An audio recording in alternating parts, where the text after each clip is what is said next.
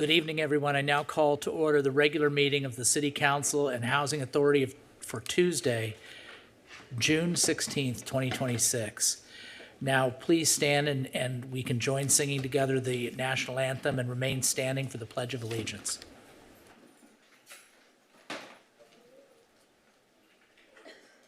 Oh, say, can you see by the dawn's early light what so proudly we hailed at the twilight's last gleaming, whose broad stripes and bright stars through the perilous fight o'er the ramparts we watched were so gallantly streaming, and the rockets declared the bombs bursting in air gave proof through the night that our flag was still there. Oh, say does that star-spangled banner yet wave o'er the land of the free and the home of the brave. Ready, begin. I pledge allegiance to the flag of the United States of America and to the republic for which it stands, one nation, under God, indivisible, with liberty and justice for all.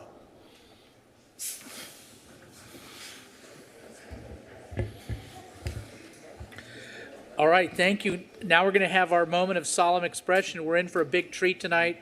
We have a council member from District 3, Andrea Marr, who's going to lead us in the moment of solemn expression. Hi, everybody. We're going to do things a little bit differently tonight. I just like us all to take a deep breath. And then I'd like to offer a moment of silence for all those who have been persecuted because of their political beliefs, their religious beliefs, or whom they have chosen to love. Thank you. Thank you very much. Madam Clerk, would you please do the roll call? Mr. Mayor, the record will reflect that all council is present. Great. City Attorney Hall Barlow, do you have a closed session report?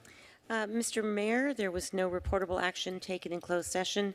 We will resume closed session at the conclusion of the regular portion of the meeting. Yes, we will. Thank you very much. So this evening we have two presentations, and they're two great presentations. First is our proclamation for Pride Month. Tonight it's my honor to present a proclamation recognizing June 2026 as Pride Month of the City of Costa Mesa. Pride Month is a time to celebrate the diversity, resilience, and contributions of the LGBTQ+ community and to recognize the important role LGBTQ+ individuals play in strengthening our city, our region, and our nation. Here in Costa Mesa, we are proud to be a community that values dignity, respect, inclusion, and belonging. Each year, the city proudly raises the rainbow flag from May 22nd, which is Harvey Milk's birthday, through the end of this month, June 30th, as a visible expression of support and solidarity for the LGBTQ+ residents, families, friends, and allies. So we're very happy to have here to accept the proclamation, OC Pride Executive Director Brian Terry.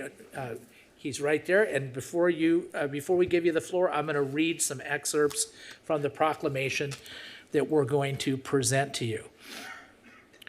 At this, sorry, I already said that.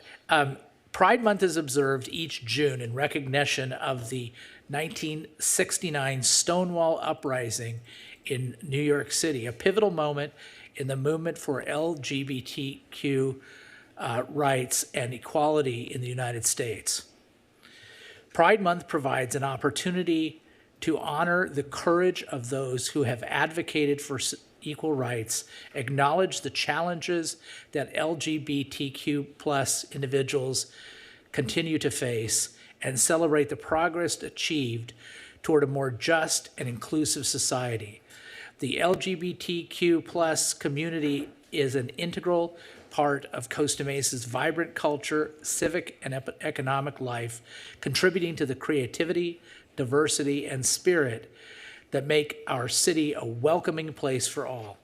The City of Costa Mesa is committed to fostering a community where every individual is treated with dignity and respect, free from discrimination based on sexual orientation, gender identity, or gender expression. OC Pride, a nonprofit organization dedicated to serving Orange County's LGBTQ plus community, works year-round to foster visibility, education, advocacy, and celebration through events, programs, and community partnership. And OC Pride's mission is to empower LGBTQ plus individuals to live authentically and thrive through celebration, education, activism, helping to create a more inclusive and equitable Orange County. The City of Costa Mesa recognizes Pride Month as an opportunity to celebrate the achievements and contributions of LGBTQ plus individuals, reflect on the progress made toward equality, and reaffirm our commitment to building a community where all people can live openly, safely, and authentically. Now, therefore, I, John B. Stevens, the mayor of the great city of Costa Mesa, do hereby proclaim June 2026 as Pride Month in the city of Costa Mesa and encourage all residents to celebrate the diversity, resilience, and contributions of the LGBTQ plus community, honor the ongoing pursuit of equality and inclusion, and work together to create a more welcoming, respectful, and compassionate community for all. So with that, Brian, I give you the floor. Thank you, Mayor Stevens. I couldn't have said it better myself. You kind of took all my talking points. I really appreciate all the support from the bottom of my heart. Thank you, Mayor Stevens, and the rest of Costa Mesa City leadership. You all have been with us for, well, as long as I've been with OC Pride. So I just really appreciate all of that support and seeing us. And I know it means a lot to a lot of the LGBTQIA plus people here in your community. It's pretty easy to look around and see there's a bit, it's a little bit hard being a queer person here in Orange County and in this country. Especially right now, our trans brothers and sisters are really going through it. So seeing you stand with us means the world. I really don't have the words to express just how important it is, other than I hope to see you guys at our festival and parade October 10th. That goes for the rest of y'all. Come on out, party. It'll be a lot of fun. Thank you.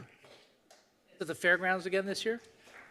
No, this year we actually are going to be back in downtown Santa Ana in the streets. We got a little bit too big again, and so we're trying to figure out other solutions.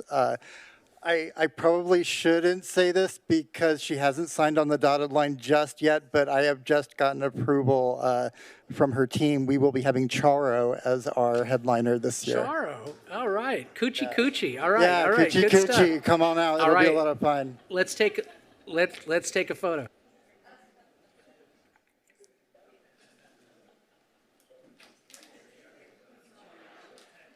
Oh, fabulous.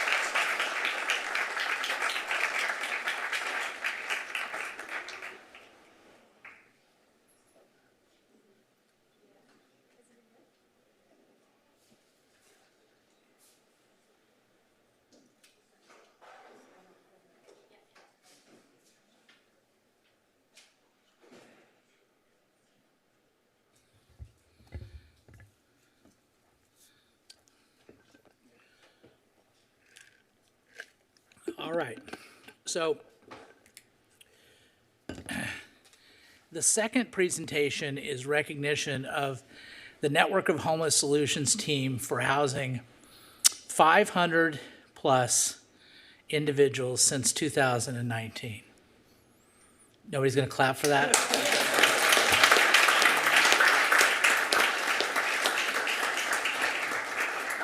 Of course, the significance of 2019 is in April of 2019 is when we opened our temporary shelter over at the Lighthouse Church. And so we have so many people here. I'm going to read all this, but we'll get to you all in a minute. Thank you for everything you do. Tonight, it's my privilege to recognize the City of Costa Mesa's Network for Homeless Solutions team for their exceptional leadership and commitment to addressing homelessness in our community. Since April of 2019, this dedicated team has helped more than 500 individuals secure permanent housing, transforming lives and advancing Costa Mesa's effort to create a meaningful long-term solution to homelessness.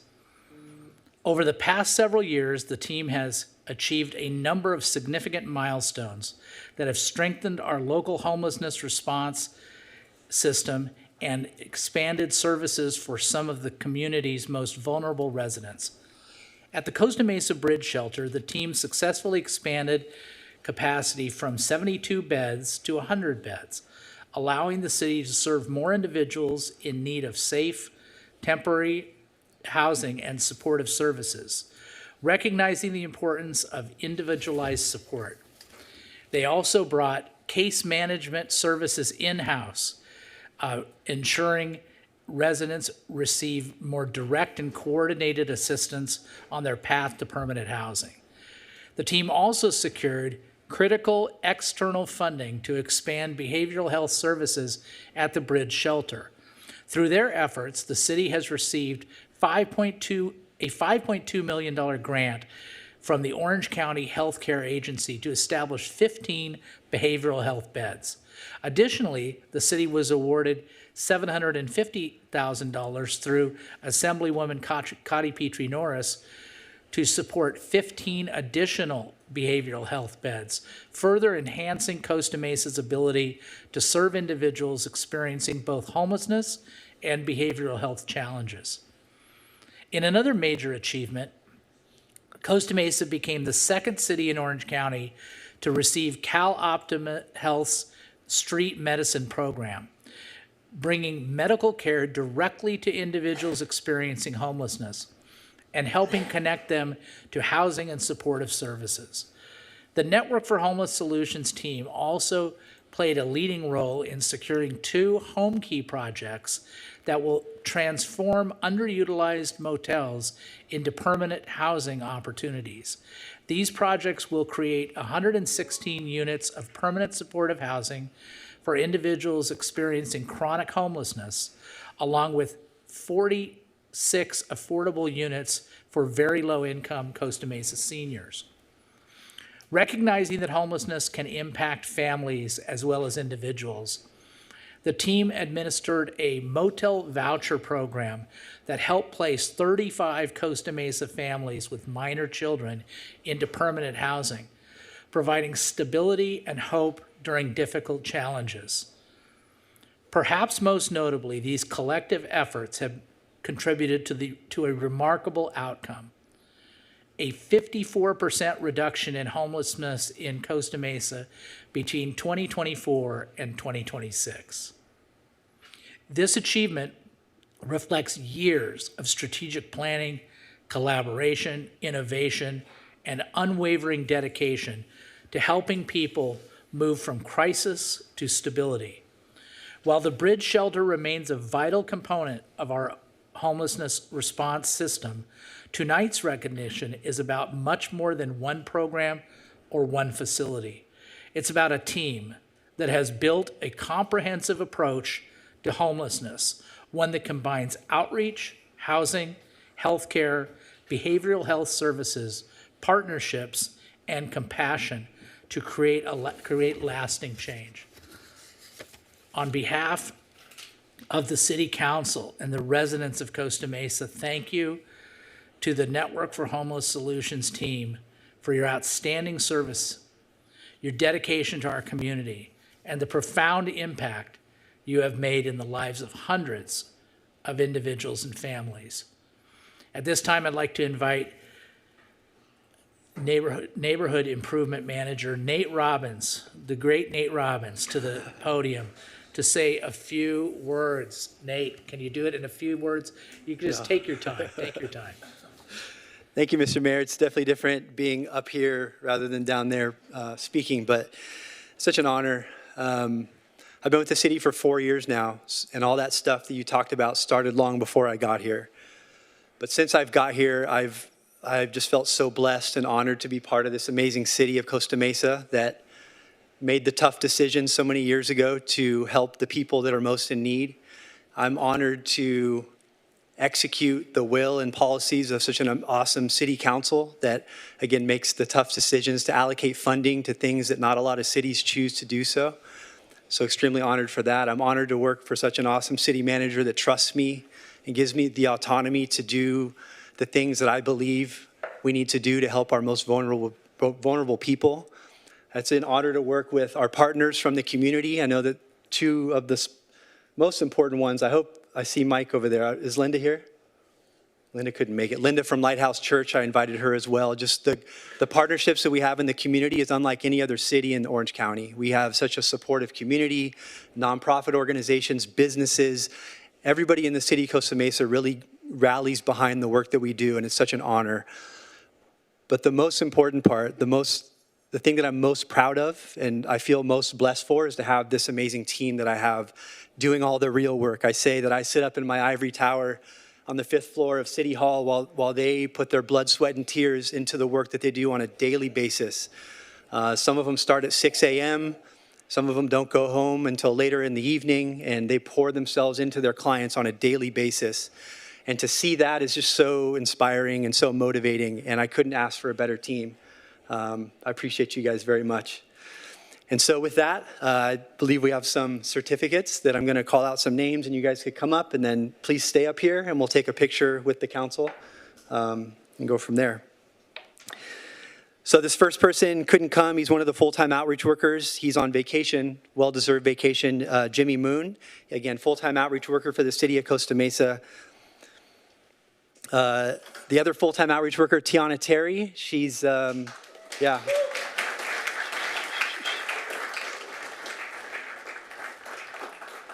Tiana started with the city not too long ago, and she hit the ground running.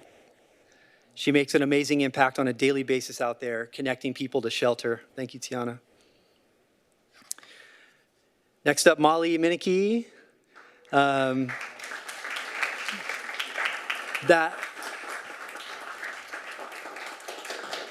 motel voucher program that you spoke about, Mr. Mayor, Molly ran that basically by herself.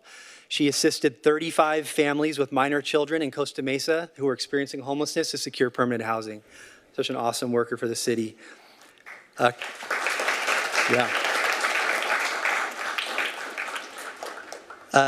Newly married, it's weird to see your name on here, Christina Corpus. I'm used to Christina Nelson. Christina was hired on as part of the Behavioral Health Bridge Housing Program. She oversees the 15 behavioral health beds that the county funds. She has one of the hardest jobs at the shelter, and she does an amazing job. Thank you, Christina.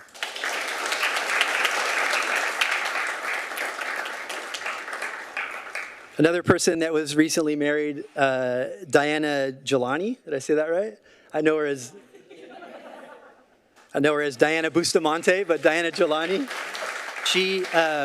Diana's one of the shelter case managers, and she does an amazing job at the shelter, helping people reach their goals and get into permanent housing.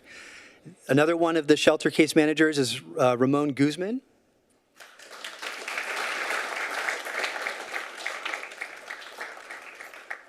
Ramon's my spreadsheet master. If I need something organized or laid out on a spreadsheet, he's the man for the job. He's really, really great with the clients too. Thank you, buddy. Appreciate you.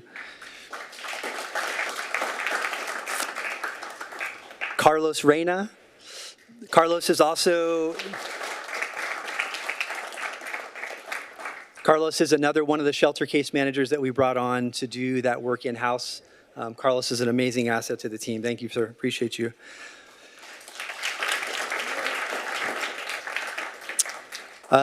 We call her the glue of the entire division, Amira Ghaznavi. Amira is the division analyst. She does all the meeting scheduling. She does a lot of the budgeting and invoicing, and without her, we would all be lost, so appreciate her very much. I don't know who that is. This is one of the outside providers, Mike McGlynn. Yeah. Mike has been doing this work for since before I was born. Mike was born. Were you born in Costa Mesa? Yes. Born in Costa Mesa. His parents are staples in Costa Mesa, and Mike's continued that work. And he is an awesome partner of ours. He works for Share Ourselves. They have outreach and they provide food to the community. And Mike is just a great, great partner. We couldn't do it without you, buddy. Appreciate you. Thank you.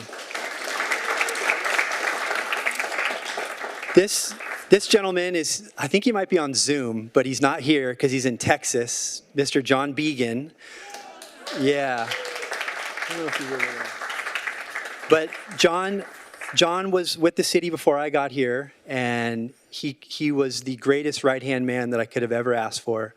But he was also like a father to me. He was just an awesome, awesome man. He retired on April 30th. He sold his house and bought a house in Texas, and he's living it up out in Texas now. Again, I think he's online, but we love you, John. Appreciate you, man.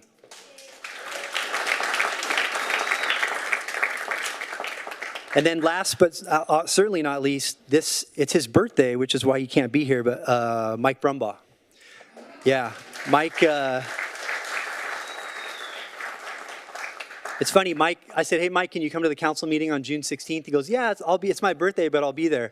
He texts me the next day and goes, I should have checked with my wife. She has plans. And I'm like, dude, of course, it's your birthday. So Mike's here in spirit. Mike was our senior code enforcement officer. He'd be out in the community at 4:30 in the morning, every morning, waking the city up, making sure all the businesses were clear so that when workers and community members would come into the city that they would have the cleanest city possible. Mike retired not too long ago, and he's one of the main reasons why we're so successful today. So thank you, Mike. Love you, brother. And that's it. So before we go, we're going to take a photo. Oh, hold on. Sorry. yeah. She is here. Linda Miles. Linda. Come up here, Linda Miles. Linda, so as I mentioned earlier, Linda's from Lighthouse Church. In 2019, like the mayor mentioned, Lighthouse Church loaned us their property to put some portables on to house the temporary shelter while the main shelter was being built. We housed 175 people out of that location in 2 years. An amazing accomplishment. And the work that we do today, a lot of it couldn't be done without Linda and her amazing, she's the Rolodex. She knows everybody. She knows how to get everybody helped. And she's just an amazing woman. So thank you, Linda. Appreciate you.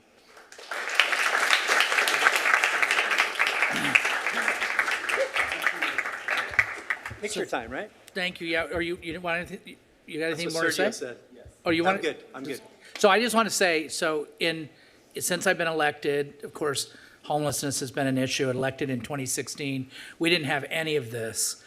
It's all happened since then. We didn't have a shelter. We didn't have behavioral health beds. We didn't have any of that. We did have some very dedicated volunteers. And so it wasn't like nothing was being done. You know, Linda you remember those days. Mike, of course, remembers those days. They used to meet. I honestly, as a candidate, didn't know what was being done by the city of Costa Mesa. I just knew it wasn't enough because we had too many homeless people. And so when I met the group, it was Rick Francis was there and Muriel Ullman and several others. I was like, of course, Mike Brumbaugh has been here the whole time, yeah, and until recently. But I was really amazed by their dedication. But really the turning point was, do you have this photo? The turning point was when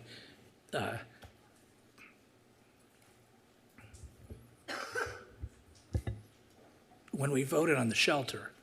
And So this is a photo. We got this? Are we gonna redo it? So that's, of course, Andrea Marr over there to the left, Alan Mansour, Manuel Chavez. Katrina was our mayor. I was the mayor pro tem, and Arliss Reynolds and Sandy Guinness. And that night, we raised our paddles and we got this whole thing going. And it took a lot of courage.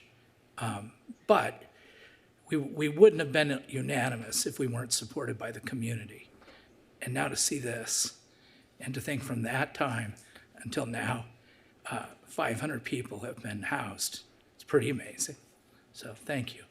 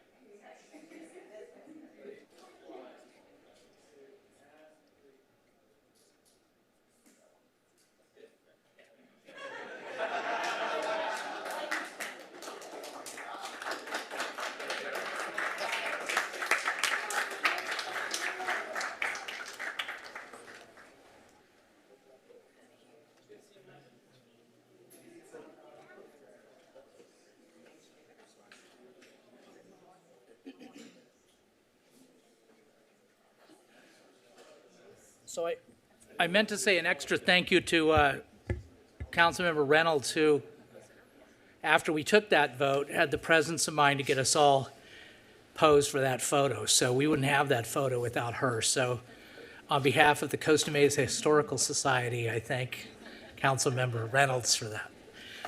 Okay.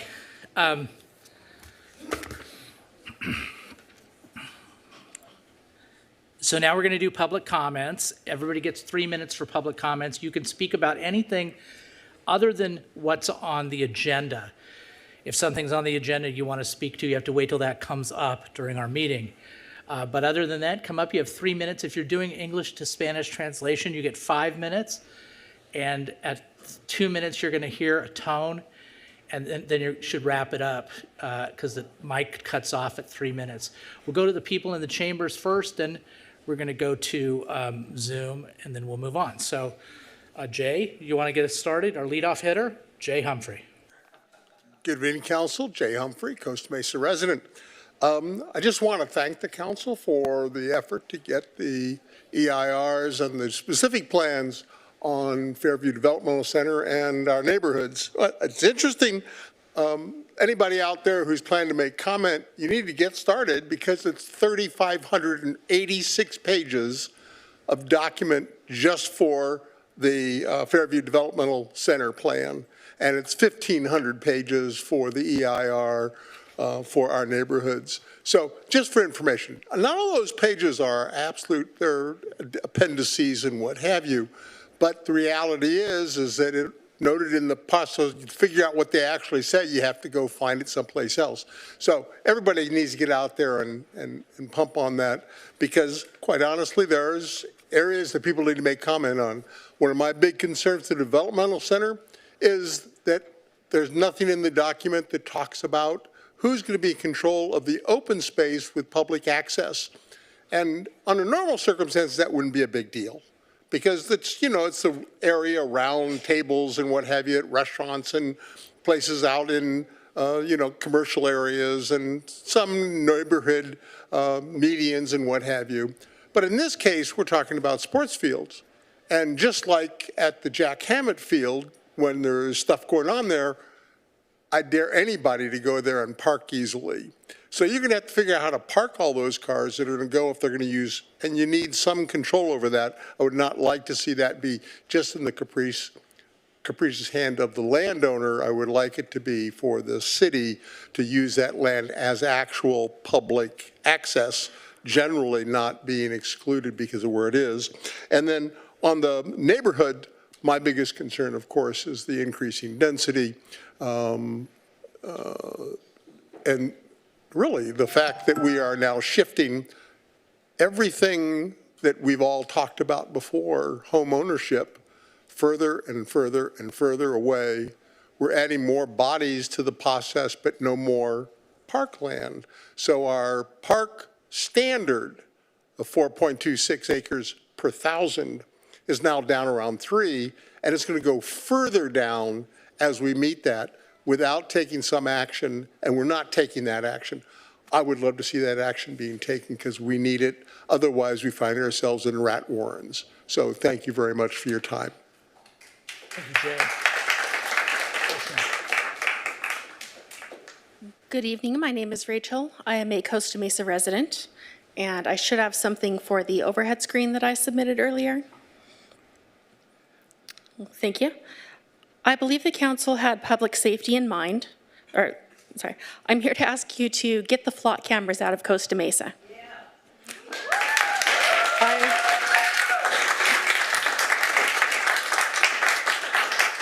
Hold on, Rachel. Let's pause our time. Let's pause our time.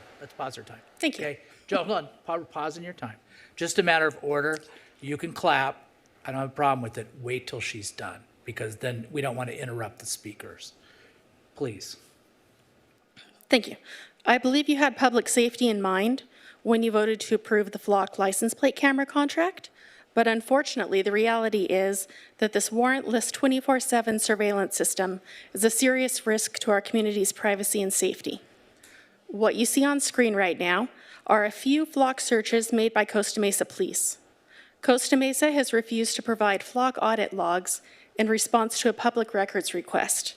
However, other cities across California have provided these same logs and considered them to be public record.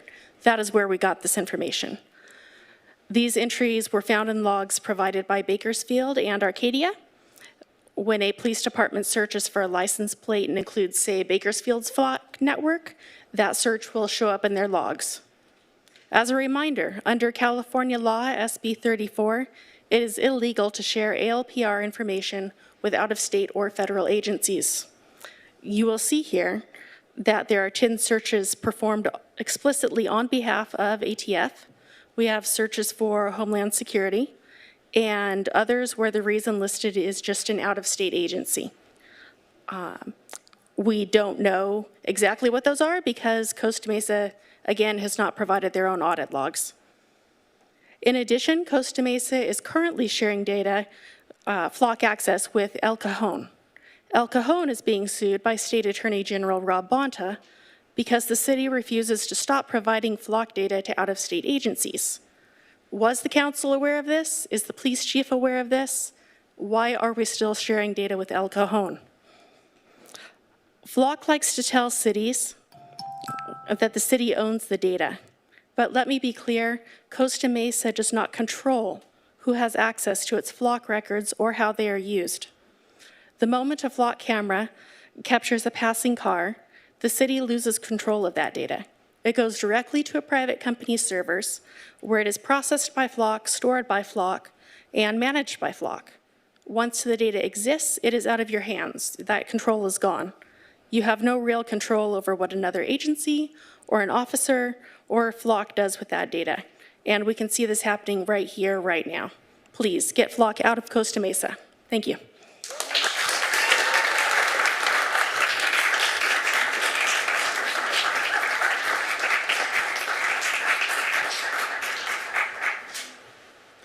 Hello, I'm here to speak today to speak out against the use of flock technology being used in Costa Mesa, and I ask that the City Council formally take action on this issue with the public in their next meeting. Flock is unsafe and unreliable. because it is easy to hack into. This was demonstrated by Ben Jordan. I highly recommend you check out his demonstration, which you can find on YouTube. It's called "We Hacked Flock Safety Cameras in Under 30 Seconds." That means that any bad actor, be it a stalker or a pedophile with the right easy-to-access information, can spy on your kid's school, can track down innocent women who want nothing to do with them. They can abuse a tool that should not have been there in the first place. This is supported by a report by worldmetrics.org. They're an independent data analysis and research verification organization. They actually reported in February of 2026 that 1 in 11 police officers are arrested for domestic violence during their career. And this is relevant to Costa Mesa because their own police force 2 years ago had a breach of security. This police officer used his access to Flock Tech to stalk his ex and many other people, romantic rivals. When I pair that with a statistic of 1 in 11 police officers, abusing their power, I actually don't feel safe at all. I know that the intention of the city council was to protect citizens and to solve crime, but I actually see more crime being committed in this way and more potential for real abuse to happen without any actual accountability. And this is frightening. Let's see what else. Right, and my last point before my comment ends. Rafael Ruiz, this morning, the only breadwinner of his family, was kidnapped by ICE this morning while on his way to work, leaving behind 2 dependents. The Ruiz family are now relying on grassroots community funds to support the roof over their heads because our system of justice has absolutely failed them. I bring this up because these issues are connected. Just look up the many instances ICE have been known to utilize flock technologies to target innocent minorities. These cameras need to be taken down and banned. Thank you.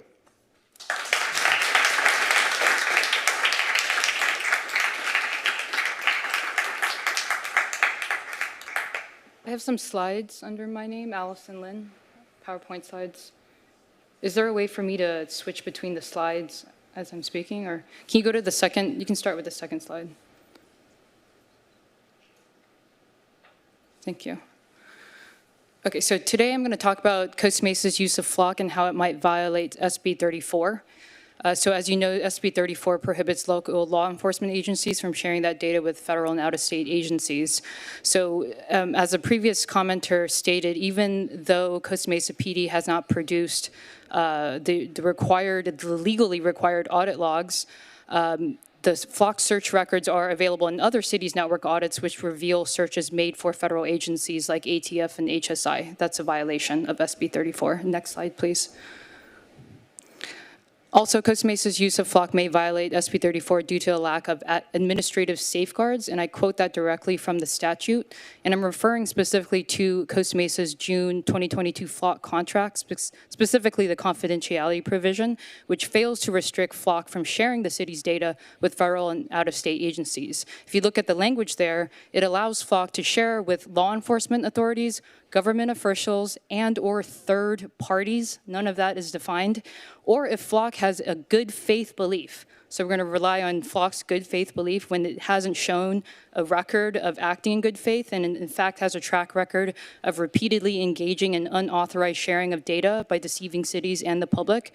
For example, 50+ U.S. cities have canceled their flock contract after discovering flock's unauthorized sharing. Flock's own CEO admitted that it was secretly sharing data with Border Patrol. There's also no penalty clause in your contract to hold flock accountable, so the city bears all the legal risk. Next slide, please. So what's your legal risk? Well, the California Attorney General can sue the city, as it's doing with El Cajon PD, who is admittedly sharing ALPR data with out-of-state agencies. And as a previous commenter stated, we're still sharing our data with that police department. Individuals can also sue cities civilly for a violation of SB 34 and seek actual damages, punitive damages, attorneys' fees and costs. And this is happening. There's ongoing lawsuits, for example, in Oakland and San Jose. Next slide, please. Costa Mesa Police Department's website claims that the Flock system only detects license plates and vehicles and does not record occupants of vehicles or utilize facial recognition. However, Flock's 2022 patent tells a different story. If you look it up on the USPTO website or on Google Patents, you'll see that it's designed to utilize neural network filters to identify and track people, using AI to classify by characteristics, including race, gender, height, weight, clothing, and gait. And these capabilities can be unlocked via a software update, so no new cameras are required. So this shows that Flock's patent reveals that it's designed to be utilized as an AI-powered method of profiling mass surveillance system. So it's rife with constitutional and privacy violations. So please cancel the Flock contract. Thank you.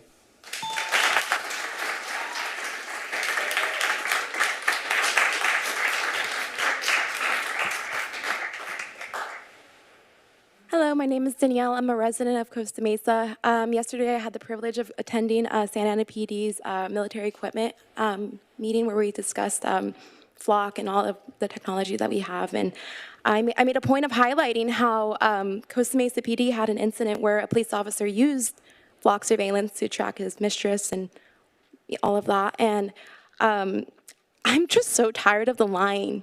I am so tired of it. And it seems like they just can't help themselves. I think we should be really concerned about Flock, not only because of the lies, like we can't even trust them. They're lying to us actively. Like, I mean, as part of Flock Surveillance's sales pitch, they highlighted that they used it to receive access to a children's gymnastics room. And then later took it back and apologized and said that they were no longer going to do that. I am so tired of men. I mean, with these weirdos attacking our children. I'm so tired of men telling us that our fears aren't relevant or valid. I'm so tired of not being listened to because of a title, a badge, or anything. And it's just, you're not listening to the concerns of women. You're not listening to the concerns of the community. I don't understand.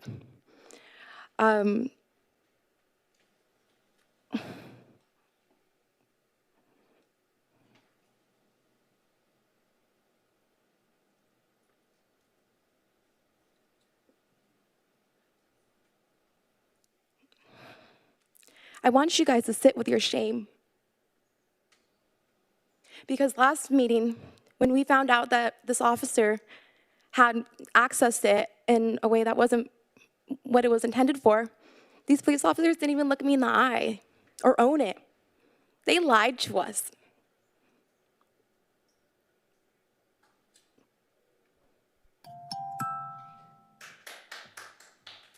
Shame.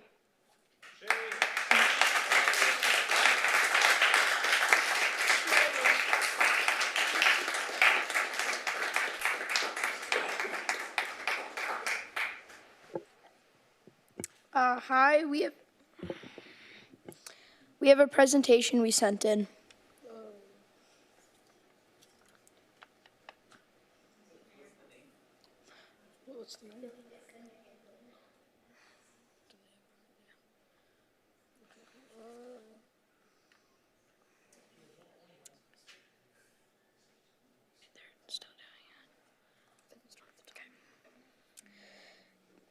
Good evening, Mayor, council members, and city staff. My name is Billy Erickson, and this is Nick Vazenilek. We are part of the Harbor Soaring Society Youth Drone Team, the West Side Dog Drone Operators Group. This is our team of 14 Newport Mesa students competed in the AMA's UAS for STEM program, an international STEM drone competition where students build, program, test, and fly a drone. Next slide. For our first year, we competed in the beginner division, completed our proof of flight video, and placed 8th overall. And were named the second alternative for finals. The judges especially recognized our teamwork, preparation, and respect for each other. One judge wrote that our teamwork is off the charts. We want to thank Harbor Soaring Society, our generous sponsors, and the city for maintaining the Fairview Park flying field, where many of us first flew gliders and discovered the opportunity. The Fairview Park Airfield gives youth like us a place to learn aviation, engineering, safety, and teamwork. We hope Costa Mesa continues supporting opportunities like this for our community. We would now like to play the 2-minute video we made for the competition.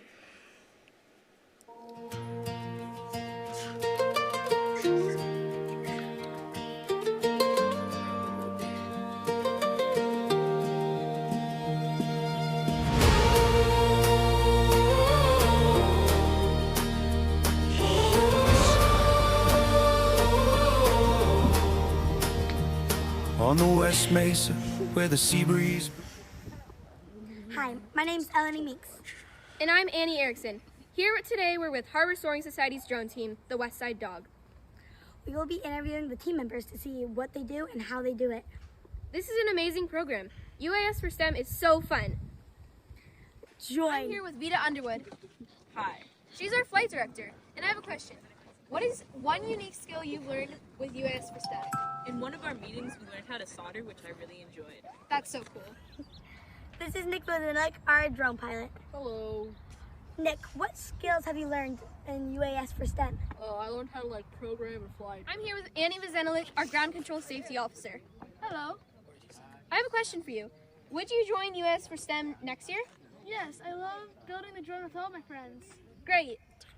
Hi, I'm with Emmett Van Berkler and Marcus Jelinek. They're our safety officers. Oh, hi. Hi. I have a question for you guys. What do you like most about teamwork? Probably, I'd say communicating with my peers and then sharing our ideas. Tiny wings over golden roads. 60 years of Sunday skies. Kids with dreams in their wide-eyed eyes. They mark the runway by hand in the grass. Picked up trash as the seasons passed. Silent. Good job. Thank you. Good evening, Mayor Stevens, Mayor Pro Tem Chavez, City Council members. My name is Mary Evangeline Oberschlake. I'm known as Vanjie. I'm a resident of the city of Orange, and I've come today to support my neighbors in Costa Mesa, urging you to get the flock out of Costa Mesa. As many here have spoken, there are numerous good reasons not to have this in your city. We should not have it in Orange County at all. In my opinion, we should not have it in our country.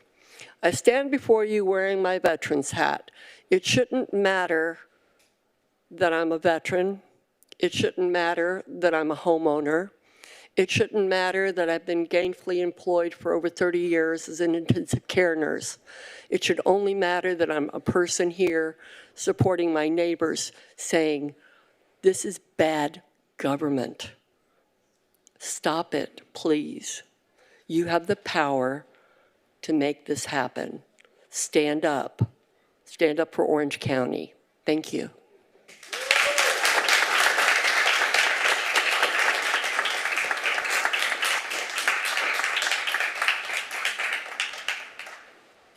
Hello, good evening, council members. My name is Ken Tran. I'm a member of Sunrise Orange County. I previously worked in Costa Mesa, an alumni of Orange Coast College, and a child of immigrants. I'm here tonight to ask Costa Mesa to remove its flock cameras and commit to not replacing them with another mass surveillance system.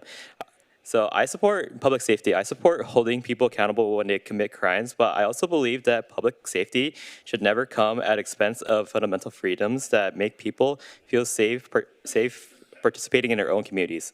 As a son of immigrants, one of my biggest concerns is what happens when large surveillance systems collect information on everyone, regardless of whether they have done anything wrong. Many immigrant families already live with anxiety about government databases, data sharing, and mistakes that can have life-changing consequences. When cities build systems and collect and store information about where people travel, who they visit, where they worship, where they work, and where they seek medical care, these fears become real. Supporters often tell us that local policies will prevent misuse, but we've already seen examples around the country where data was shared in ways communities never expected. We've seen federal agencies gain access to local data. We've seen officers misuse these systems for personal reasons. We've seen cities discover that they had less control over these systems than they thought. What concerns me the most is that once this infrastructure exists, future uses are not decided by the people standing in this room tonight. Software updates can expand capabilities, policies can change, political administrations can change, but the database remains. I've learned that the most important question is not whether a tool can be used responsibly today. The question is what happens when safeguards fail tomorrow. And when I think of immigrant communities across Costa Mesa, I think about families who simply want to work, study, raise children, and contribute to their communities without feeling like their movements are being tracked and stored in a searchable database. Costa Mesa should be a city where people feel welcome, not watched. I respectfully ask the council to remove flock cameras from Costa Mesa and reject future surveillance systems that collect information on entire communities rather than focusing on individuals suspected of wrongdoing. Thank you.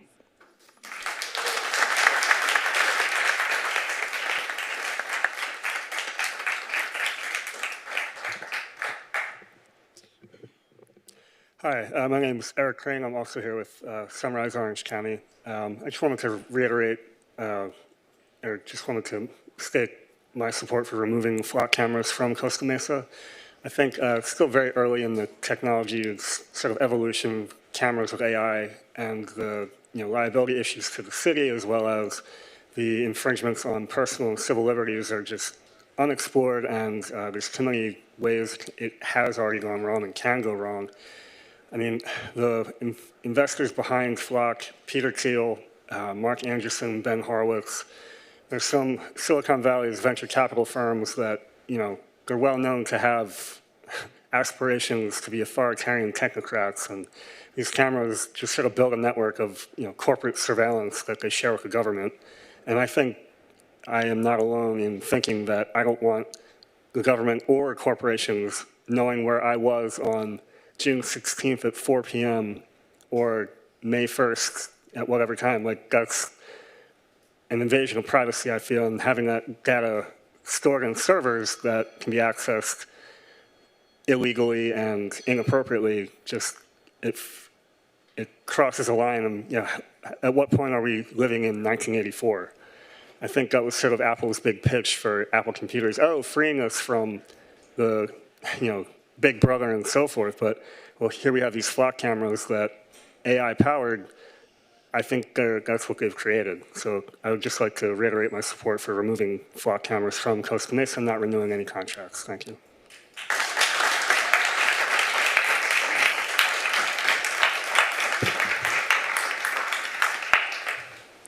Greetings and good afternoon, Mayor Stevens and honorable council members. My name is Victor Valladares. I'm a co-founder of a grassroots community organization by the name of Oakview Comunidad in Huntington Beach. And I'm here to talk about, to get the flock out of Costa Mesa. So as I previously mentioned, my neighborhood is half a square mile bounded by Beach Boulevard, Warner, Slater, and Nichols. We have 5 cameras. Where? Predominantly in the most dense Latino community in Huntington Beach. Why I'm bringing this up? Because I know that we can't do anything about it. In Huntington Beach, we're run by a MAGA-led extremist council and all the people over there in Huntington Beach. And why I mention that is because we are the complete opposite. I feel like Costa Mesa, I work here in Costa Mesa. Y'all have done some really amazing work, with the organizations that we work with here and other partners in Costa Mesa. You do listen to the people. Y'all passed a significant, sent us a huge message for all of Orange County last year.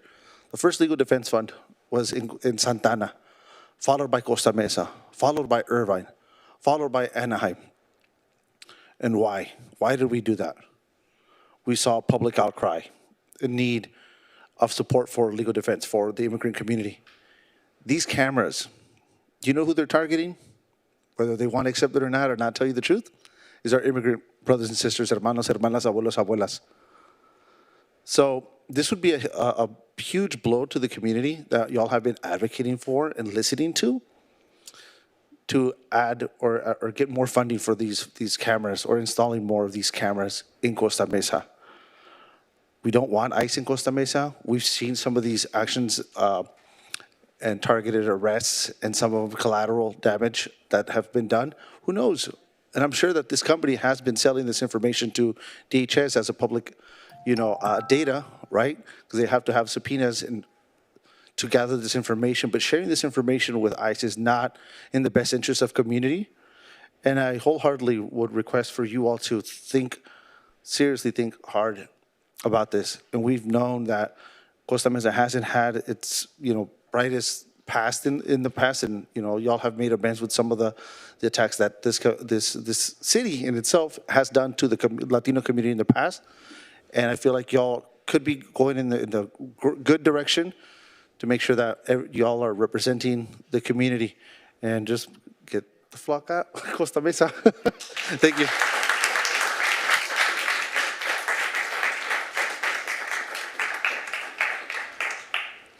Good evening. My name is Ann Stenton. I have some slides, please.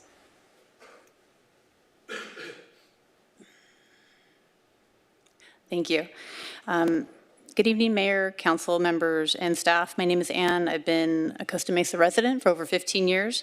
Thank you for all the work you do for our city, and thank you for the opportunity to speak tonight. I'm here because I'm concerned that public funds, our tax dollars, are being spent on Flock, a privately owned surveillance technology that the city contracts to use but does not fully control. At the March 3rd, 2026 City Council meeting, a council member stated that Flock data is shared with approximately 360 agencies only within California, and that sharing with federal agencies was not possible under our system's configuration. Unfortunately, as you can see on the screen here, recently obtained data from public records requests suggest that our data is, in fact, being shared with other states and federal agencies. This raises serious questions about those March 3rd assurances. Next slide, please. Even if our city wasn't directly sharing this data, the city's contract with Flock contains language allowing Flock to access, use, preserve, and disclose footage to law enforcement agencies, government officials, and third parties when it determines such disclosure is reasonably necessary. In other words, this data that tracks our everyday movements all the time is not solely under the city's control. It never was. Next slide, please. As was mentioned previously, the concern isn't theoretical or new.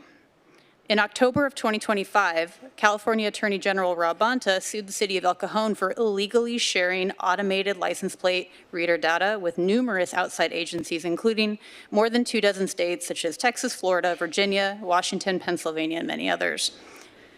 El Cajon is just one of those agencies that Costa Mesa shares data with. This raises some really important questions that I urge this council to consider. Was the Costa Mesa Police Department aware of this lawsuit? Was the City Council informed? Were other agencies participating in these data sharing networks notified? Perhaps most importantly, do we, the people, really trust this or any privately owned surveillance company to adequately protect our privacy over their profit? Next slide, please. As we approach our nation's 250th anniversary, which I know we're all excited about, I urge this council again to prioritize the constitutional values the country was founded on, including the Fourth Amendment, which protects Americans against unreasonable searches and seizures. I respectfully ask this council to play the tape forward. Given the facts presented so far just tonight, are contracts with privately owned ALPR and other surveillance networks what we want for Costa Mesa? I, for one, would rather invest in real.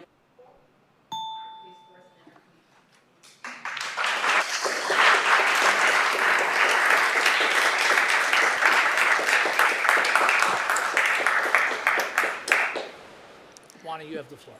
Buenas noches, mi nombre es Juana Trejo, soy promotora de salud del condado de Orange y una líder comunitaria aquí en Costa Mesa. Estamos muy preocupados precisamente por estas cámaras que lejos de darnos seguridad, nos causan preocupación. Creo que nos estamos sintiendo muy observados y sentimos que se están robando nuestra identidad porque no sabemos cómo van a poder utilizar esos datos.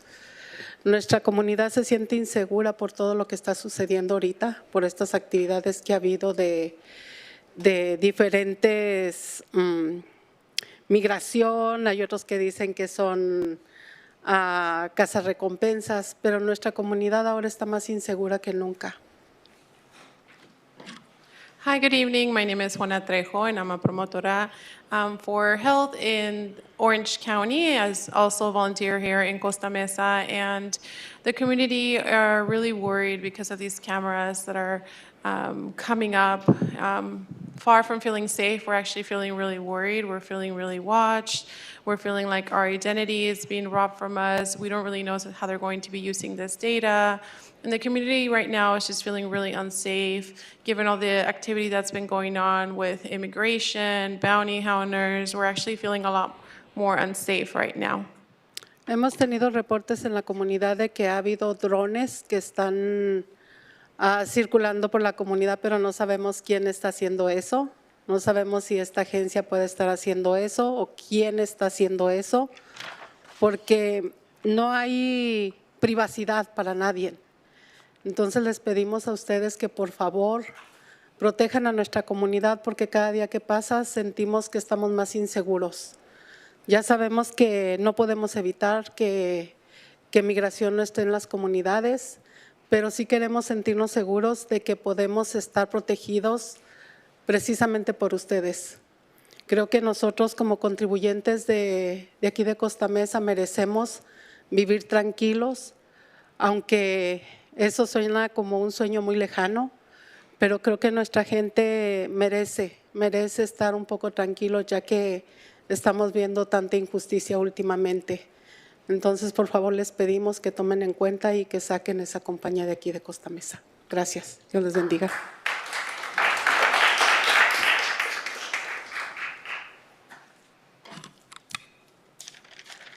So we've been receiving reports in the community that there's been drones being flown around in the community, but we don't really know what's doing it or who is doing that. And so I think right now there's no privacy for anyone right now. So what we're asking you is to please protect the community.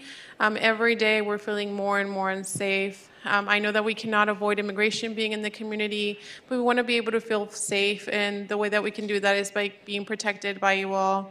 I think that as contributors here in the city of Costa Mesa and in the community, we deserve to live in peace, and we deserve some calmness, and we deserve to live with a lot more safety than what we're feeling. So please listen to us and get this company out of the city of Costa Mesa. Thank you.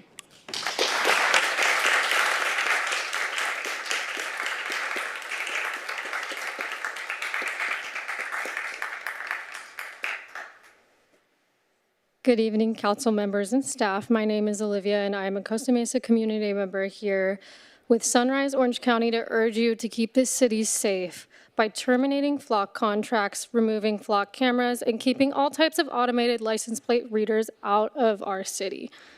I'm sure you're aware that after an audit was requested by concerned residents, the city uncovered that a Costa Mesa police officer had accessed the flock security system to stalk his wife, his ex-girlfriend, and his ex-girlfriend's partner over a dozen times. Despite the police department claiming to do regular audits, these abuses occurred back in 2023. And the ex-officer was only charged for those crimes he committed just recently this year. Not to mention, these cameras are vulnerable. Flock cameras have been documented to be hackable in 30 seconds. Curious on how to do that? You can find out how to gain access to flock cameras in less than 30 seconds on YouTube for free. Furthermore, one audit by a digital security researcher found that 67 flock cameras were streaming to live feeds to open internet. No username, no password required to access them. And you know who some of these cameras were pointing at? They were pointing at children on playgrounds, shoppers in parking lots, pedestrians in public streets. And anyone was able to view a month's worth of these cameras' footage, not just the live streams.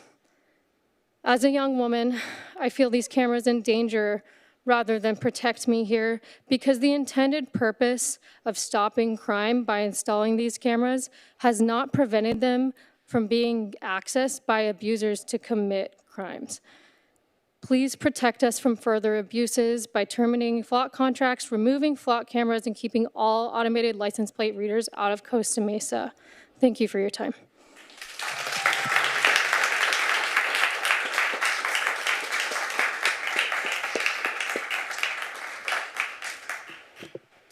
Good evening, City Council, Mayor. My name's Connor. I am on the County Council for the Green Party of Orange County. I'm also a delegate to the Green Party of California. I urge you today to listen to your residents about the concerns with flock. It's evident that with these presentations that flock has already been abused. The information's been leaked. The creators of flock themselves should not have access to this data. Furthermore, the surveillance technology has been trained and developed with cooperation with Zionist forces in occupied Palestine. This surveillance technology has been developed on the people of Palestine. So we see here today that it claims to be about safety and public safety, but we already see with the direction that our government is going in, that it's not about safety, it's about mass surveillance. And there's already actions being taken to persecute people of different political beliefs, different races, different sexuality, different gender expressions. We started this meeting today with a moment of silence for different political persecutions and persecutions of people of different backgrounds. So to truly honor that, we should not be having flock in our communities. And we see with what's going on with ICE, we should not be allowing them to have this information. We need to abolish ICE. ICE should not be allowed to operate in this city or in California. We also see with the rampant human trafficking, there's been no justice to the victims of Epstein and that ring. We see no justice being done about that. Instead, the Epstein files are being redacted and hidden. The way they're releasing them is not acceptable. So this information should not be allowed to be collected like this. So we need other measures to take place, not flock. We should be resisting the creators of flock, Peter Thiel, and all of these surveillance developers. We should not be creating contracts with them. We should be resisting them and keeping out of the city. And thank you.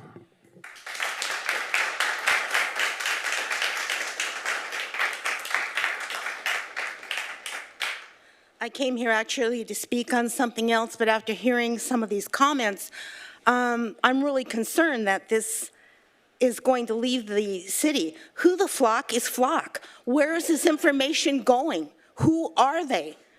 Who is holding this information? And from what I'm hearing today, it's highly questionable, especially with our experience. The one time we know that the officer violated the system, and I'm sure we didn't get the first violation, and there have been other times. And the other thing is that if we keep up on this and don't allow FOIAs and information release on these, I think we're going to be eligible for another lawsuit, just what our city doesn't need. But what I actually came to talk about was a legal alert that was issued on June 3rd of this year. And the subject was compliance with the state housing laws regarding group homes. This is an 8-page document, and it's addressed to all California cities, counties, and other interested parties. However, the only city named in all 8 pages is Costa Mesa, having to do with their sober living and certain decisions that have been made. And I'd like to read the concluding paragraph, which says, relying on the analysis of state housing laws in the Ohio case, could expose localities' liability under California housing law and the California Constitution's right to privacy, another privacy issue, along with jeopardizing localities' housing element certifications or pro-housing designations. Localities' best practice to continue to rely on the state's guidance on California housing laws, for example, could violate group homes, the amicus brief, incorporating the amicus brief,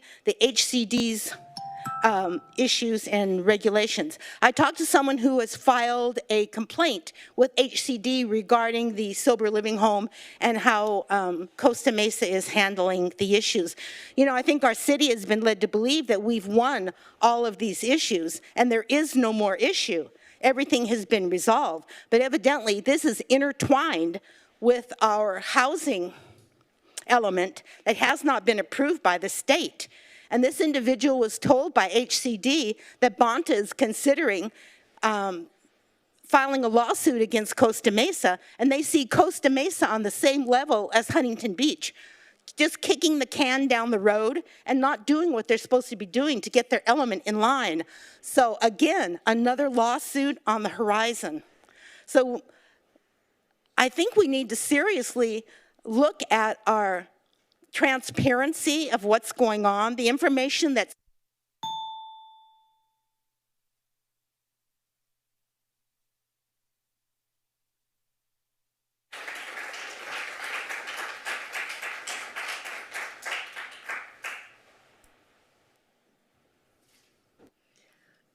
Hello, good evening, council members, and thank you so much for your time. My name is Stephanie Cornwall, and I am a resident of Costa Mesa for probably about 3 years now, and I have to say this is my first city council meeting. I am here to also give my support for taking the flock cameras out of Costa Mesa. I was recently informed that we actually do already have them, and that is a strong concern of mine. I very much value my privacy and the privacy of my neighbors. And with that, I would just like to give a giant thank you to the community and all of the people that have put a lot of effort and their own personal time into researching this and putting together a ton of truly wonderful points on why we should take the cameras out of the city.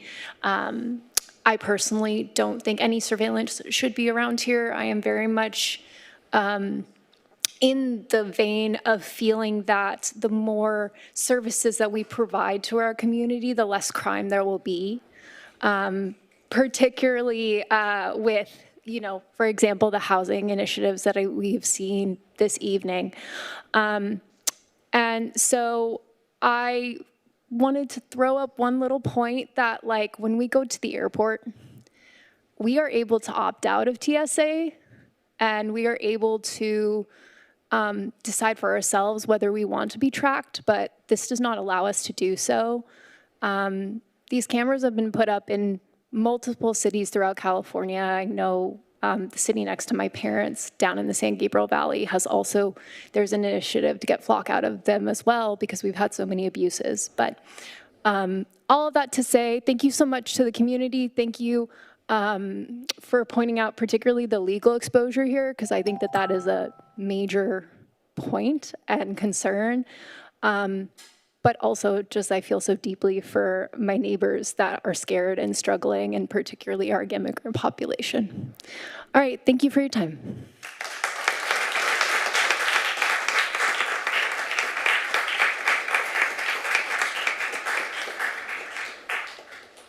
Andrew, please. Andrew, you have the floor. Thank you very much, Mayor Stevens, City Council. This last weekend was Songs in the Canyon, and it was just outstanding. I want to say thank you to all of the organizers, the musicians, and the city staff. I'm not sure what level of involvement the staff has had, but I'm sure there were necessary permits, so thank you for making that possible. Although I'd like to keep this park relatively undiscovered, I can't think of a better way to use a community park to build community. So thank you.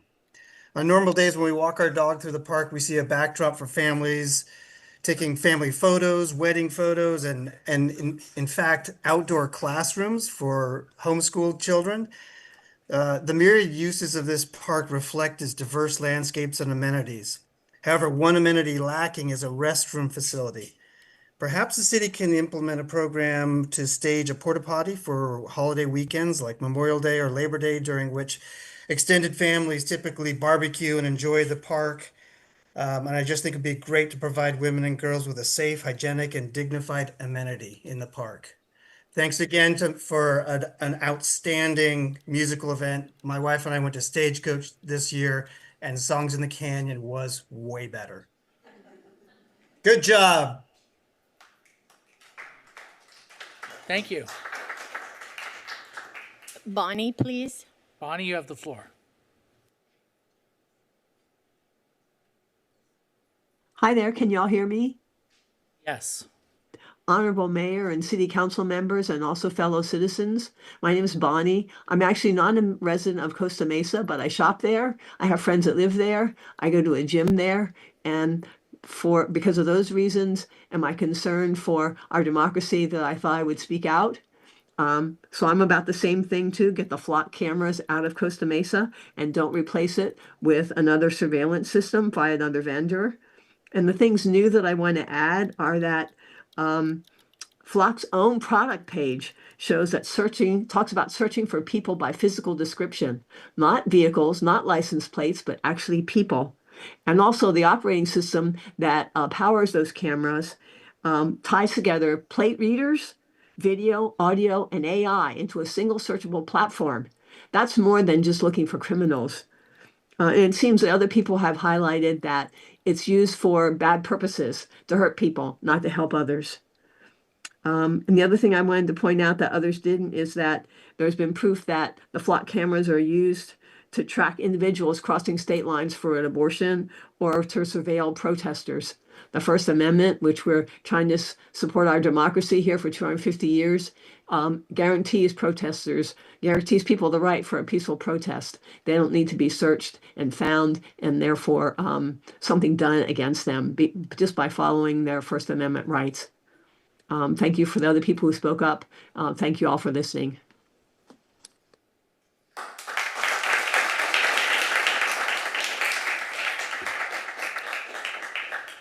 Nicole, please.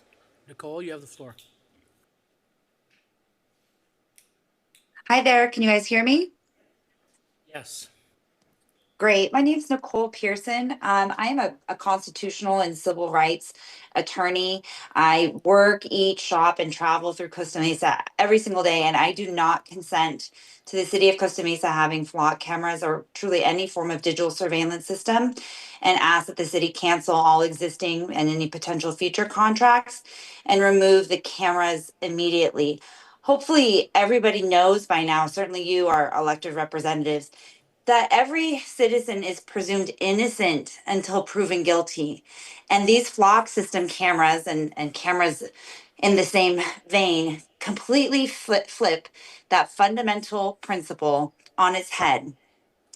As an attorney who litigates constitutional cases, such as the one that will be filed against the city if they continue to pursue this unconstitutional, illegal surveillance of its citizens, I can tell you that the issue is not whether law enforcement should investigate crime.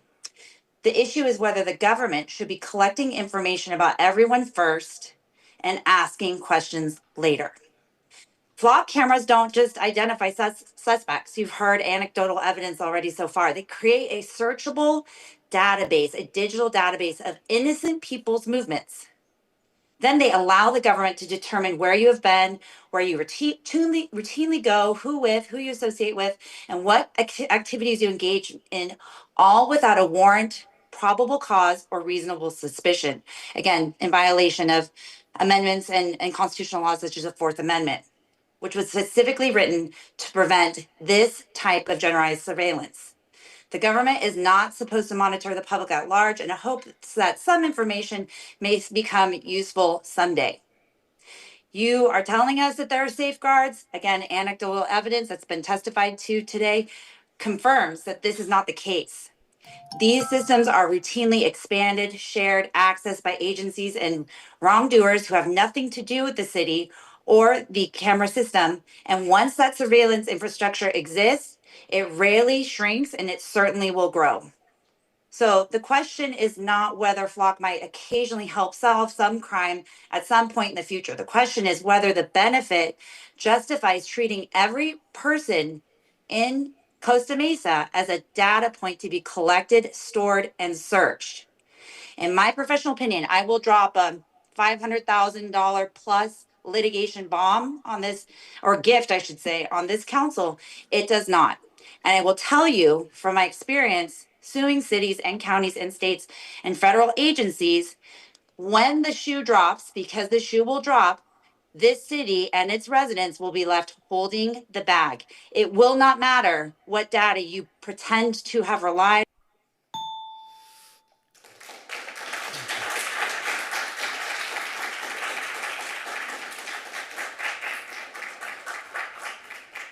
Next speaker is Priscilla, please. Priscilla, you have the floor. Good evening. I've been in Costa Mesa for 40 plus years, and this flock system, you might say it's a great way to catch people who are speeding or running a red light, but that's not how it works. And as you've heard, this system is always on, indiscriminately collecting all license plate numbers and other data of every car that passes by, as you've heard. In the last year and a half, we've seen that laws and policies do not protect our communities from brutality, even death at the hands of government goons, especially if the city council is taken over by forces who feel it's their duty to work arm in arm with ICE, Customs and Border Protection, and Homeland Security to round up our law-abiding neighbors, fathers, mothers, nursing babies, and dump them in overcrowded, unsanitary, for-profit concentration camps, or deploy them to torture prisons outside the country, or to other countries engulfed in war. Now, this is not hyperbole. It's what's happening to our teachers, store clerks, nurses every day in every state throughout our country. The flock system tracks our daily movements and stores them in a database to be searched on demand without reasonable suspicion or warrants. This is a massive invasion of privacy and a waste of taxpayer funds. These cameras arguably violate our Fourth Amendment rights against unwarranted search and seizures, especially since the data in these databases can so easily be used for nefarious purposes. These cameras must be removed. This is not a system for catching reckless drivers. It's a system of Big Brother surveillance. And I wanted to mention something else. Those kids, they're great. I'm glad they like flying stuff, but they shouldn't be in Fairview Park. How would you like it if every time you were going to feed your baby, somebody threw things at you? Or that every time you're in your nursery, they would throw things and drag it across your carpet and ruin the carpet? Or when you were trying to eat, they throw things at you? Well, that is exactly what what Harbor Sorting Society does to our vernal pools. And even if they're relocated to the east side, they are still going to disturb the animals. In Fairview Park, it is the only place we've got animals. Thanks, Priscilla.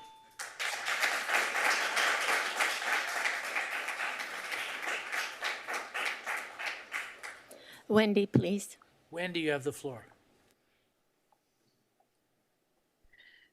Yes, good evening, Honorable Mayor and City Council members. I've been listening to the discussions for the last few weeks on the flock cameras, and I cannot figure out why one of the 7 of you has not put it on an agenda, as an agenda item to discuss. There seems to be many reasons why we do not want this intrusion into our lives, and you guys aren't doing anything to move it forward. And this comes also as I've attended the Fairview Developmental Center meetings, public meetings, and again, you're not listening to us, or the consultants aren't listening to us, the residents. And so I just implore you, somebody has to put it on the agenda and vote to get rid of this intrusion into our our private lives. And so the sooner the better. That's all I have to say. Thank you very much.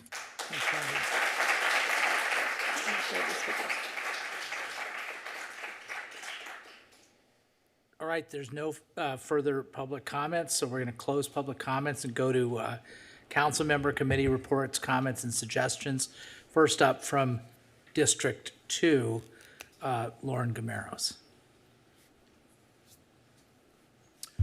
Thank you, Mr. Mayor. I'm going to be brief this evening as we have quite a bit going on. I just wanted to remind everyone that coming this July 3rd, we're going to have a fireworks show. It's going to go from 5 to 11 p.m. It's going to be on the fairgrounds, parking lot A at 88 Fair Drive. Admission's free. There's going to be live music from Flashback Heart Attack and America 250 The Choir. Looks like if you want, you can sign up to sing for those of you who have a great shower voice. And just a reminder, no glass, no bottles, no hard-sided coolers, no pop-up tents, no outside alcohol, and no firearms. That's all I got. Thanks. Thank you very much. Well done. Next up from District 3 is Councilmember Andrea Marr.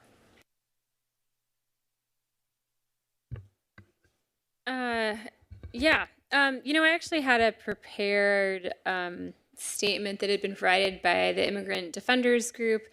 They're the law firm that's administering our Immigration Defense Fund right now. And they had a great victory where they accompanied somebody to a courthouse and were able to get them released from detention and postpone potential transportation out of state. And that feels a little rough to talk about in the context of Rafael Ruiz, who, as somebody mentioned during public comment, was taken on his way to work this morning. He's diabetic. He's a father of 2.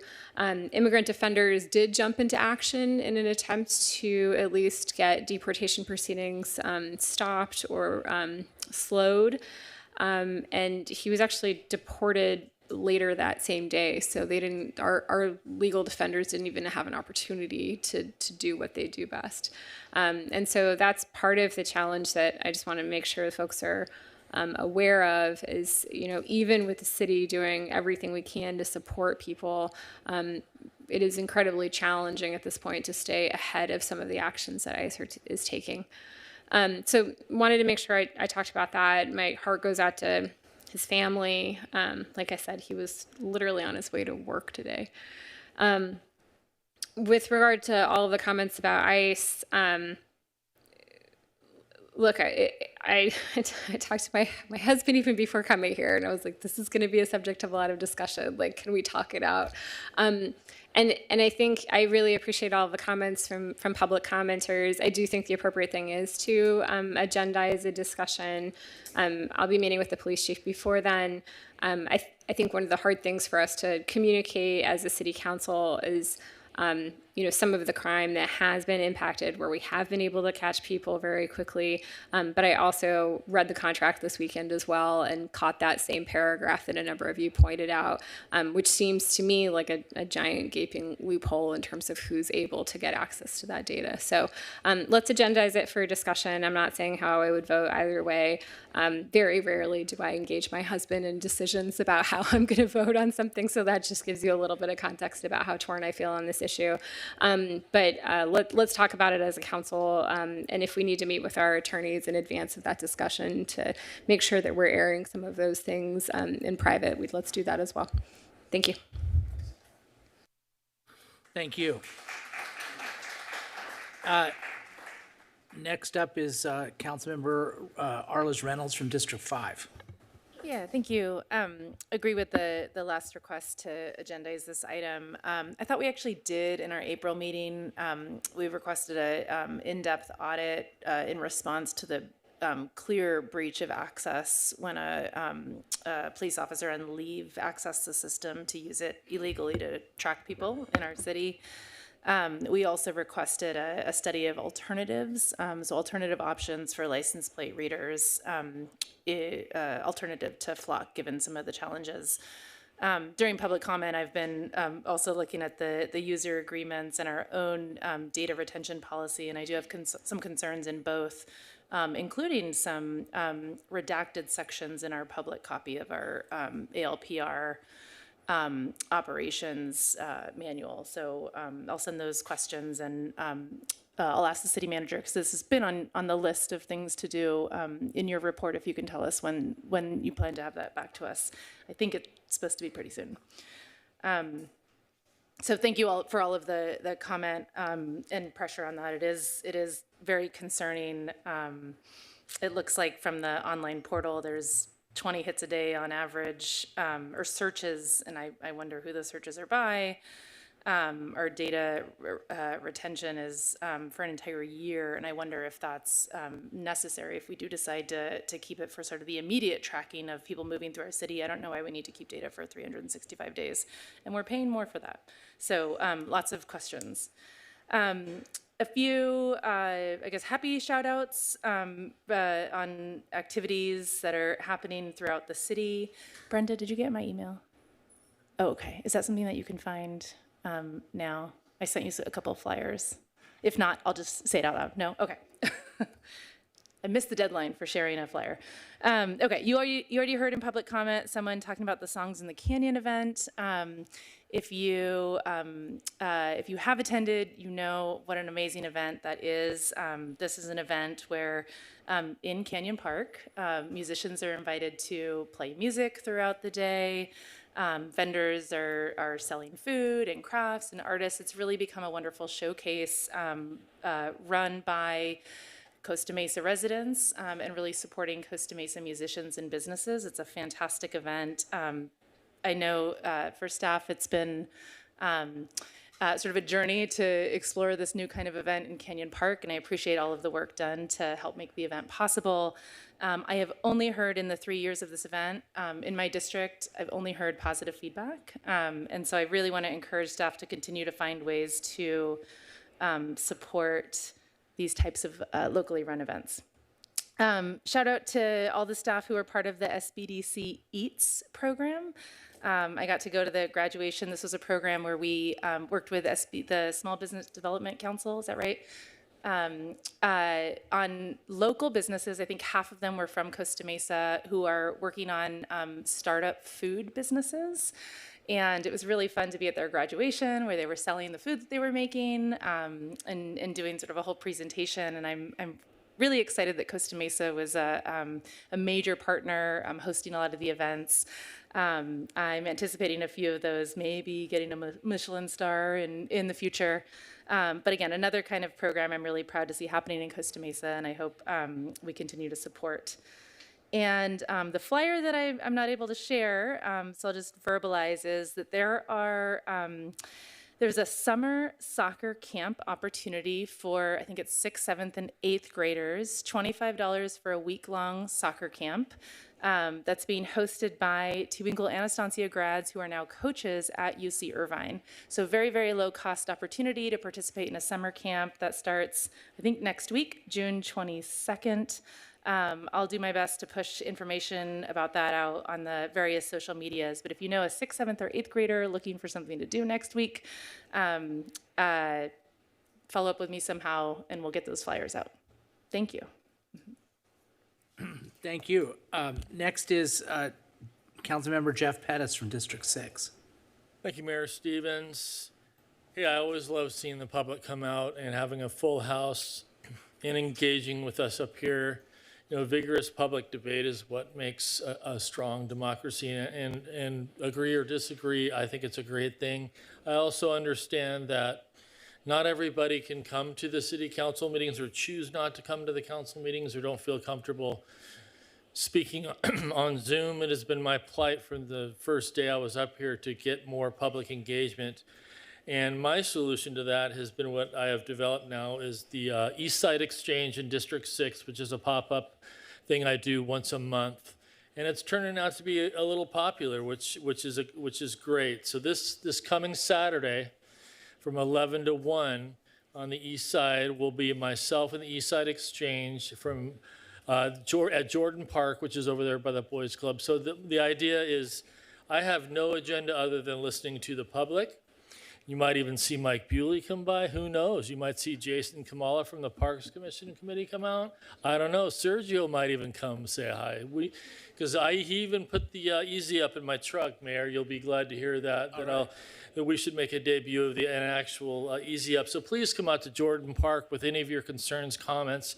That's what I'm here. I'm happy to listen, whether it be mad at me or tell me how great I am. Either way, that's what I'm up here to represent as the folks. So thank you very much. Thanks, Councilmember. Next up is from District 1, Councilmember Mike Bewley. Thank you, Mayor, Council, and thank you, Councilmember Pettis. If my wife will let me sneak out of my kid's graduation party, I may get over there and join you. So yeah, I'm supposed to be flipping burgers and cooking dogs and feeding a few people. Yeah, just a couple comments. Same kudos and comment about Songs in the Canyon. I was invited to get out there this weekend. I got out there with my dog, Doug, and my videographer, my wife, and it was an amazing event. I don't know if I'd put it up there with Coachella, but maybe. Maybe it'll get there, and the Parks Department will have a heck of a time with the permitting and stuff if we get to that level. But it's an amazing event and an amazing promotional tool for West Side and our parks in general. We can see where we can have a marriage between access to the parks and community activity, and it really was a sense of community and a neat deal out there. Saw people from Moon Goat, they were out there. Harbor Soaring Society was out there. Tangier's Barbershop was out there. I met Sean Weehan, who's a Costa Mesa resident, and he's kind of the founder and the spearheader of this thing. It's year 3. I hadn't even heard about it in year 1 or 2, so I was glad to be invited and get out there, and it really is a special event. I also was able to, yesterday, participate in Goat Hills Lions Club, a charitable event. That's an amazing deal. They call it Goat Hills Lions Club, but my sense is that particular section of Lions Club are all Estancia alum and multi-generational. And it's a great organization, a great charitable event. They raise funds for a lot of youth sports, and in particular, I learned this, Estancia High School's golf team doesn't get a nickel of school funding, and they don't require the kids to pay a nickel who wants to go out on it. It's fully funded by the funds that they raise at this event. And like I said, I think Art Perry kind of spearheaded that thing. He's a local legend.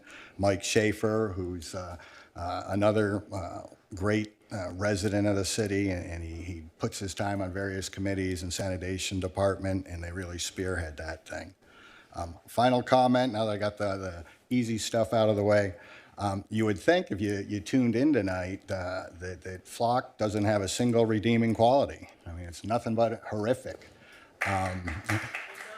Yeah, you would think, but you know, there's another side. There's always another side. The side that was here tonight, I'm sure, and I appreciate activism, and I appreciate open debate, and I appreciate free speech. And I appreciate that there was some community organization, and clearly the side that feels strongly against Flock came down here prepared, and you stated your case, and that's how democracy works. I've got no problem with agendizing that, but you know, if you want me to join the Get the Flock Out campaign, you're going to have to state a credible argument that the risks that we've heard about, the substantial risks we've heard about, outweigh the benefits. Because I've heard that Flock works as a very successful deterrent. When crimes happen in Costa Mesa, violent crimes happen in Costa Mesa, and probable cause is established, then that data can be accessed, and it does help law enforcement deter future crime, apprehend and convict current criminals, and it makes our communities safer. Now, it's not perfect, and there's that First Amendment right to privacy balance that has to take place. And I'm ready for that debate. I'm open to agendizing it, but I just couldn't let all of this go tonight without being on the record. There is another side to the argument, and it's not all just one-sided. So that's all I have for tonight. Thank you. Come on. We don't do that. He listened to you. So let's go to Mayor Pro Tem Manuel Chavez from District 4. Thank you, Mayor Stevens. Thank you, everyone, for joining us today. I will be brief. I'd like to agendize a discussion on flock, and that's my comments for today. That is brief. Good job. So the Songs in the Canyon, as many people say, was wonderful. I went to that. It's I hope they continue doing it. It is a perfect use of that park. And yeah, I'm not 100%. I've never been to Stagecoach or Coachella, but I think it's pretty good and it's more my speed. I went to a couple of ribbon cuttings over at the lab. There's a lot going on at the lab. There's a place that opened called the Rooted Home, which is very nice. It's right in that living room area, and he sells items for your home, and then it's called the Floria in one of the little airstreams over by Habana, sells romance novels. So, I mean, come on, whatever you think about any other heavy issue, who can argue with romance novels, you know? And so then also I wanted to invite everybody to the July 3rd event. It's a big event. It's 250 years for our country. It's the last one that I'll be able to participate in as mayor, and it's Manuel Chavez's birthday. Do I have to give you more reasons to go? Councilmember Gamero's covered a lot. Also, please consider participating in the 250 person choir that's being led by Deborah Wondercheck, who's one of our arts commissioners. Go on the website. You can see how to sign up for that. They are rehearsing as we speak, and they'll be rehearsing next week. There's no meeting, so I'm going to be at the rehearsal. I want everybody else to be there. We're getting ready to honor our country with our voices. So also remember, no one mentioned it, but the fair is opening before we see you next. And so Costa Mesa Day, if I'm not mistaken, is July 14th. So look for where Costa Mesa Day is. It's always the opening day of the fair. So please enjoy that.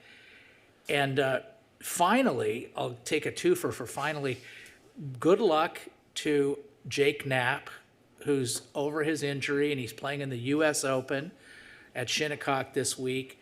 And happy Father's Day to all the fathers, right? All right, good. End it on that note. Let's hear from our city manager, Cecilia Gallardo-Daly. Oh, and by the way, I do support the agendizing of the flock issue, and I look forward to hearing every side of the issue and listening very carefully to that. Thank you, Mayor and Council. I'll start with the request for a presentation on the flock information. That will occur at the next City Council meeting on July 21st, where the police chief will be making a presentation of a review of the flock safety measures and also be presenting information on the alternative vendor research that they have been looking into. So that will happen on Tuesday, July 21st. Okay, so let me just, I don't normally do this, and I've admonished some others for interrupting, but is that going to be a presentation where we're going to be able to vote, or is it just going to be a presentation? It won't be a presentation, it will be a new business item on the agenda. A new business item where, because I think what we're asking for, Council, is an opportunity to vote up and down on flock, okay?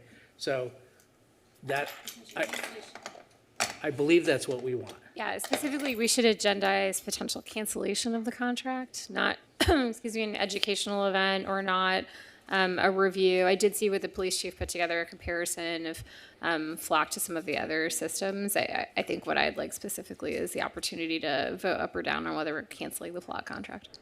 Okay, understood. Yeah. We can, agendize it that way. Thanks, proceed. I'm sorry for the interruption. That's okay. All right. So related to tonight's Pride Month proclamation, the Costa Mesa City staff joined together last week to take a group photo and celebrate and support the LGBTQ+ community for Pride Month this June. As a city, we're committed to fostering a welcoming, inclusive city where everyone feels valued, respected, and that they belong. I have two quick park updates to share on the progress of parks in the city. The first is that the restoration work at Tewinkle Park Upper Lake is complete. The lake liner has been installed and we've refilled the upper lake, which allows us to transfer the aquatic wildlife from the lower lake back to the upper lake. So the next phase will involve a similar rehabilitation of the lower lake. The next construction work is Ketchum-Leibold Park, where we're also making significant progress. Grading of the site's been completed and the installation of new walkways and playground equipment has begun. This park commemorates the memory of fallen Costa Mesa police officers James Dave Ketchum and John Mike Leibold, and their memories will continue with this expansion and renovation of Ketchum-Leibold Park. A major portion of funding for this project was made possible by the Office of State Assembly Member Cotty Petrie Norris. We want to acknowledge her and her contributions towards this. And also thank you to Raja Setharaman, our Public Works Director, and his team for their hard work on all of the park projects that are underway in the city. We look forward to celebrating the opening of the parks with the community in the very near future. And then lastly, I wanted to bring the council some information on our latest City Manager Leadership Award. Each month, the city manager issues an award to a city employee who has exhibited exemplary leadership and service. And for June, our Assistant City Manager, Alma Reyes, presented the award to our management aide, Evis Torres, in the city manager's office. Evis joined, yeah, Evis. Yay.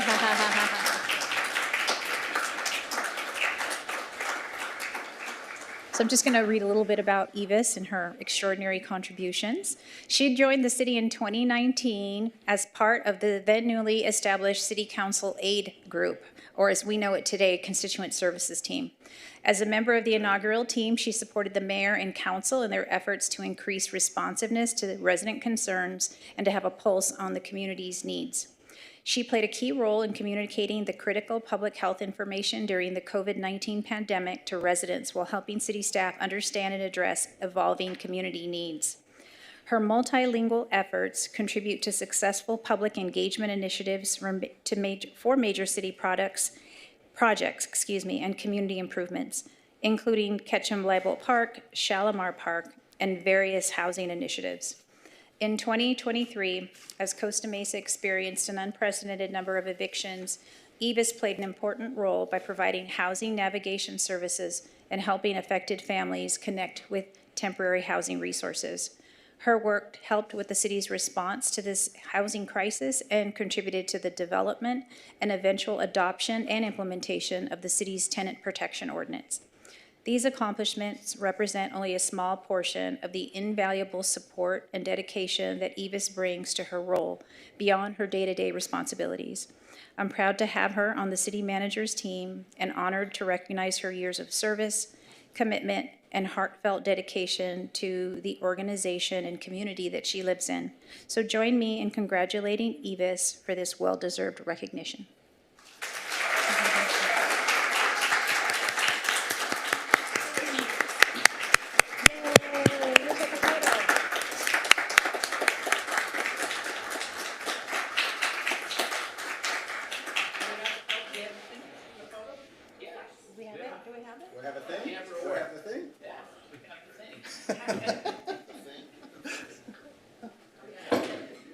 No, it's okay. We can do it after we're done. done with it. Yeah. Let's do it after consent calendar. They just turned down the air. Turned it down. It is.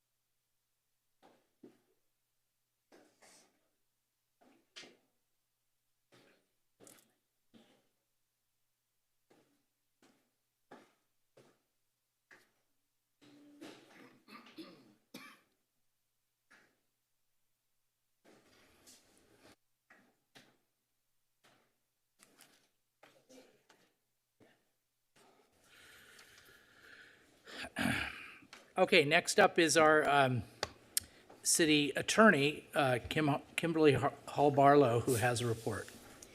Thank you, Mr. Mayor. I will make this brief. First, I want to offer congratulations to our city clerk on the birth of her beautiful granddaughter yesterday. Oh, yes, for sure. Quite lovely. Yeah. While we're at it, I can just announce publicly that I'm going to be a grandmother again in January, so I'm very excited about that. I will be leaving on vacation on Friday. I'll be gone next week. Otherwise, I would be more than thrilled to join the 250 choir. Maybe you guys can save me space at the event, you know, I'll sing along anyway. So I just wanted to remind you that I will be away. Assistant City Attorney Preziosi will be handling things in my absence. I'm hoping very much to leave my laptop behind for this particular trip. It's a girls' trip with my auntie for her 80th birthday, my daughter, and my granddaughter. So that's all I have. Thank you. Happy Pride Month. Yes, you're welcome. Have a fun vacation. I'll believe it when I see it that you leave your laptop behind. Okay, now is the consent calendar. Everything in the consent calendar is to be considered routine and voted on in one motion, unless a member of the public or a council member or staff pulls an item. And just for the record, Councilmember Gameros is recusing himself from the warrant resolution, consent calendar item number 3, because his wife previously worked for Priceless Pets. With that, Madam Clerk, has any item been pulled from the consent calendar? Yes, Mr. Mayor, staff has requested item number 5. Okay, item number 5. Balance. So Councilmember Marr moves the balance. I got in there with my second. Let's call for the question on the balance of the consent calendar. Councilmember Pettis, please. Motion carries 7-0. All right, thank you very much. Okay, so staff pulled item number 5. So Madam Clerk, would you please read the title? This is acceptance of the Lions Park project, city project number 1703. And Mr. Sethuraman, please. Mr. Mayor and members of City Council, I'll be brief.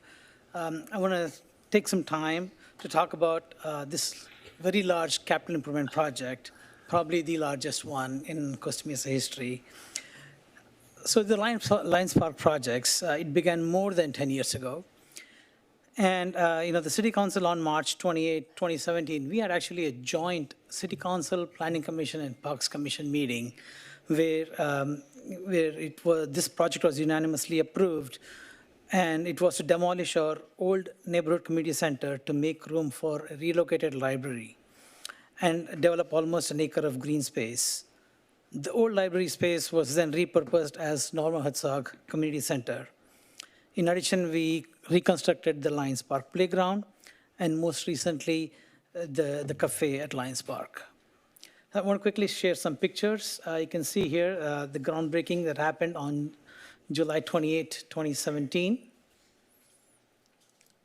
followed by the construction that took place between 2017 and 2019 for the library. Here is the construction of Norma Herzog. And we had the dedication ribbon cutting on May 24th, 2019.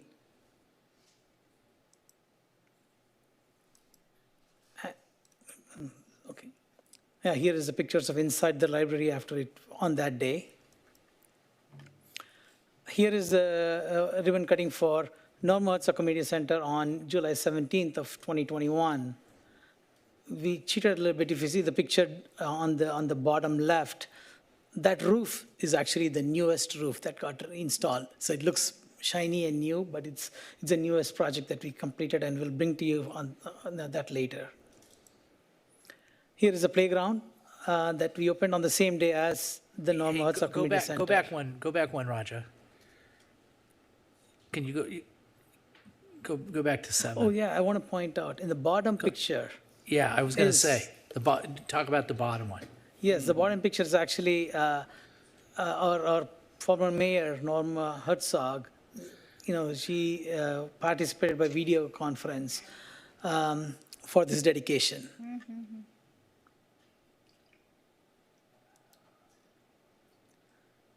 Here is the ribbon cutting for the playground, reconstructed playground.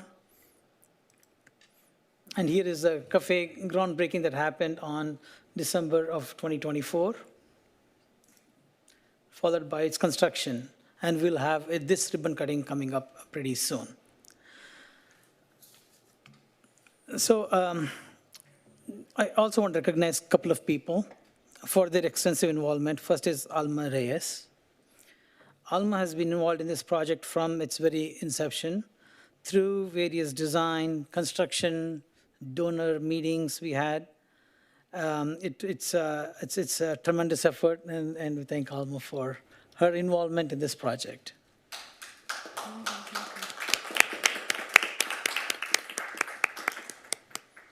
The next person is our project manager, Arash Rahimian, who is in the audience.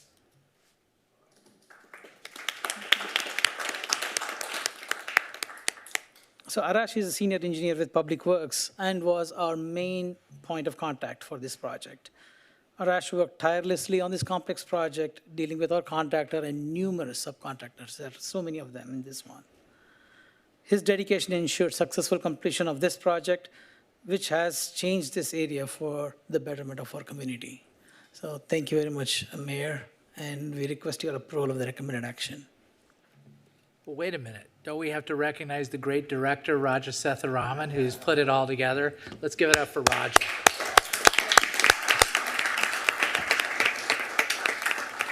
Amazing jobs. Okay, so thank you very much. Do we have any questions of the staff before we open it up to the public? Councilmember Reynolds?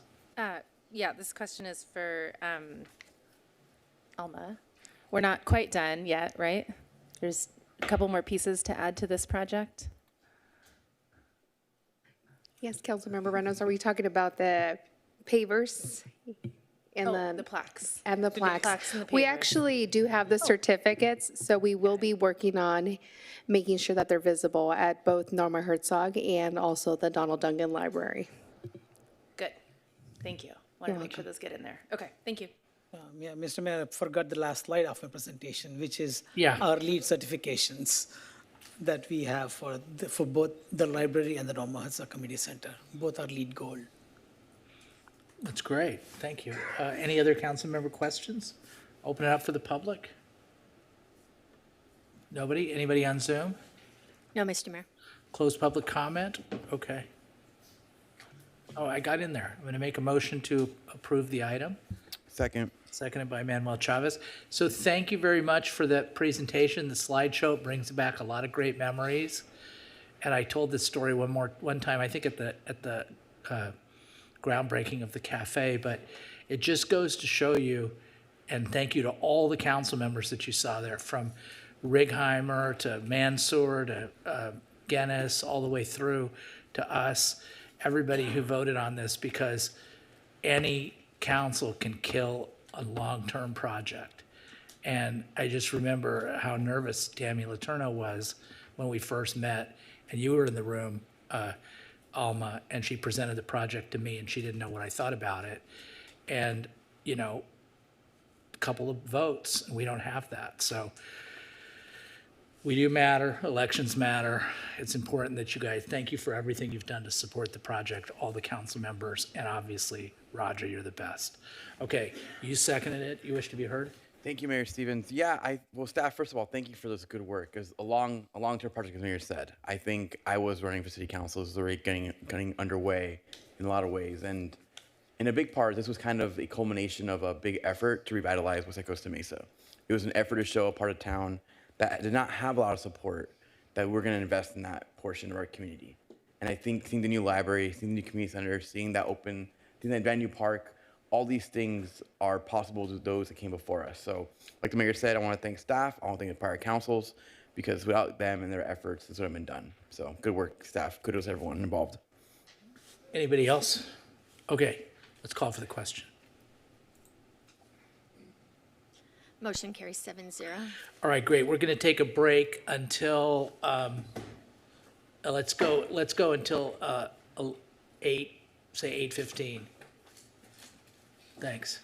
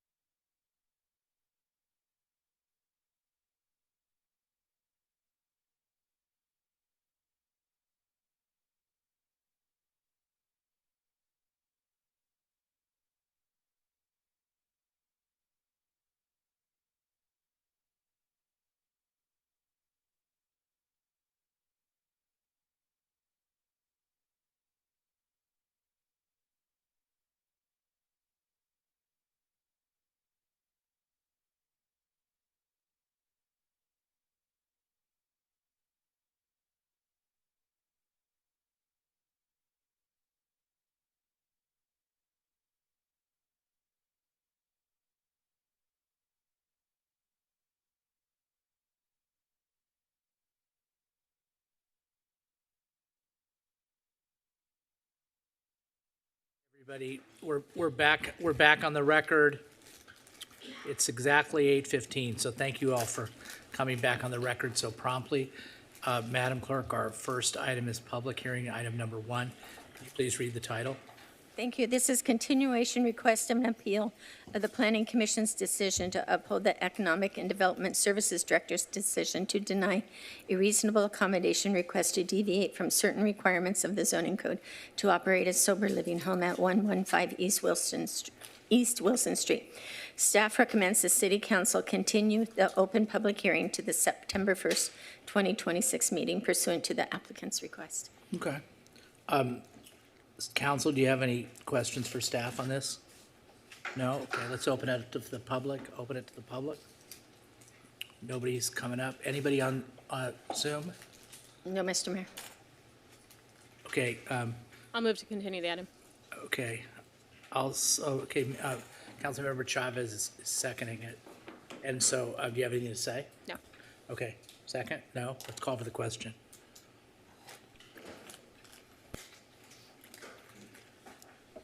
Motion carries 7-0. All right, good job. We got through our first public hearing item number 1 and number 2. Public hearing item number 2, please read the title. Thank you. Appeal and award a maintenance services agreement for janitorial services to CCS Facility Services, Orange County. Staff presentation by Mr. Bauer, Deputy Public Works Director, and Ms. Serrano, Purchasing Supervisor. Great. Mr. Bauer, you have the floor. Good evening, Mr. Mayor and City Council. My name is Patrick Bauer, the Deputy Public Works Director, and what we have for you this evening, as the clerk mentioned, is appeal and award a maintenance service agreement for our janitorial services throughout the city. A little background, the janitorial services contract includes the complete and comprehensive custodial cleaning and waste disposal at all cities, including but not limited to our City Hall, Police Department, Bridge Shelter, the DRC, Norma Herzog Senior Center, and all of our fire stations. Our current agreement for janitorial services will expire at the end of this month. A little background on the procurement process, our scope of services. This janitorial services contractor is responsible for the cleaning, disinfecting, and sanitation of city buildings, parks, and facilities, which also includes trash removal, dusting, cleaning, high dusting, a lot of different methods of cleaning.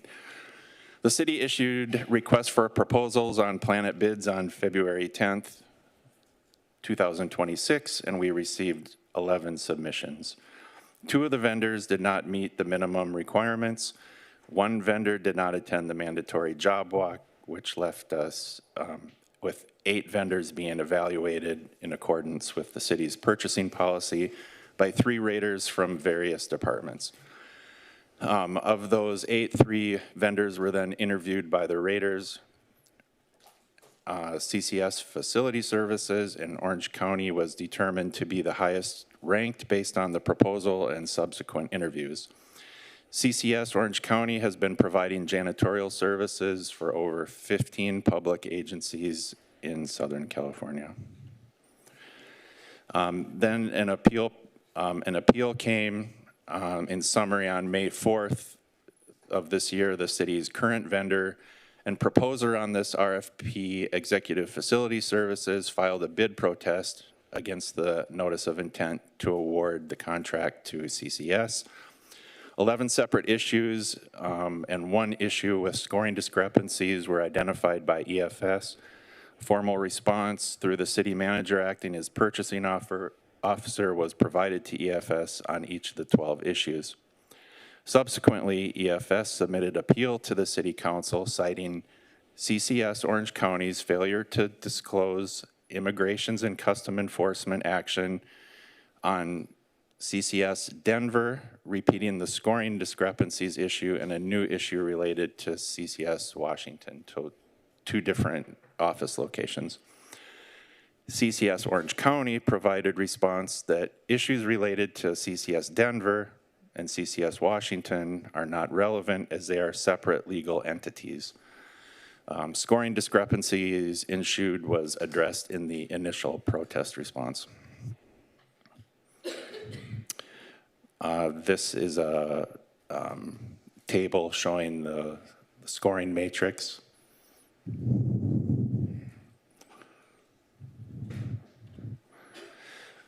Staff recommendations are to deny Executive Facility Services, Inc. appeal from the purchasing officer's rejection of the bid protest filed against the proposed award to CCS Facility Services, Orange County.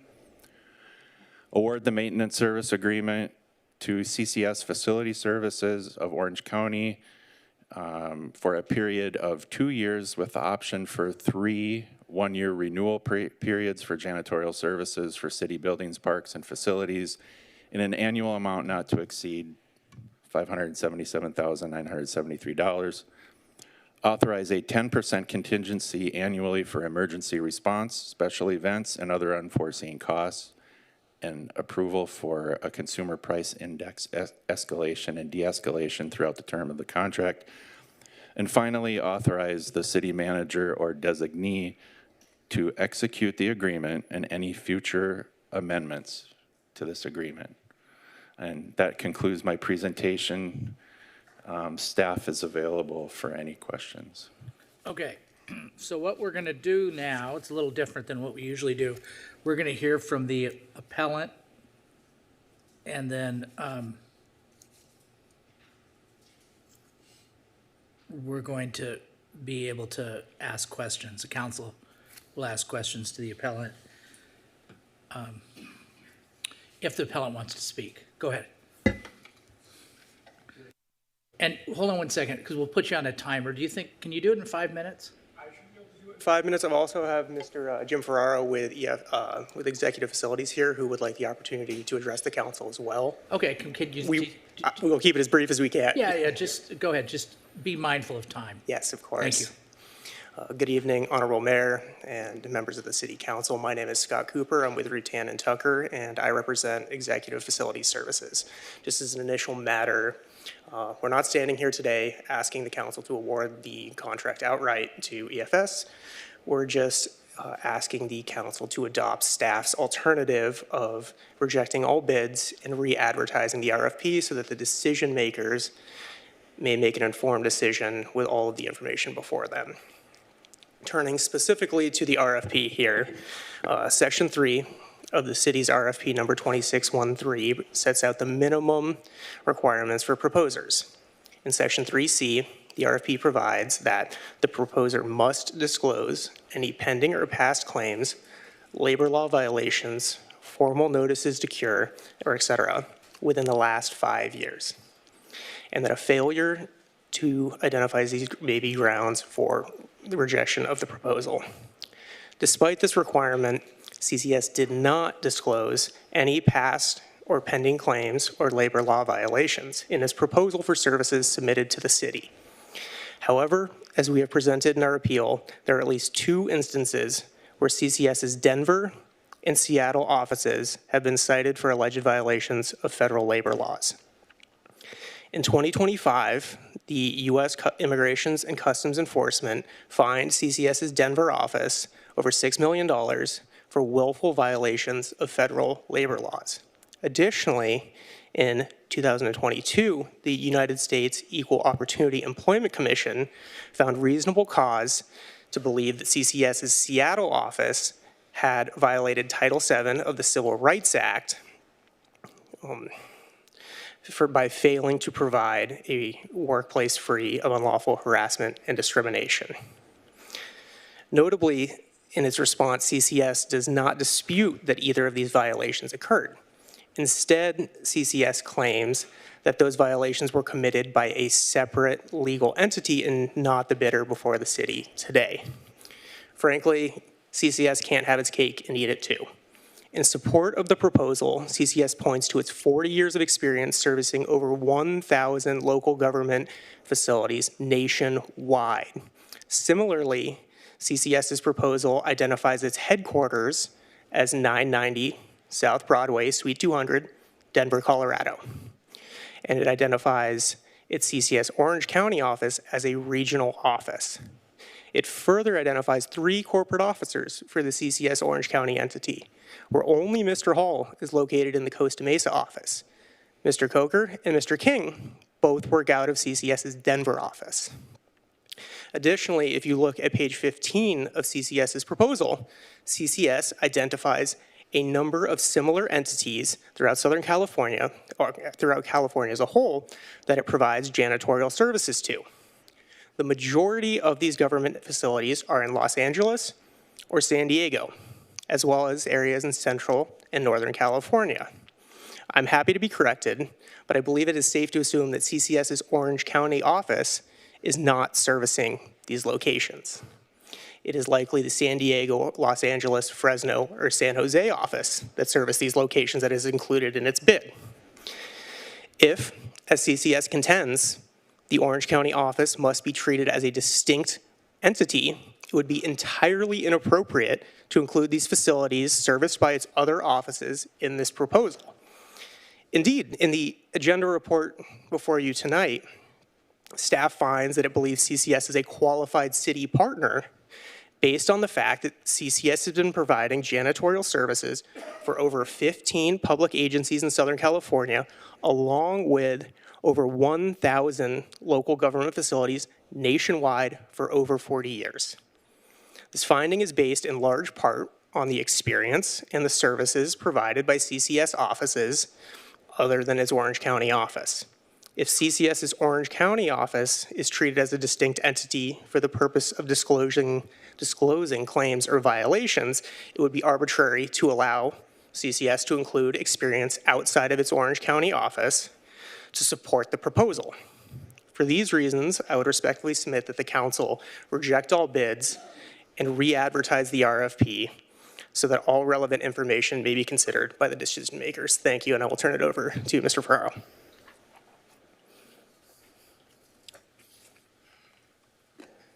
Good evening, Honorable Mayor, fellow council members.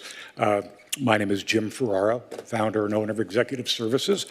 I'm probably not as eloquent speaker as our attorney, but I'm like a dog with a bone. And as a city, one of your core values that you advertise is integrity, as I do. And I feel in this case, the integrity of this process has been violated. The RFP was excellent. I've reviewed 28 RFPs so far this year throughout all of Southern California and Northern California. And this was an excellent RFP. By the way, we're your current provider. It was similar to the RFP from 5 years ago. So we had no problem with that. It called for font size. It called for a number of pages, all these different things.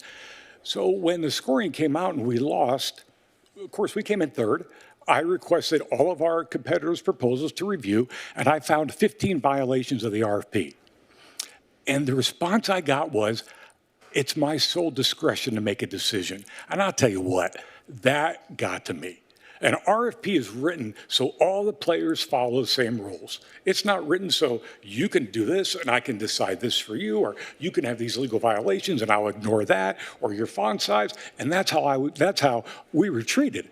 We were told that these violations, they really don't matter. We have sole discretion to the purchasing manager. And I'm not here to badmouth the purchasing manager. She has a job, or I'm not here to say anything negative about our competitor. But if you have an RFP process and you promote that your core values are based on integrity, then support it. Really adhere to it, follow it. That's what we do as a company. I've been in business 23 years, and integrity is one of our core values that I will not violate. Now, I'm spending my own time and my own money to get it to this process. It's not been cheap. I don't care, because to me, it's important to do the right thing. Integrity means doing what is right, not what is easy, not what is less expensive or what is popular. And I feel in this case, it went right from high integrity to let's take a look at price, let's ignore the violations, let's ignore all the other things that weren't done properly as per the RFP, and let's just go ahead and make this award. And when it's challenged, we're dismissed. Like our opinion doesn't matter, or we don't know. So you know what? I took it to the next step, brought our attorneys in, and said, we're bringing it to the next step. Because I believe it's an important issue, not only to me, but to you. If you represent yourself as having integrity, I represent myself as having integrity. We have to act that way. I saw tonight's meeting, you acted with integrity. I've been to many school board meetings, many city council meetings, and I tell you, I was very impressed. I do my homework. I know the bios of everybody on your board, your backgrounds. Councilwoman Marr, thank you for your service. I learned who you folks are and you're professionals. And I saw tonight that you care, and I believe you have integrity. So I'm hoping you'll take the time, read the documents, ask the questions, and do the right thing. That's all I ask. Thank you. Thank you. Do we have anybody here from CCS that wants to be heard? Do you want to be heard now or not? We're available for questions. Okay, fair enough. Okay, in that case, now we've heard from the appellant and the staff. Do any council members have any questions? No, I don't see any. Let's open it up to public hearing. Or yeah, public comment, whatever. Hear from the public. Nobody's coming up from the chambers. Anybody on Zoom? No, Mr. Mayor. Okay, close public comment. Okay, so we have no questions. We've closed public comment. Now's the time for a motion.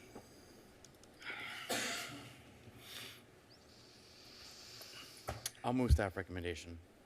Okay, Councilmember Chavez moving staff recommendation. Is there a second? Is there a second? Seconded by Councilmember Marr. Do you wish to be heard? I want to thank the staff for their work and the applicant and the other bidders for their comments. I think at this moment in time, I don't have much commentary on who the provider should be, so I'll defer to staff for their recommendations on this service. The second, Councilmember Marr? Nothing to add. Okay. All right. Anybody wish to be heard before we vote? Okay. You know, for my part, by the way, I thought you made some reasonable arguments. Thank you very much. I'm going to support the motion. Thank you for the work that you've done for our city. I appreciate it. Okay.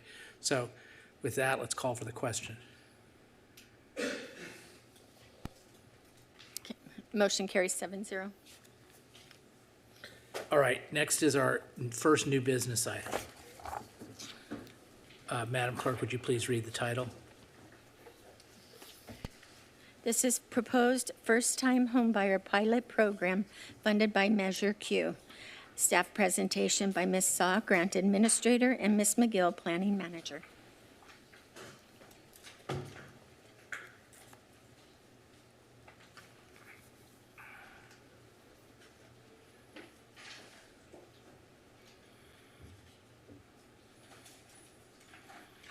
All right. Welcome, you have the floor.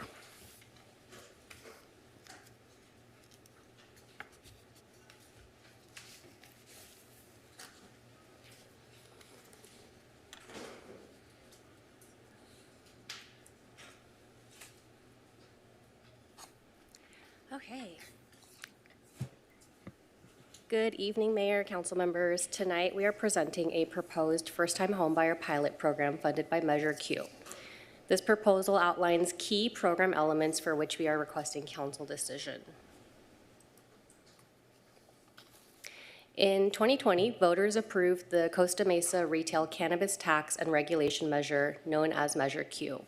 And in 2021, the City Council directed that 0.5% of Measure Q revenue be allocated to a first-time homebuyer program. In 2024, the City Council also appropriated $2.5 million in federal ARPA funds to the Housing Trust Fund. While these funds could have supported an income-restricted first-time homebuyer program, they have since been committed to other affordable housing projects. A preliminary analysis in 2024 concluded that the Measure Q funding available was insufficient to implement a first-time homebuyer program at the time. The dedicated fund balance is now approximately $550,000, which is why we are returning to council to seek direction on this proposed pilot program. Costa Mesa's housing market remains challenging for first-time buyers. The median home purchase price in Costa Mesa is about $1.4 million, and entry-level condos or townhomes average between $900,000 to $1 million. The table on this slide outlines average costs associated with purchasing a $1 million home and the recommended minimum annual income needed to be eligible for that home. For example, if a buyer puts 10% or $100,000 down for a down payment on a $1 million home, their closing costs would be about $29,000, and the estimated minimum annual income needed would be about $288,000. The table on the slide includes a high, mid, and low range estimate for comparison. Staff developed a high-level framework for the first-time homebuyer program and identified key components for Council's review tonight. The proposed program supports the Council's strategic goal to diversify, stabilize, and expand housing opportunities. We will review 8 core program elements and request Council direction on each item. I'm going to take you through each element individually. Some core program elements include a staff recommendation, and others present options for your consideration. The goal for tonight is to receive your input on each of these elements. Once we get through the presentation, we will revisit each item and get your input. There will be a slide at the end that summarizes all of these elements. The first program element is the grant amount.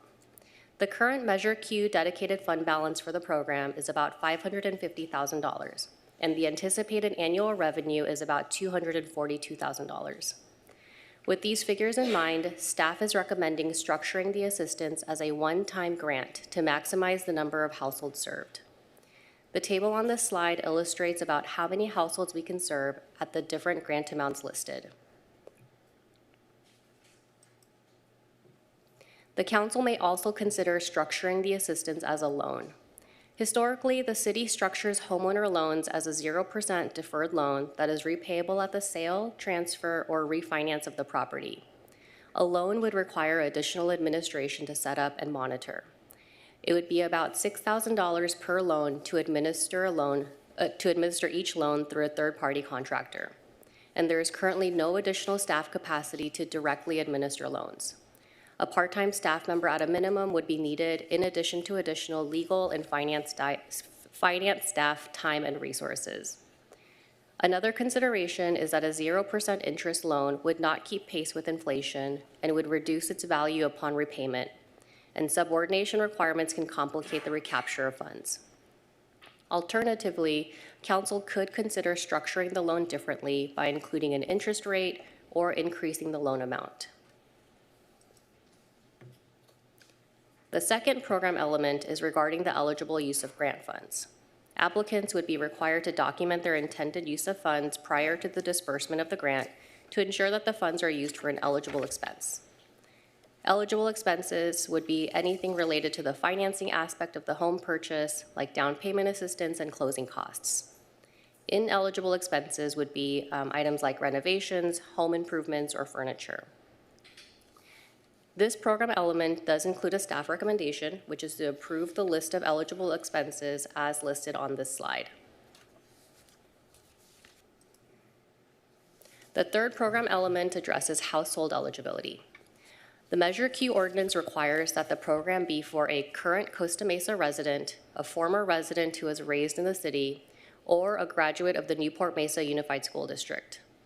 We also included a definition for a first-time homebuyer that aligns with the state's definition and included a requirement that applicants must obtain pre-approval for a fixed-rate mortgage loan.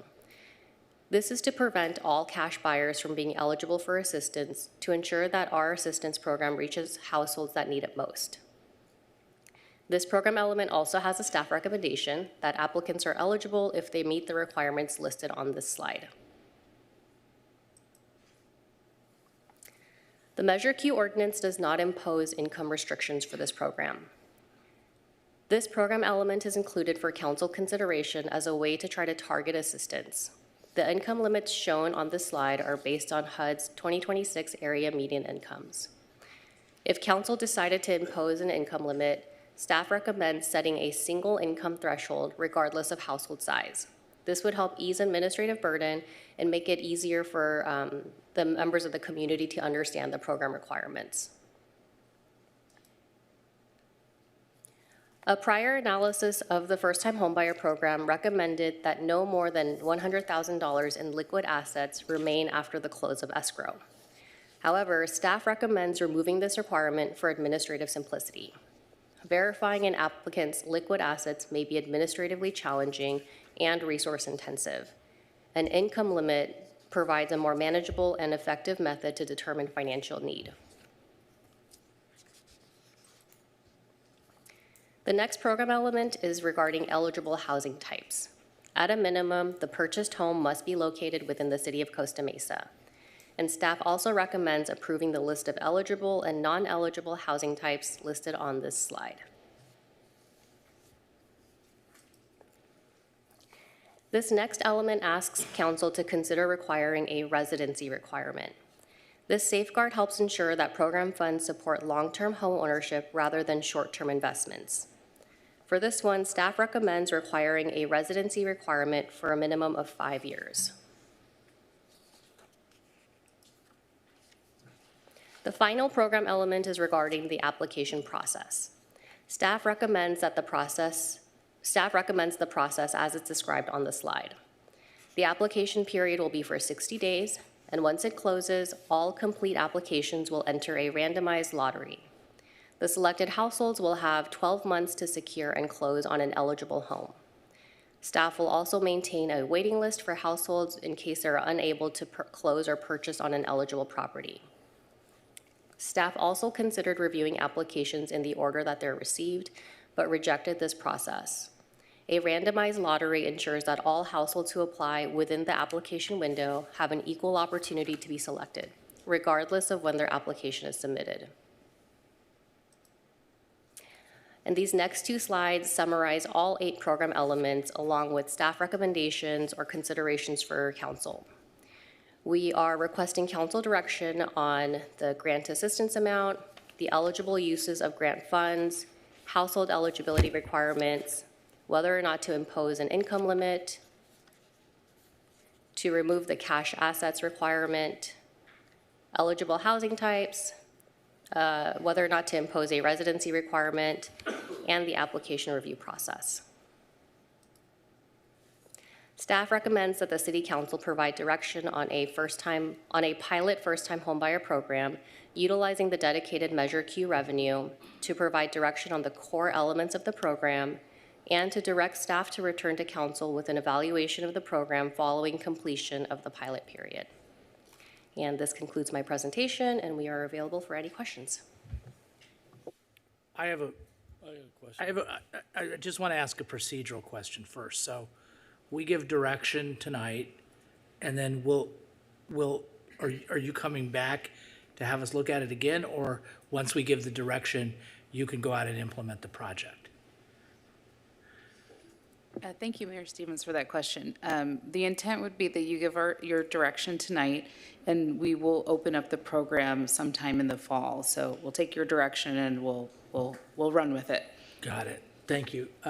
Councilmember Pettis, you wish to be heard? I think I know the answer, but are these Measure Q funds legally restricted, or was it City Council that created a policy that they could reallocate them?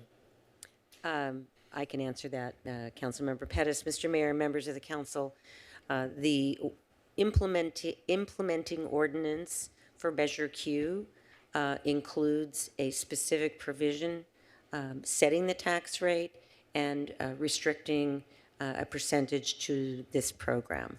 That ordinance can only be changed by a 2/3 vote of the council. So we have to use these Measure Q funds on a housing program, or whatever we call it? That's right? They can't be used for anything else? No. Describe, do you mind if I? No, go ahead. Yeah, because I had a similar question. City Attorney, can you describe what are the parameters of that are sort of mandated in the ordinances you just described?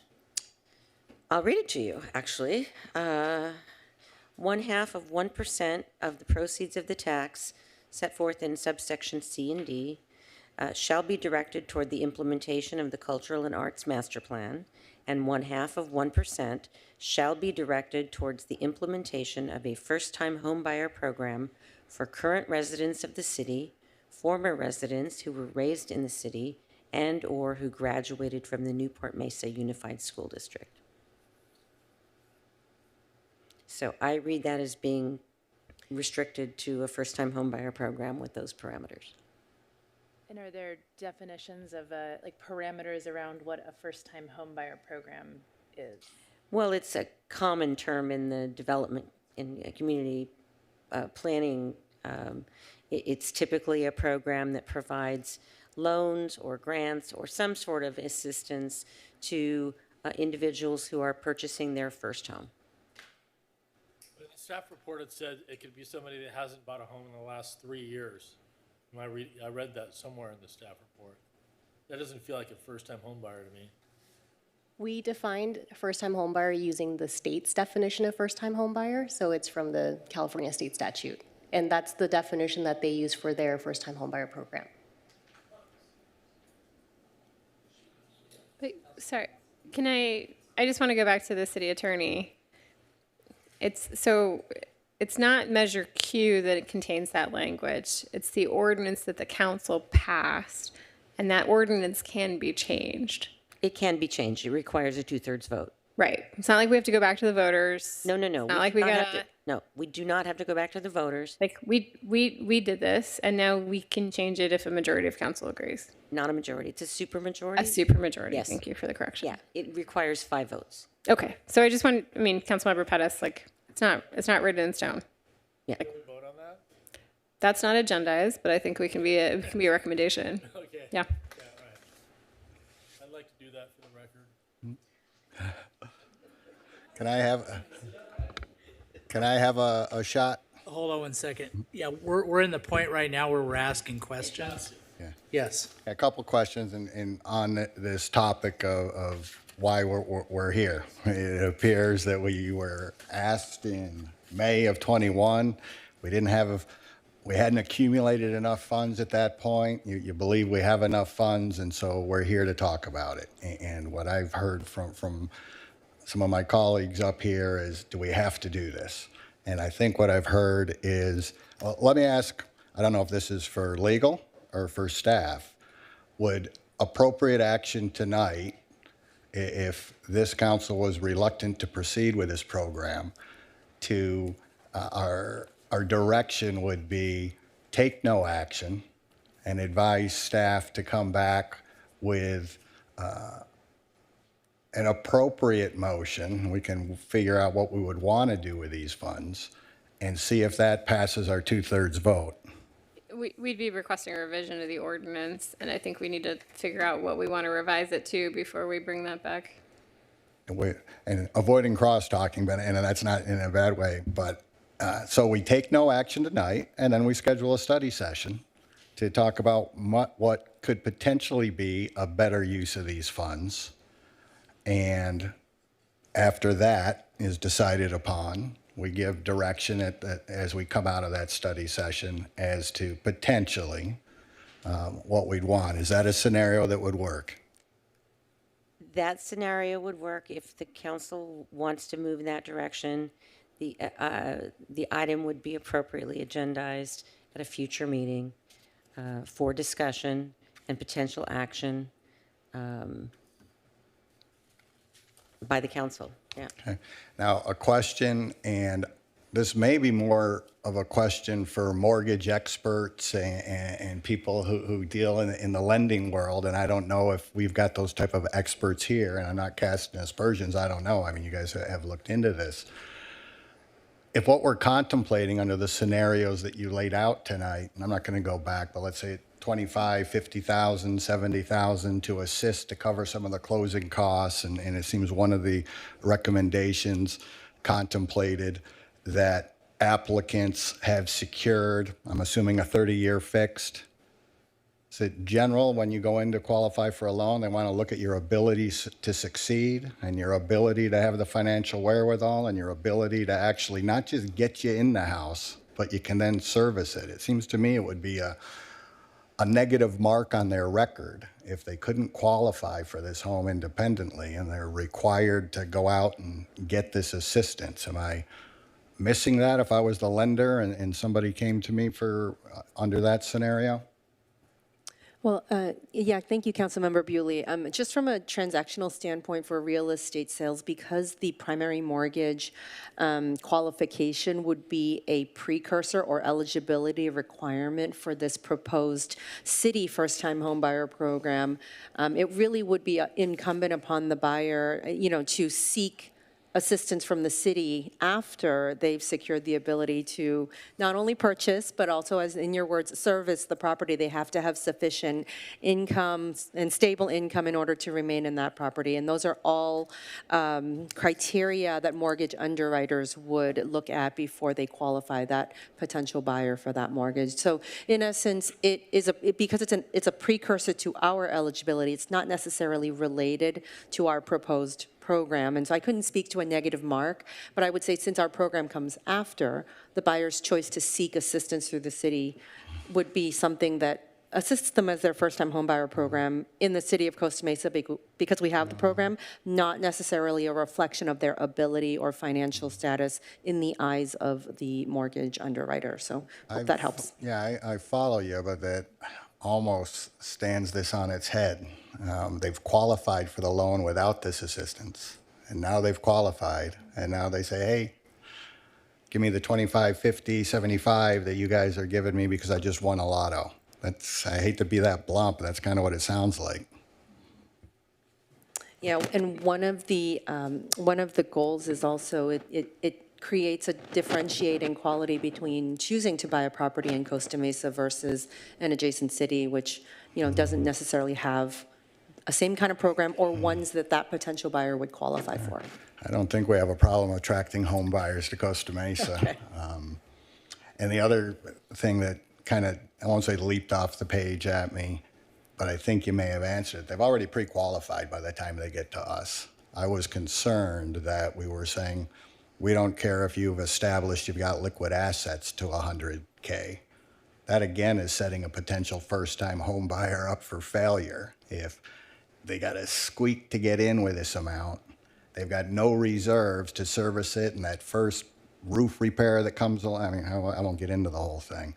And I'm not saying that affordability, we all know that's a huge issue. And I guess I don't want to, I'm asking questions right now. I won't get into my my closing argument. So that's what I've got for right now. Thanks. Manuel. No, Mayor Pro Tem. Thank you, Mayor Stevens.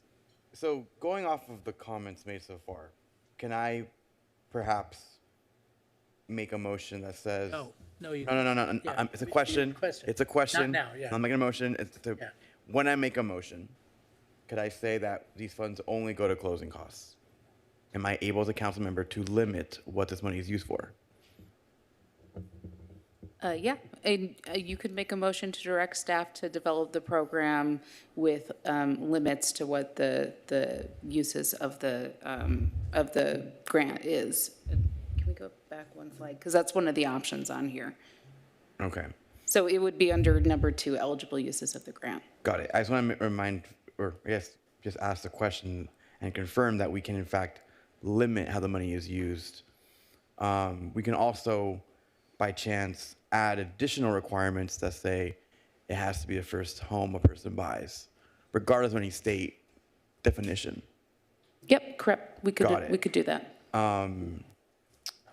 Could I also perhaps ask for the income limit that we change it and it instead be a home that's less than the median price in Costa Mesa?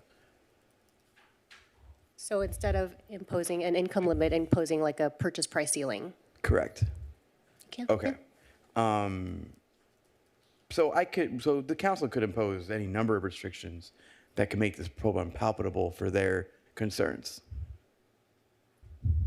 Yes, you can. These are just considerations we brought for you to just help with the discussion tonight, but this is a truly local program and the council can decide to design it however they would like. Okay, thank you. I have a few questions for the city attorney. So supermajorities are required to change any ordinance, correct? Yes, typically that is true. The ballot measure actually specified that the council had to adopt or make changes to any implementing ordinance by a 2/3 vote. Okay, so any future uses we want to utilize using cannabis requires 5 out of 7 council members to agree on the change they want to make through the ordinance. Correct. Okay. Now here's the fun question. What happens if only 4 council members today want to change the ordinance? Do we still have that discussion, knowing that it's only 4 out of 7 and not 5 out of 7? You can discuss it, but you would then be left with the provision requiring that the funds be used for first-time homebuyers program. Got it. So I want to make sure it's clear. So 4 out of 7 council members can say we want to bring the ordinance back to reevaluate it, but they still need to get an additional vote to actually change the ordinance. Correct. So it's possible we can bring this back and then not make a change because the votes are not there. Correct. Got it. Thank you for answering my questions. What if we did this? I don't know who I'm asking this question to. I think it's the city attorney. Can we bring it back for both? In other words, we bring it back and we say, we want to evaluate an amendment to the ordinance to not go forward with the first-time home buyers. But if that doesn't get the sufficient amount of votes, then we'll give direction. You could do that. Yeah. You might want to take public input on for anyone who is here. Well, sure, of course. Before that, but you could certainly do that. Yeah. Okay. All right. Well, I have a few questions about the issues in the slides and stuff like that, but I think I'll defer those because if we're going to bring it back and consider amending the ordinance, I don't want to go through it twice. So are there any other questions? Yeah, I'm interested in hearing questions. My questions? Yeah. Okay, so, Yeah. I think well, if this you're is interested. turning into a study session. That's good. If you're Sorry. interested, Oh, I know. How come on page 6, it says, I am getting looks from my fellow council members, and I retract my interest in hearing your questions.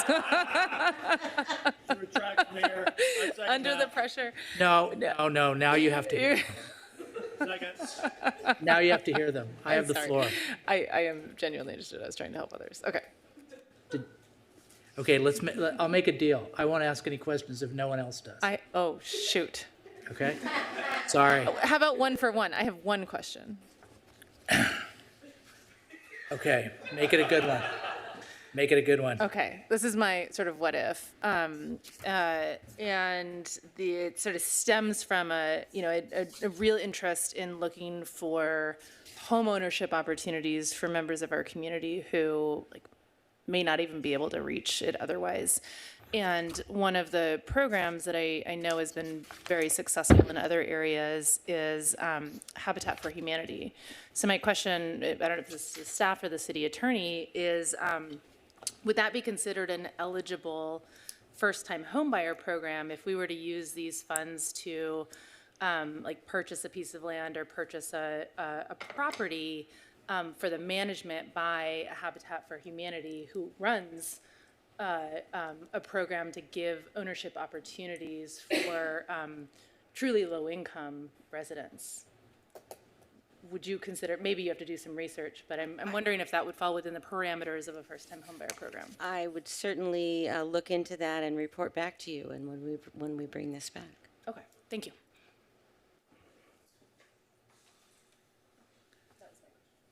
That was a good question. Okay, so I'm going to make the decision to defer my very good questions to the next time we bring this up. But let's hear from the public. Anybody wants to speak on this? Yes. Yes, sir. Good evening, Mr. Mayor and council members. My name is Steve Smith. I'm a resident of District 5, and I'm here to speak against the first-time home buyers program. I'm pretty satisfied with how the discussion is going here tonight, I want to say. Instead, though, of kind of just sort of, saying negative things about it, I want to take a minute here and establish, talk about what can be accomplished with $550,000. If we take a second, we can imagine all sorts of additional things that we could apply it towards, like additional patrols, community outreach, technology for law enforcement. $550,000 would purchase safety for hundreds of residents over just as many incidents. Imagine what $550,000 could do towards deferred infrastructure repairs, sidewalks, roads, or updates for our colored sidewalks so that they are red rather than chipped and faded. Imagine a small business program on one of our increasingly vacant retail corridors. Seed funding that would bring fresh life to Harbor Boulevard. It would be a boon for our city. It would create jobs, and the new sales tax revenue would be a gift that would keep on giving year after year. Instead, tonight you're being asked to approve a lottery, a program that will select between 15 to 22 households, not by merit, but by luck. 850 homes will probably be sold in Costa Mesa this year. 22 homes, therefore, amounts to circa 2.5%. It's a drop in the bucket that will neither materially diversify, stabilize, or increase housing in Costa Mesa. That's obviously one of the intents of the program, and I just want to say, look, I got a C+ in statistics by the hair on my chinny chin chin. And I imagine I'm not the only one in here who struggled with statistics. That is by far too small of a sample size for us to accomplish anything or learn what the effects of such a program would be in our city. And lastly, the fact that they would be completely randomly selected means that there's no way we would learn anything. We're doing this all while our budget is structurally uncertain. We deserve programs that will actually move the needle for sure, we shouldn't implement policy on the outcome of a roll of the die or what amounts to the same thing, a turn of a card. So I hope you all will consider voting at least to put this measure on a hold. Thank you. Yes, sir. Good evening, Rick Huffman. As a retired real estate broker, I just can't help but making a little comment about, in your description of building types, you refer to condominiums. Real Estate 101 will teach you that condominium is a form of ownership, not a type of a building. So I would change that language a little bit. Substitute something like a stacked flat or something like that. So condominium ownership refers to a multi-family housing that's attached and shares common land. So anyway, just a minor point. I think it's commendable to the city to have a first-time home buyer program. We're in a very high-value area, so it's not going to apply very well to a single-family home or something like that at $1 million. So probably for stacked flats, if we start building some 5-story buildings where you can buy the apartment, then it might be $300,000 or $400,000, something like that, for a bachelor's apartment or something like that, a studio apartment. So it's doable. And in the past, I've seen first-time home buyer programs work for people that they make enough to qualify for the loan, but they don't quite have enough for the down payment, or they need a drop in the interest rate to help them qualify for the monthly payments. So it is doable. So I would suggest surveying other cities and government districts that offer these kinds of programs. One of my kids was able to purchase a condo for about $400,000 about 5 years ago, and they just needed a little help on the interest rate and on the down payment. And so it worked for them. It can be successful. So I encourage you to keep with the ideas on the program. Okay, thanks. Hi, Cynthia, you have the floor. Hi, yes, Cynthia McDonald, Costa Mesa resident. I've come here many times and spoken in favor of affordable housing, and obviously I have this desire to see people to get the same break that Rick and I got in buying a home in Costa Mesa. Now that meant that we scraped together money on our own. We didn't get help from our folks. Well, we got a little bit, you know, because when we came down to the end, we needed a few bucks on closing costs. And thank God my in-laws came through on that. But we ate a lot of bean burritos for many years to get ourselves into a house that had a leaking roof. The heater didn't work. And we put that sweat equity into the house. But, you know, it's hard for somebody to get into a situation these days. And that's why I'm so interested in affordable housing, because if you continue to live in rental housing, you make landlords wealthy. And we're not helping our kids out by doing that. But I have a lot of questions, like Mr. Bewley had, about the feasibility of this program. You know, how's this going to work in a housing market when the prices just far exceed what residents can afford? How many homes in Costa Mesa are really going to qualify under these conditions? And will this program really meaningfully expand access to home ownership? Or is it just going to be too small to make a difference? You know, $35K, when you've got to come up with at least $90K, reasonably 10% down on a place, is that really going to work?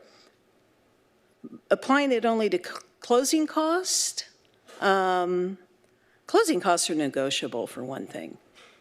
You don't have to pay your half and half on closing costs. That's my experience of working for real estate developers. And, you know, I've watched a lot of deals go down. You don't have to pay half. So closing costs are negotiable. I would put it up front on the down payment. And then graduating from the school district, graduating what grade from the school district, graduating from which school in the school district. You know, I had the benefit of graduating from Corona Del Mar High School, but that was only a few years after Corona Del Mar High School opened, and it wasn't as hoity-toity as it is now. So are we going to be giving the benefit to folks on, you know, on Lido who want to get their kids out of the house, or in Corona Del Mar? You know, this really ought to be for people who have a long-term lifestyle of living in Costa Mesa, committed to being in Costa Mesa. So, otherwise.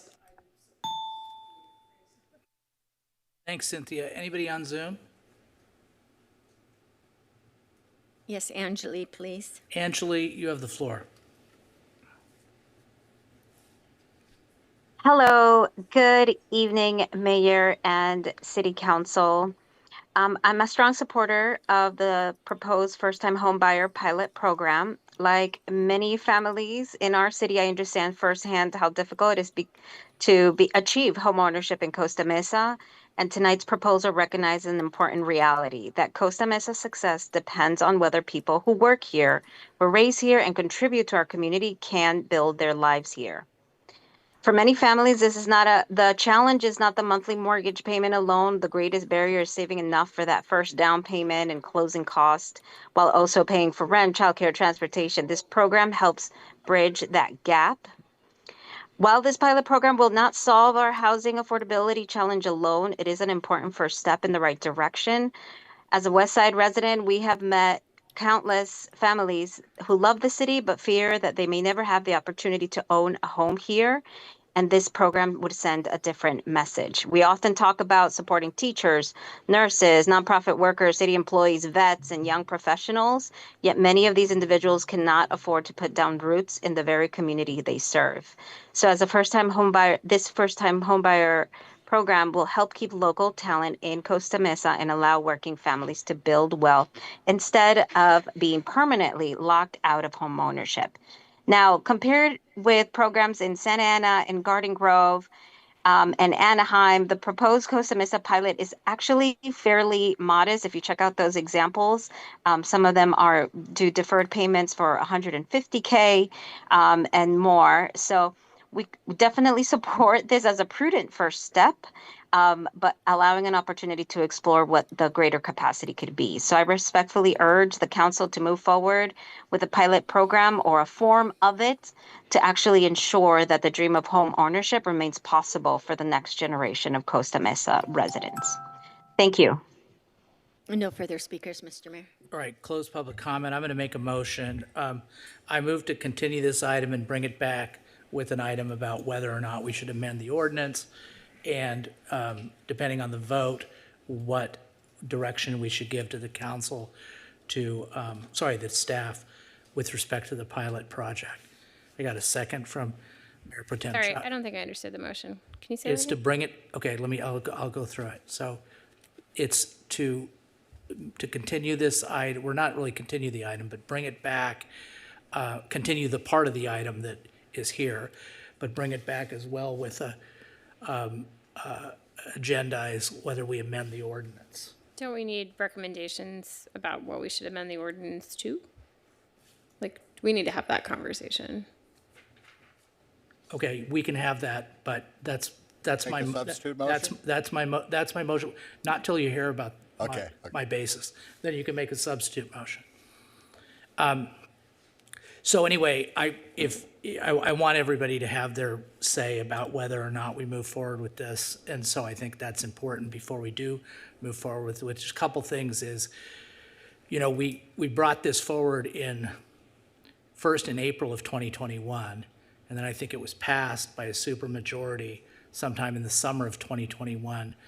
We've been building this fund over that period of time, but it's not like, to some of the people's point, like, what are you going to do with this is a small amount of money, but if we do adopt it, it'll be a continuing flow of money that can be used for this purpose, number one. And number two,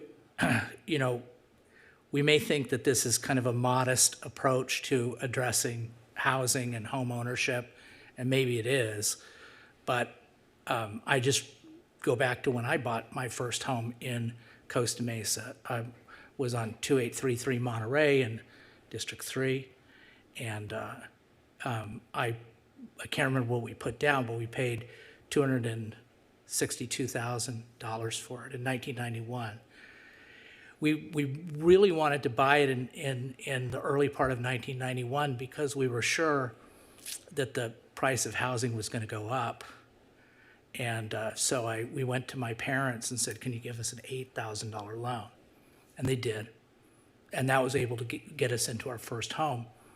Now, of course, that was not the brightest move, although it was a beautiful house and we had 3 kids in that house, but the price of housing went down. That's when prices of housing could actually go down. We ended up selling the house 8 years later for $289,000. So we didn't make any money off that house. It's a different time, but I'm still confident that there's some people out there that were like Amy and me, just trying to get into a house, needing a little extra to get over the top. So I believe in the concept of the program. As to the details, I have opinions or whatever, but I really want the council to have an opportunity to be heard if they want to scrap the program. Mike, you have, Councilmember Chavez? Yeah, Mayor Pro Tem Chavez? I do want to speak on this because from my end, it's fascinating as a procedural thing. So I want to recount a little bit of my story with how we got here, because I originally did not even think of having a first-time homebuyer program. We were discussing this in the Cannabis Ad Hoc Committee way back when. Originally, I wanted to do 1% to the arts entirely. And it was through discussing with the committee that the idea was formed of maybe doing something also for home buyers. One of my favorite quotes is like, if you ask 5 people about housing solutions, you get 15 answers. That's been my very common opinion when it comes to solving this housing crisis. And as the only renter on the dais, I want to say I think we've often taken approaches that I don't always agree with, but are a step in the right direction. Because the truth is, the mayor was mentioning buying a home for $200,000 in Mesa Del Mar. When I look at homes I can afford after saving for 8 years of my life on this council, I'm looking at Santa Ana condominium, and I need to look for the right condominiums that aren't land lease, because something that seems really appealing may not even be better for me in the long run.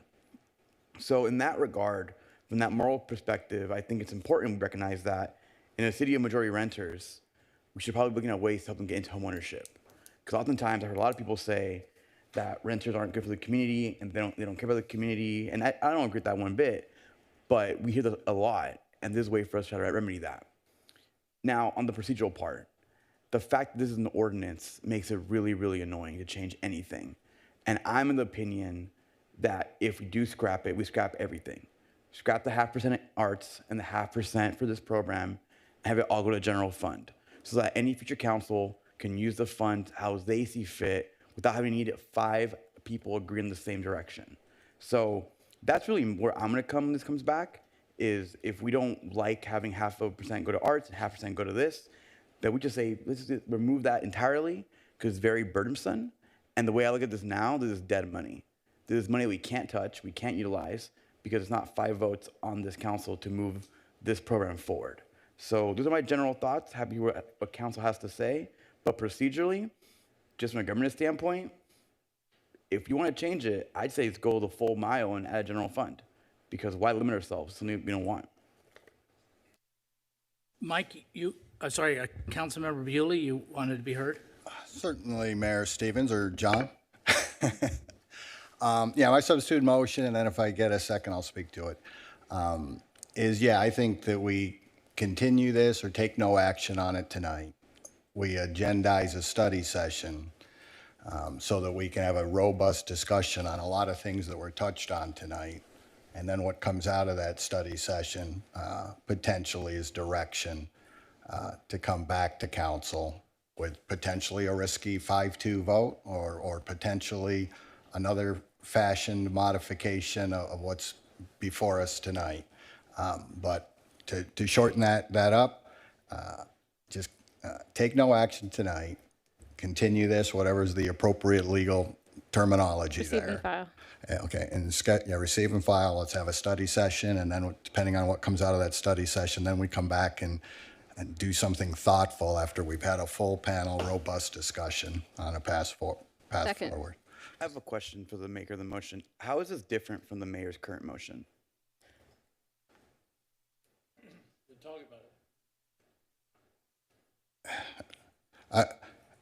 I'd have to go back and restate your motion, John, Mayor Stevens. The motion is just to bring it back. I don't think we necessarily need a study session, but is to bring it back and take this presentation with whatever modifications y'all want to put in it, and then have, in addition to that, agendize amending the. I know enough to answer Vice Mayor's question at this point.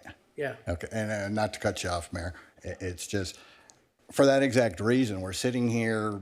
I said it here before. You know, how do you make a camel? You ask a bureaucracy to make a horse, and what comes out of it is a camel. We're sitting up here trying to piecemeal this on the fly, and when Vice Mayor and Mayor spoke to your motion, you went far afield of things that you like in this program and things that you would want to see in the program. And that's the type of thing that I think we have to have a full discussion on before we task council to come back, or task staff to come back.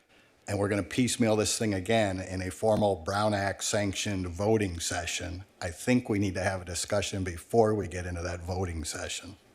Yeah, I guess my fear is a study session would require us to be here another Tuesday, have staff be here just to hear us talk about these things. And I have faith in this council that they can do that in a normal business item that doesn't require us to have a study session. So I guess that's just my comments, but. I'm not trying to be disrespectful, Vice Mayor, and if you're going to vote down my motion, then I'd welcome you to make those comments. But I'd like to get through my motion, see if I get a second. I seconded. Yeah. Is there anything else to it? Yeah, I didn't even get to my comments. So my comments are, well, kind of that, but in that I think it's important that we have a full discussion on the pros and cons and the what ifs of a new motion, a replacement motion, or a repeal of the prior act of council, and we can't do that in this current forum. And some of the concerns I've got with the motion that's on the floor, that it sounds like we're moving forward or moving in the direction of implementing in some form or fashion an affordable housing program. And my concern about that, until we've had a full discussion, somebody's going to have to convince me. I hear myself saying this from the dais on a number of topics. We've got a fully robust, affordable housing. I can talk to any staff member here about what we do to try to navigate RENA and the affordable housing laws and the affordable mandates. We can't do anything in this city without paying attention to the restrictions and the requirements coming from Sacramento. And once again, our little community here is saying, but wait a second, we want to do more. We want to do more than what Sacramento's already compelling us to do and compelling our staff to do. We want to implement our own affordable housing program on top of what Sacramento is already. I don't need to tell staff how much time you spend dealing with what Sacramento is telling you to do to solve the affordable housing crisis. We now are going to say, staff, here's more things we want you to do to solve the affordable housing crisis. And there were comments made tonight and other comments, and this is, again, more that we can have at the upcoming potential, if this motion passes, study session. There's so many things that 500K and then 250K annually could be allocated, and it could go into the general fund and then, or it could be designated. But I just think there's a better, there's been a number of things that this council has done in an expedited fashion. I don't think this one should fall into that category. I think a study session would this motion would be well served for that added bit of effort before we implement some fashion of our own micro affordable housing program. Councilmember Moore. First of all, thank you to staff. I feel a little bit badly. You put a lot of effort into putting together what could be a great program, and then like the first question out of the gate was like, why are we doing this and how do we not do it? So I apologize. Thank you for putting this together. I liked the lottery system. I liked the way it was organized. I do think it's just too much. It feels like a drop in the bucket right now, and that's part of what I think we're all struggling with. Look, part of the reason it's a drop in the bucket, the elephant in the room, is that we also expected a lot more money out of cannabis, right? It was supposed to generate more than the couple million it's generating right now. So anyway, look, I agree with the substitute motion. I think we receive and file this. I don't want to bring it back. I think we're all fairly aligned on that. But there is so much more work to do, and it would be good to talk about it. Councilmember Reynolds brought up Habitat for Humanity, the notion we buy land or we set aside land that the city already has, and then we work with somebody to develop it, whether it's Habitat or another affordable housing developer. Speaking of affordable housing developers, some of you may recall not that long ago, we had to scramble to help Jamboree get across the finish line. The only reason we were able to do that is because we had money set aside in the Housing Trust Fund, which, by the way, we've also never really defined how we're using the Housing Trust Fund. So I think that should be part of a study session that comes back, is like, what is that and how are we using it in the future? Because that could be something that we just, that's the easy button, I think, in this case, right? Is we take this $500,000, we put it in the Housing Trust Fund, it accumulates money over time, and the next time an affordable housing developer comes to us and can't quite make the tax credit work, luckily we had $2.5 million last time, we could do that again. And then the last part is TBRA, our rental assistance program, is perpetually exhausted. It is the thing that prevents people from becoming homeless in this city. There are lots of different requirements depending on which pot of money we're using, and I still worry that some of our sort of federally designated housing money might go away in the future. And so having additional rental assistance funds set aside is another thing that we should probably come back and look at. How much have we spent year to date? As much as I love the idea of having more people become homeowners in Costa Mesa, the reality is that the majority of people who live in the city are renters, and many of them struggle to cover their rent on a month-to-month basis. So I don't want to make a policy decision up here right now. I'm just saying, like, in my mind, those are sort of the three things that we should talk about. If that helps staff with kind of thinking through a study session, the sort of like owning or deeding land and working with the developer, setting aside money in the housing trust fund, additional rental assistance, and then I'm sure there's variations on the theme. But we've waited 4 years to bring this back. I don't mind waiting for a study session so that we do it right. Yeah, thanks again to staff. Sorry to shoot you down so quickly. Thanks. So I just have one question for the maker of the motion. So I just want to make, I mean, I'm cognizant of time, and we've got one more meeting in July. We got one meeting, the first meeting in August, and then, Labor Day and then so forth. We don't have that many more meetings. So when, and maybe this is for the city manager and the staff, when could we come back, or when are you thinking we'd come back with a study session? Because what I don't want to have happen is we just kind of, and I don't think you're suggesting this, but it's just run out the clock, You're not doing a four-corner offense. Yeah, no, I know. Oftentimes, receive and file could mean we're never going to deal with it again, or at least not in the near future. That's not my intent by this motion. I truly want to have a full discussion and be persuaded on what's the best use of these funds, and whether it is keep it in the lane of first-time home buyer or some variation, or maybe we have a complete robust discussion on maybe there's a better use of this fund now that we have a sense as to what we can expect every year annually out of the cannabis revenue. So yeah, I'm not trying to slow walk it. I'm not trying to receive and file so it dies. I'd be open to having it brought back so we can have a good faith discussion on it.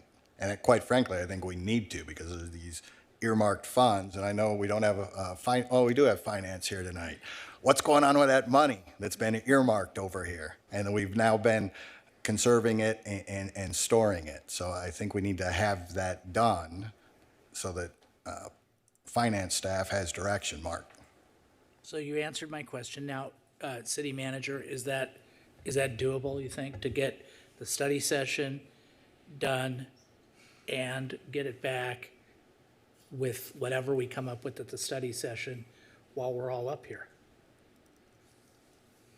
So we do have a couple of study sessions already in the queue with the council. We have a more immediate one coming up that we're planning in July, a continuation of the ballot measure discussion where we want to bring the council some more information based on what was requested.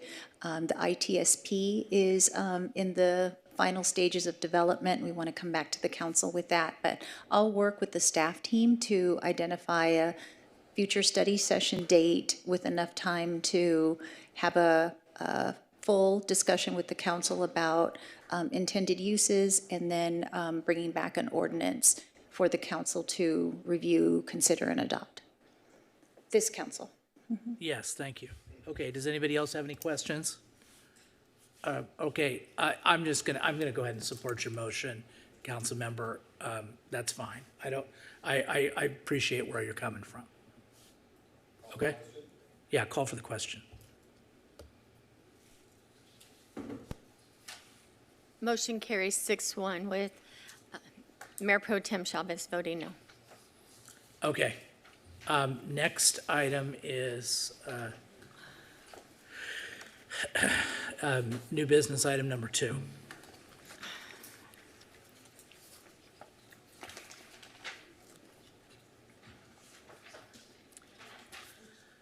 Can you please read the title? Yes, Mr. Mayor. Fairview Road and Belfast Avenue Traffic Signal Project, City Project Number 26-03, and staff presentation by Mr. Seth Rahman, Public Works Director. Mr. Mayor, members of City Council, we'll have Ramin Nakui, our senior engineer, start the presentation, and we'll be happy to answer any questions after that. Thank you. Good evening, Mayor, Mayor Pro Tem, and council members. I'll be quick. I know it's getting late. Tonight, we'll be sharing with you the Fairview Road and Belfast Avenue Traffic Signal Project. So back in fiscal year 2023-24 budget, the City Council adopted a new capital improvement program project to design and construct a new traffic signal at the intersection of Fairview Road and Belfast Avenue. The traffic signal will help facilitate controlled ingress and egress of Belfast Avenue. The preliminary design phase began back in October 2024, and we had a community outreach meeting held in March of 2025 at the Hillcrest Park. And the final design phase began in October 2025. Some project features, given that the intersection of Fairview Road and Belfast Avenue is so close to the existing signal at Fairview and McCormick, there was a interesting challenge for us as a city staff and as a team to synchronize it with the Fairview corridor and also with the intersection of Fairview and McCormick. And so we were able to do that. And the intersection will also include a high visibility crosswalk on the south side of the intersection to allow pedestrians to cross from one side of Fairview to the other. The project will also include a raised concrete curb extension, also known as a bulb out, at the southwest corner of the intersection to reduce the pedestrian crossing distance. And also, we'll be extending the northbound left turn pocket to allow more cars to store in that left turn pocket since they're going to be stopped at the signal. The project will also have accessible curb ramps, as well as pedestrian push buttons, yellow retroreflective border backplates to illuminate the signal heads in case there's an outage, and to bring additional visibility to the signal heads, emergency vehicle preemption for emergency services, intersection lighting, countdown pedestrian signals, and also leading pedestrian intervals. So quickly, just to touch on Belfast Avenue, Belfast is a residential street with a 25-mile-per-hour posted speed limit with relatively high traffic volumes for a residential street in our city. It has about 1,400 vehicles per day. It's within the focus area of the Safe Routes to School and is a direct route to Killybrook Elementary. The project does require the removal of one parking space on the north side of Belfast Avenue. And the project also includes planned speed humps along the corridor to minimize potential speeding on the street and approaching the traffic signal. So the consultant on board and city staff, we've analyzed the signal coordination and the traffic flow between Fairview and Belfast and Fairview and McCormick. And we've provided a simulation, little video to show, to demonstrate the planned signal operations. So this is kind of cool, so I'll play it.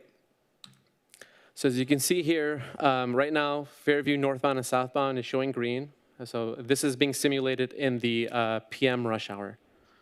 And so as you can see right there, the very first thing that will happen is that the southbound Fairview for both Belfast and McCormick will go yellow, and then it'll go red. And then the northbound left turns at McCormick and Belfast will allow left turns to go. And then the northbound will go red, and then it will flush McCormick and Belfast with the eastbound lefts. And then after those two approaches go, then it'll return back to northbound and southbound green on Fairview. So we've done these simulations. We've looked at the timing with the consultant because we wanted to make sure that the intersections are coordinated. As I mentioned before, given that they're so closely spaced, it's very important that they operate well. Otherwise, we would be creating queues that would spill back into the 405.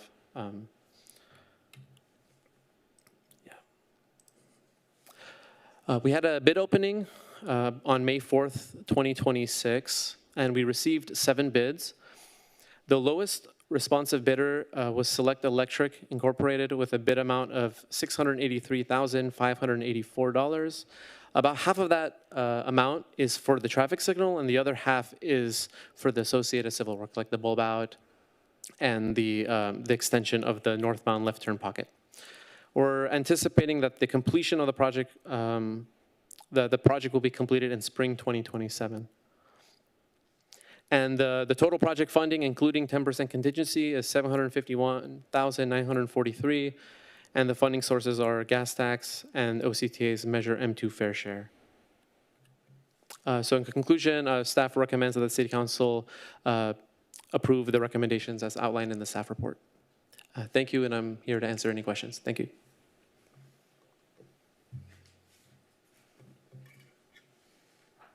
Does anybody have any questions? I'll start. Hold on. Sorry, go ahead, Arliss. Councilmember Reynolds. Yeah, so can you, what is the distance between McCormick and Belfast? 225 feet. How common is it to have signals that close? I know we've been, like, gotten pushback on having crosswalks that close. Councilmember Reynolds, there are some locations like freeway on and off ramps, which are in that type of width. So I mean, it's not very common, but it happens. Okay, and then what is the distance between Belfast and, because there's another signal, is it Polarino, the next one down? I don't have that measurement on hand, but I think it's definitely longer than 500 feet away. Okay. Did you look at solving the challenge you're trying to solve with the synchronizing those signals, McCormick and Polarino? Yes. When we looked at it holistically along the whole Fairview corridor. And that's typically when we're synchronizing, we can't just isolate, and we have to look at the entirety of the corridor. Yeah. Right. So so you looked at it. Are you saying that you couldn't solve the challenge by synchronizing the existing signals? Sorry, can you say that one more time? Okay, so we have a signal 200 feet north of this intersection, another one 500 feet south, maybe a little bit more. I'm just eyeballing it. Could you use the existing did you look at using the existing infrastructure and signal synchronization in that way to address the challenge, which I think is exiting Belfast? Councilmember Reynolds, your question is, instead of adding a signal at Belfast, can you just do the synchronization and make it work? Yeah. So just to let you know, the signals are already synchronized right now. I mean, we just finished a couple of years ago a project on Fairview, and that's entire corridor of Fairview is already synchronized. The challenges that we had to work with this one is the Belfast traffic that needs to make left turns onto Fairview and coming onto Belfast from Fairview. Well, again, while it's not everything has to be solved by a signal, but this was something that the council approved as a recommendation as part of the 2023 budget, and that's a solution that is being presented here. Okay, so I think I'm understanding from that this project was chosen because that's what council voted for, not necessarily because that was the best among different solutions explored. It's a solution that would work, as we have shown here, and the council did authorize that project. Did we explore alternative options to solve the challenge of entering and exiting Belfast? Councilmember Reynolds, there are many other options were definitely explored, but this was the recommended project. What else was explored? Leaving the existing conditions and creating a left turn, for example, a left turn bay onto Fairview Road, for example. That's was also considered. But the recommended project was to have a signal. Recommended by your team? It's both staff and council. Okay. And then we're doing some pretty substantial traffic calming improvements on Fairview. We have now Newport Boulevard through, is it up to Fair?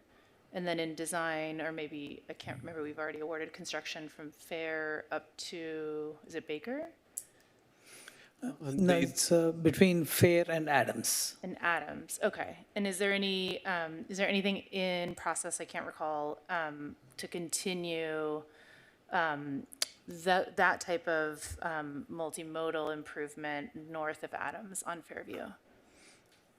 Yes, Councilmember Reynolds, there is a future project that will add consider improvements on Fairview going north of Baker, not towards 405.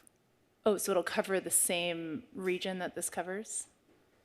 Yeah, there will be a future project because that roadway needs to be rehabilitated, and we received funding through OCTA's 405 project, and at least for a portion of the project. What's the timing of that one? It's a few years away. Okay, and that's Adams through? Baker to 405. Baker to the 405, okay. Okay, thank you. Thank you. Councilmember Gamaros? Thank you. I just want to ask a couple of questions.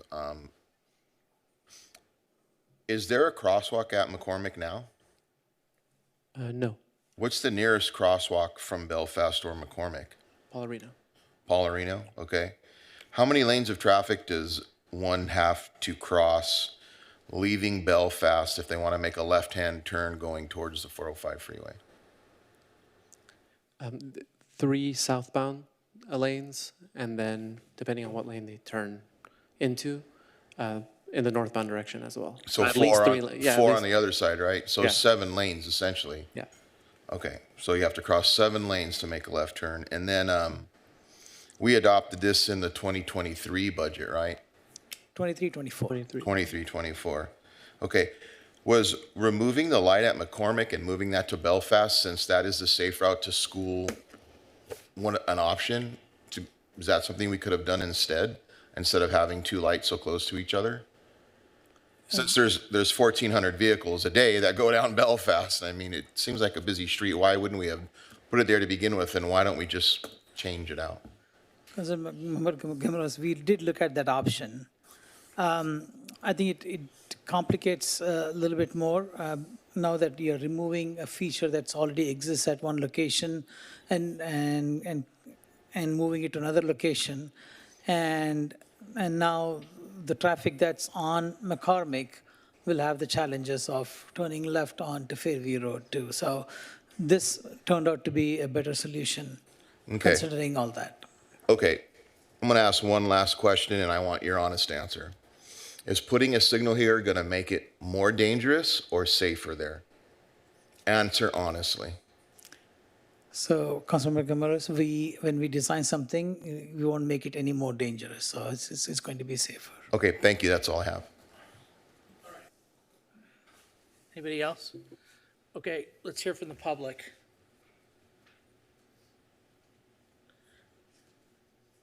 Oh, before we hear from the, I just have one really quick question. So if I'm doing the math right, in terms of the funding, looks like we get 500, and I'm on page 3 of the staff report, 538,000 collectively from gas tax and Measure M2 fair share. And so the amount of money that's coming out of our CIP looks like it's 213. Am I doing the math right? Roughly, I called it 750. Or no, I called it 751, 213. Is that right?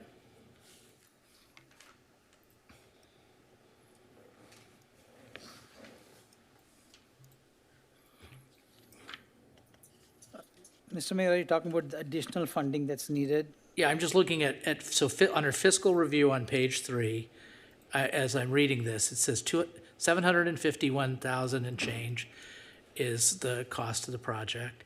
And then it looks like it says fair share is 138 and gas tax is 400. So I added those two up, and I subtracted it from 751, and I got 213. So that money's coming out of our CIP fund, correct? So, Mr. Mayor, so the funding is coming from, again, using the same gas tax funds, or it could be from Measure M Fair Share funding from the citywide project. So in addition to the signal, we are implementing some civil improvements to this area. So we are adding other funding sources to cover that. Okay. It's not using, so there is another fund called CIP fund, which is our general fund allocated to CIP. Right, that's what I'm getting at. We are not using that. You're not using any of the CIP general fund? Exactly. Okay, thank you. That's what I just want to know. Sorry, Cynthia, thank you for your patience. Okay, well, we'll make sure to get it on, and I'll get your mic on. Here we go. Don't start until we have it up. Okay, it's up whenever you're ready. Okay. We don't need another signal. There is a signal 2 houses away at McCormick. That signal is already coordinated with the one at Paularino to allow residents exiting or entering Belfast and Augusta Street to do so safely. The arrows are where the signals are right now. Let's see if this plan doesn't add up. There was opposition to the signal at the March 2025 meeting. Folks wanted speed bumps. I requested a meeting for Mesa North, where I live, and I was denied that meeting. This is claimed as safety improvement, but data shows more accidents at the signalized intersections. One neighborhood benefits, the other bears the cost. Mesa North residents will pay the price because we get impacts too. There will be no signal at Augusta, which will cause traffic to stack up, longer wait times exiting Augusta, more dangerous turns onto Fairview. One neighborhood benefits, the other bears the cost. These are the wrong priorities for Fairview Road. Fairview already suffers from potholes down to the roadbed. As soon as the city fixes a pothole, another one shows up. Fairview already suffers from neglected landscaping, aging infrastructure. This is a gateway to Costa Mesa, and it looks decrepit. Heaving concrete, creosote-covered sidewalks, dead landscaping, and weeds. We already suffer from non-ADA compliant sidewalks. You can't get around these poles and utility boxes with a bicycle, and certainly not a wheelchair. Wheelchairs resort to using the bike lane. There are poor or non-existent and unfinished bike lanes. No bike lanes in some cases, or bike lanes that just end in the most dangerous locations. This project solves none of these issues. With the previous investment of $600K for engineering, this folly is costing the city well over $1 million, but the real problems remain unaddressed. No investment in critical infrastructure, the wrong project at the wrong time. Where is the fiscal responsibility? Also, Jennifer Christ and Mike Brumbaugh sent emails opposing this, and they live on Belfast and Lauren respectively. Thank you.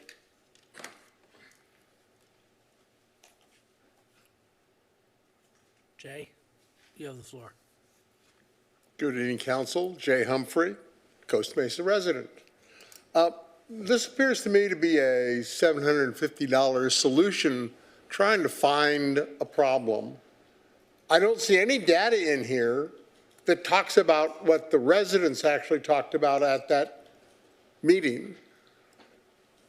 Everyone I talked to said, A, they didn't want the light, and B, they wanted traffic calming for the neighborhood because of cut-through traffic that's trying to avoid the lights already on Fairview and at Baker to go in toward Harbor across Baker, going home from work. There's no data that I've seen on this staff report that talks about the danger, the number of kids crossing, the kind of things that are going on, the amount of problems there. The sidewalk, the crosswalk is 225 feet away from this intersection. That's where the crosswalk exists right now, but we haven't improved it to make it quote unquote hyper safe. Maybe that's a better way to use that 750,000. You know, this is at a time when the council and the staff are talking about ways to increase revenue in the city, i.e. TOT and business license fee, and then they're going to put a crosswalk in that may not be appropriate, put a signal in certainly that will cause a variety of other problems. There's also no data that really tells us that's been presented. I saw the presentation on the turns and the traffic simulation of what would happen, but none of that data was available in the staff report that says that they actually improve traffic. In fact, they note they have to do this. As far as safety is concerned, if I put 5 lights on Fairview in that same area, every one of those lights will improve the safety because eventually the cars won't be able to move at all on Fairview, and you will not have traffic that pedestrians can't walk on. And finally, both corners at Belfast have ramps already on them for ADA compliance. The rest of the sidewalks aren't ADA compliant, but the ramps are. So you need to think about how you're utilizing the money that you want to spend. And I can appreciate improving infrastructure. Trust me, I appreciate that. But by the same token, do it wisely and do it the way it works for the community. Thank you. Thank you. David. Thank you, Mr. Mayor, members of the City Council. I'd like to thank staff for presenting this item to add this traffic signal here at this intersection. It has a lot of benefits to this area, like a high visibility crosswalk across Fairview Road, where McCormick doesn't currently have a high-vis crosswalk. This one will add one further up to Geisler Park. I know when I'm going up Fairview and I want to go over to the Santa Ana River Trail, the best way to get there is through Geisler Park at that little corner. The only way to get there now is to cross and go the wrong way up Fairview up from Paularino. This means that I won't have to do that for as long of a distance, so I'm very thankful for that opportunity. I appreciate the raised curb extension that will be added, all the speed bumps, the traffic calming that city staff talked about, accessible curb ramps, the retroflective backplates, all these improvements leading pedestrian intervals that really increase safety for pedestrians in the area. So I'm very thankful for staff for including all of these things in this project. I also just want to mention this area. McCormick, if you just look at the road design of the two neighborhoods that are across Fairview, you'll see Augusta and Paularino are both connected by Van Buren. That's easy to get to, one from the other. In order to get from Belfast to McCormick, you have to go up Warren, then over to Stonefield, up Limerick, then down to Londonderry, over to Bray, and then you're at McCormick. That seems like bad city planning, but we're here now and we can't undo that. So now we're doing this instead because you don't have what the other side of Fairview has where you can just easily get across. So I'm thankful that you're adding a crosswalk across Fairview, which doesn't currently exist at the intersection at McCormick, and for all of the other safety features and traffic calming that are being proposed by city staff. Thank you. Thank you very much.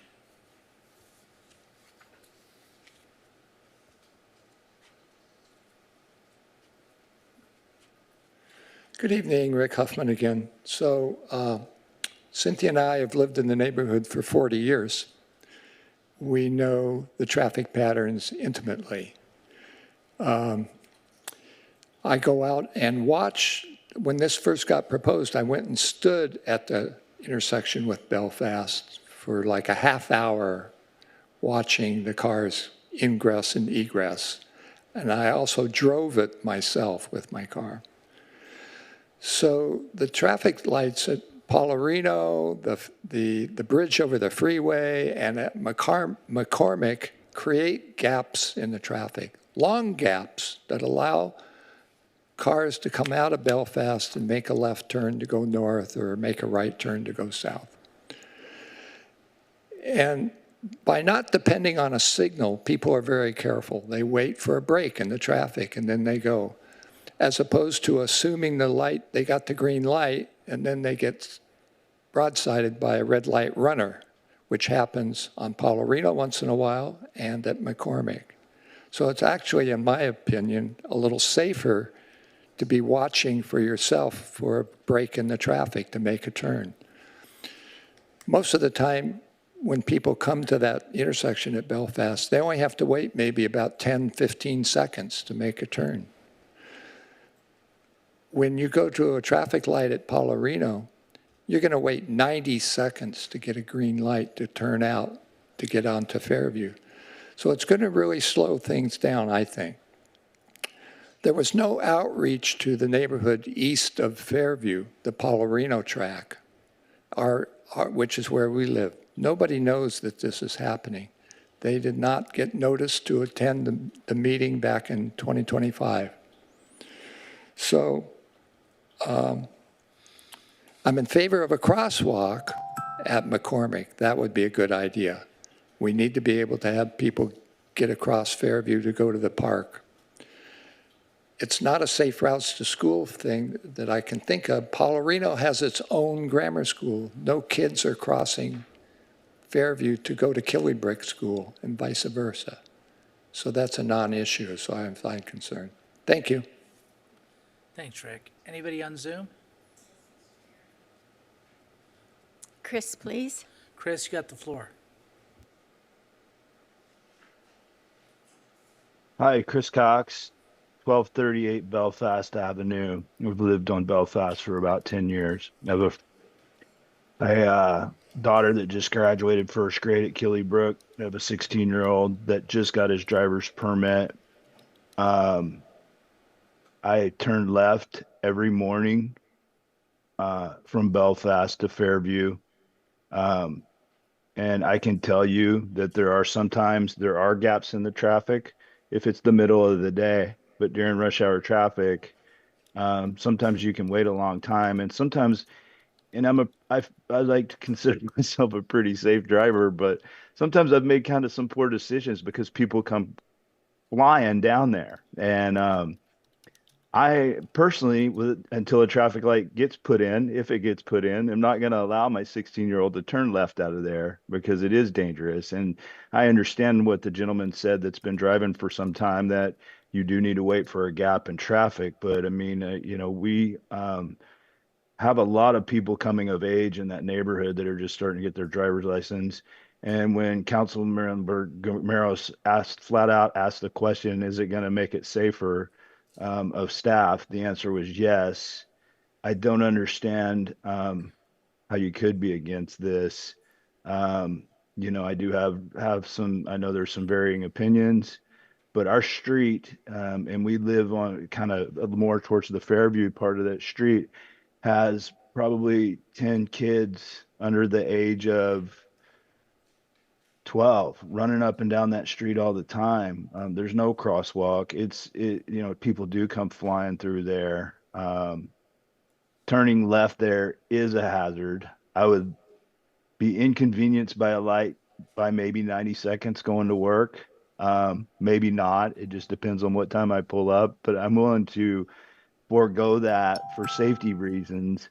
Knowing about 5 kids personally in the neighborhood that are getting ready to turn 16, originally when I thought about it, I was kind of like, that doesn't make a lot of sense. But then I think about like having to turn left out of there every morning, and I do it, and it's not a very safe left, in my opinion.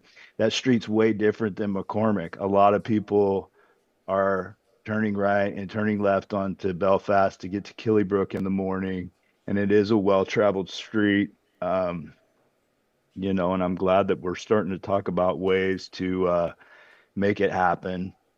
It's a very different street than McCormick. for some reason, people go down our street a lot more, 14 to 1,500 cars a day. I was shocked at that number, but that's what it is. So I hope that you guys are in favor of this. I appreciate you guys looking into this. I don't understand the point of. Thanks, Chris. And another Chris, please. Chris, number 2, you got the floor. Good evening, Mayor Stevens and City Council. My name's Chris Yegelenner. I am a resident of the Halecrest neighborhood. I live on Warren Lane. And I'm also a 50-year resident of Costa Mesa, and I've seen lots of changes and lots of things. And I live in very near this proposed traffic light. Seems like some of the other speakers, some do, but some don't live anywhere near it. But I'm calling in to support this proposal. And I personally know a few people that have been involved with accidents at that intersection. And I know many people with near misses, including myself. And I consider myself a very safe driver as well, just like the previous speaker. I also have 2 young drivers in my household. And I tell them to avoid the Belfast left turn at all costs. And yeah, go out Warren Lane, make a left on Fairview, or left on Baker, left on Fairview, and go on your way. I just think it's like playing that old game Frogger, if any of you guys are old enough to remember that game. But, my original concern on this was the signal operations and is it truly going to increase safety? And both of those have obviously been accomplished by this light. And although it's not the perfect solution for everybody, and maybe some people on the east side of Fairview don't like it, I think it's the best option that we have been presented. So I am urging the City Council to approve that traffic light. Think of the safety of all these young drivers and experienced drivers too. I mean, again, it's some days, yeah, you pull up and you turn right away, but more times than not, it's like, oh, am I going to go? Am I going to, hold on. And then you go for it. So anyways, thank you for consideration and thank you for all you do for Costa Mesa. Thanks, Chris. Alyssa, please. Alyssa, you have the floor.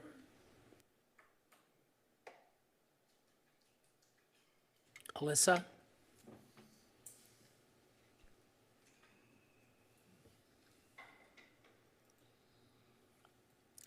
Alyssa, please unmute yourself.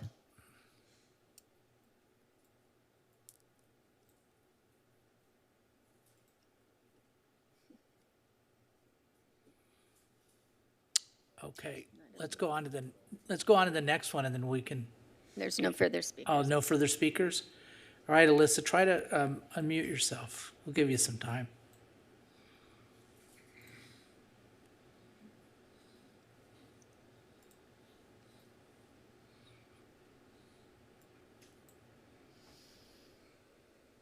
No? No.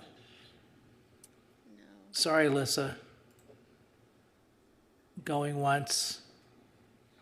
Going twice. You got her? What's that? She's trying. She's trying. Hi, can you guys hear me? Now we can hear you, Alyssa. I'm glad we waited. I apologize for that. No, it's all good. Thank you for letting me speak. I am a parent that lives on Belfast. We have 2 young drivers in our home, and I am in favor of having this traffic light at the end of our street. The biggest reason is for safety, for turning out of Belfast. There, as it was stated before, there has been a lot of increased traffic along Fairview, which has made it increasingly more difficult to turn left onto Fairview to get onto the freeway safely. We've seen a lot of near accidents, and I have, big concerns having young drivers in the house, having them go down and trying to turn left on that street. The traffic going up and down Fairview goes very fast, and I worry about I worry about their safety and then the oncoming traffic. We also, Belfast is a busy street. There's a lot of children, as was stated, that live on that main thoroughfare of Belfast. We have a school at the end of our street, and just being able to have that light provides that extra safety that we need for the residents on our street. So I'm glad that this has been put forth. I'm glad that we're discussing it, and I'm in favor of it. And I hope that you guys make a decision to have that safety light, traffic light put in. Thank you for your time. Thanks, Alyssa. No further speakers, Mr. Mayor. Okay. Close public comment.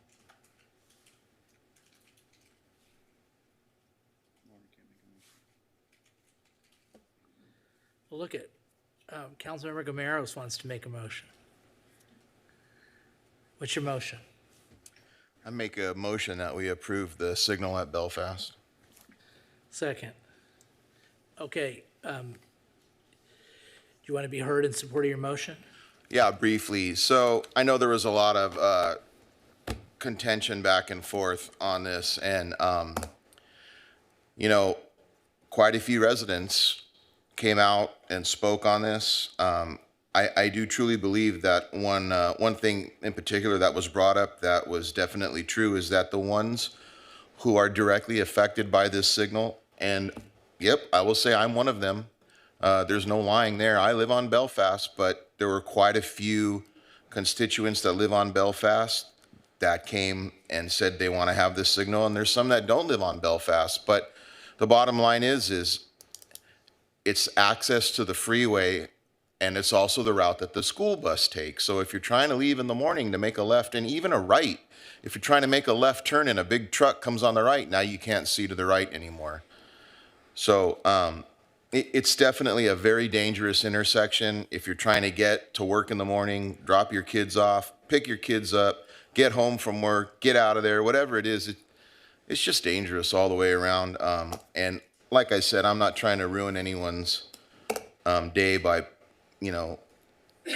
working with the constituents to put this signal in, but it needs to be done. And it to be honest, it should have never been put on McCormick to begin with.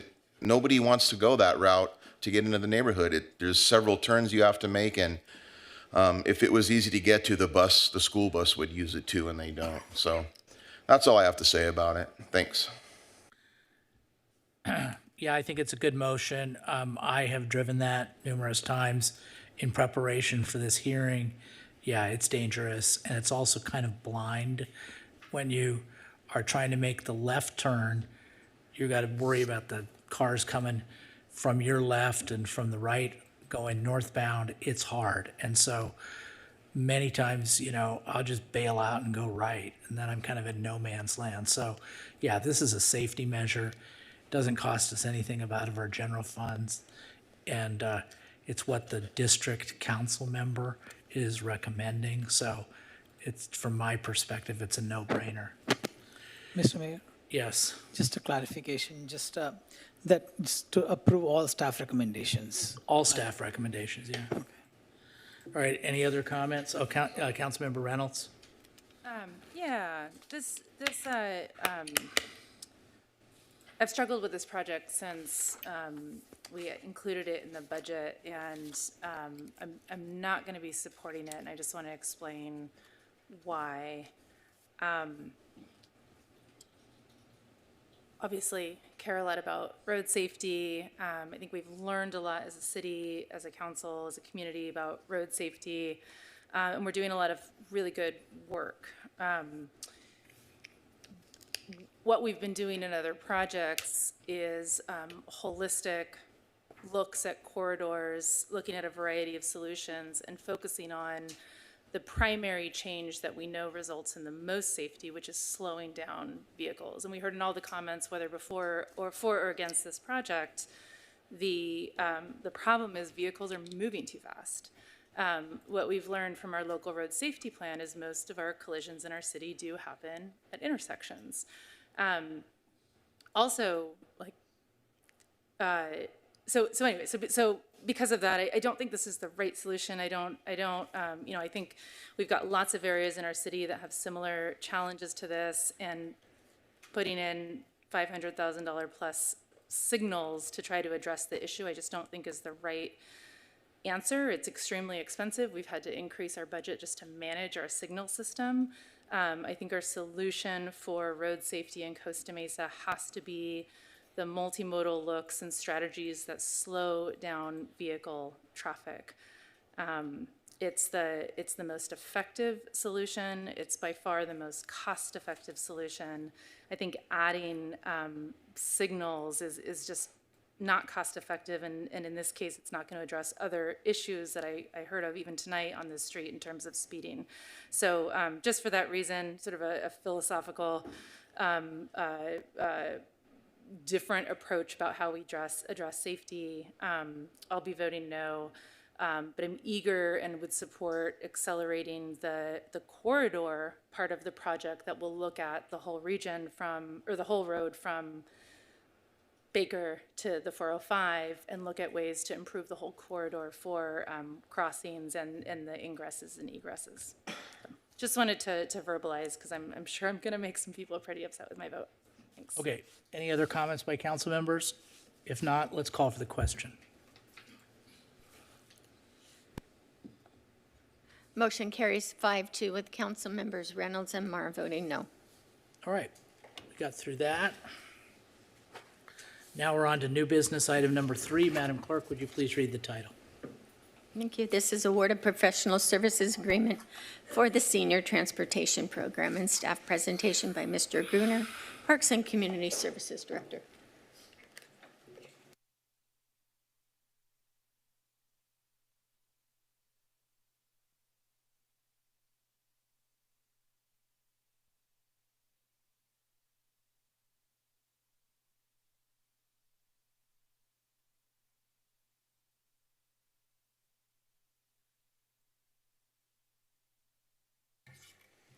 Good evening, Honorary Mayor, council members. This is the award of professional services agreement for the Senior Transportation Program. This has been something that has been evaluated over an extensive period of time with extensive outreach meetings at the PACS Commission meetings, as well as the Senior Center directly. So just to give a quick overview, this presentation is going to cover the existing Senior Mobility Program, the Senior Mobility Program analysis, the request for proposal, and then staff's recommendation and the service model and the award of contract. So just a quick background, the Senior Transportation Program started in 2011 with M2 funding that was available at that time. And the program used a shuttle service model primarily from 2011 to 2020. And in 2020, during the COVID pandemic, we had to enter an emergency services agreement due to the shuttle service provider becoming insolvent and not able to provide that service anymore. We went to a door-to-door taxi model with Orange County Yellow Cab at that time, and that's currently what we're continue to use at this time. The transportation program is divided into 2 components. The first component is the Senior Mobility Program, which is primarily just local trips within Costa Mesa for any reason, whether that's grocery shopping or clothes shopping or just for social engagements. And then the second component is the Medical Transportation Program, and those are the non-emergency medical rides, and that services most of northern Orange County along with the Long Beach VA Hospital. So just to provide a quick current program overview, the contractor, as I mentioned, is Orange County Yellow Cab. The PSA expires on June 30th of 2026. The eligibility for utilizing this program is that you have to be 60 and older, you have to be a Costa Mesa resident, and you have to be a Senior Center member. The user cost, all rides are currently free, Monday through Friday from 8 a.m. to 4 p.m. Reservation is required and must be booked within 48 hours in advance. The limits, currently there are no limits on how many rides a person can take and the destinations. The cost to the city currently is $12.50 per ride. In addition, a $2.50 per mile charge as well. Just to review the growth trend of this program, you can see here that in fiscal year 21, we just barely had roughly about 5,000 rides annually. And again, that was as we're coming out of the COVID pandemic at that time. So the rides were lower as opposed to how they were in 2018 and 2019, where they were approximately 7,000 annual rides. But you can see how the program has really kind of grown and taken off in fiscal year 2022, 2023, and 2024, and currently at 2025, where we're up to almost 25,000 rides annually. The cost of the program has risen accordingly due to the increase in ridership.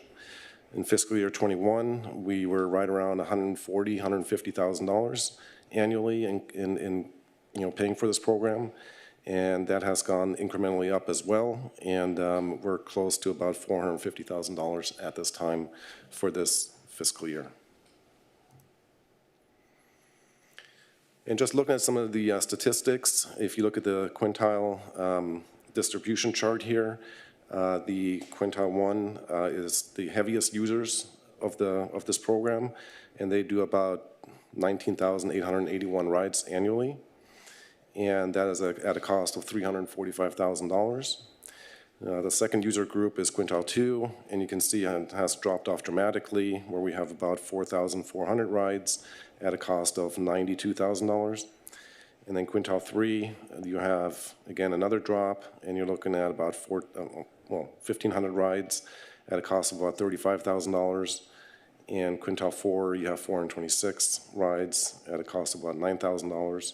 And quintile 5, 136 rides at $2,766. Looking at the current funding source, the reason we were able to offer this program, this very generous program, I will call it, is that we had a buildup of M2 funding, and we had to use that within a certain time period. However, that money has been depleted at this time, and we also were able to get some EMSD grant funding last year or 2 years ago, and that was able or allowed us to basically continue the current program with no real impact to any additional funding, from the city. However, those funds have expired as well, and currently with the M2 projected funding, we have about $130,000 coming in. The city's match of 20% is going to be $32,000.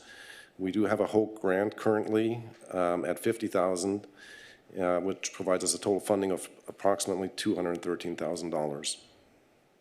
And I do want to point out the M2 funding is, contingent on the tax revenue that the county produces, and so that may fluctuate a little bit. So that's just something to keep in mind, and that's one of the reasons we had the not to exceed amount of $200,000 for this contract agreement with Orange County Yellow Cab. So as I mentioned earlier, we did do quite a bit of outreach, especially at the Senior Center and with the PACS Commission. So we did 3 in-person meetings on March 4th, 5th, and 10th of this year.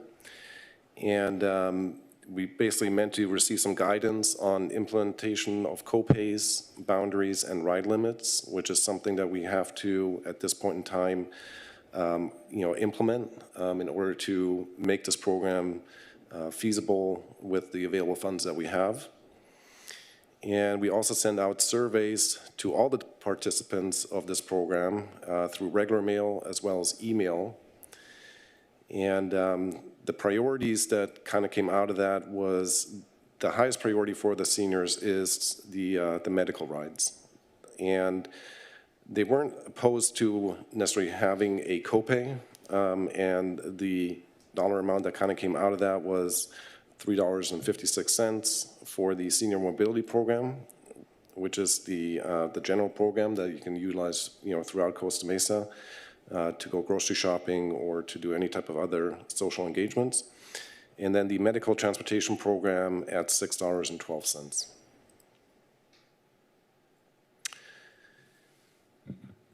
Just looking at the senior mobility program, as we're continuing here, as I mentioned, we had extensive meetings as well with PACs.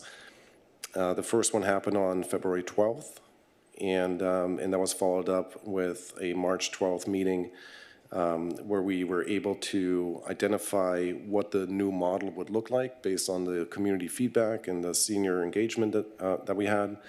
And the PACs made that recommendation, and that's the recommendation that staff is supporting as well.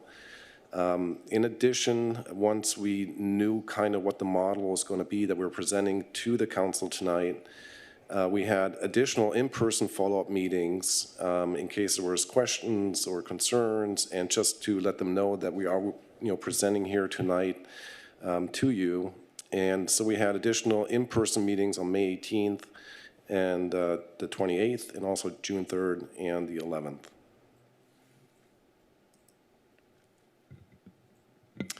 So the request for proposal, we issued that in January, February of this year.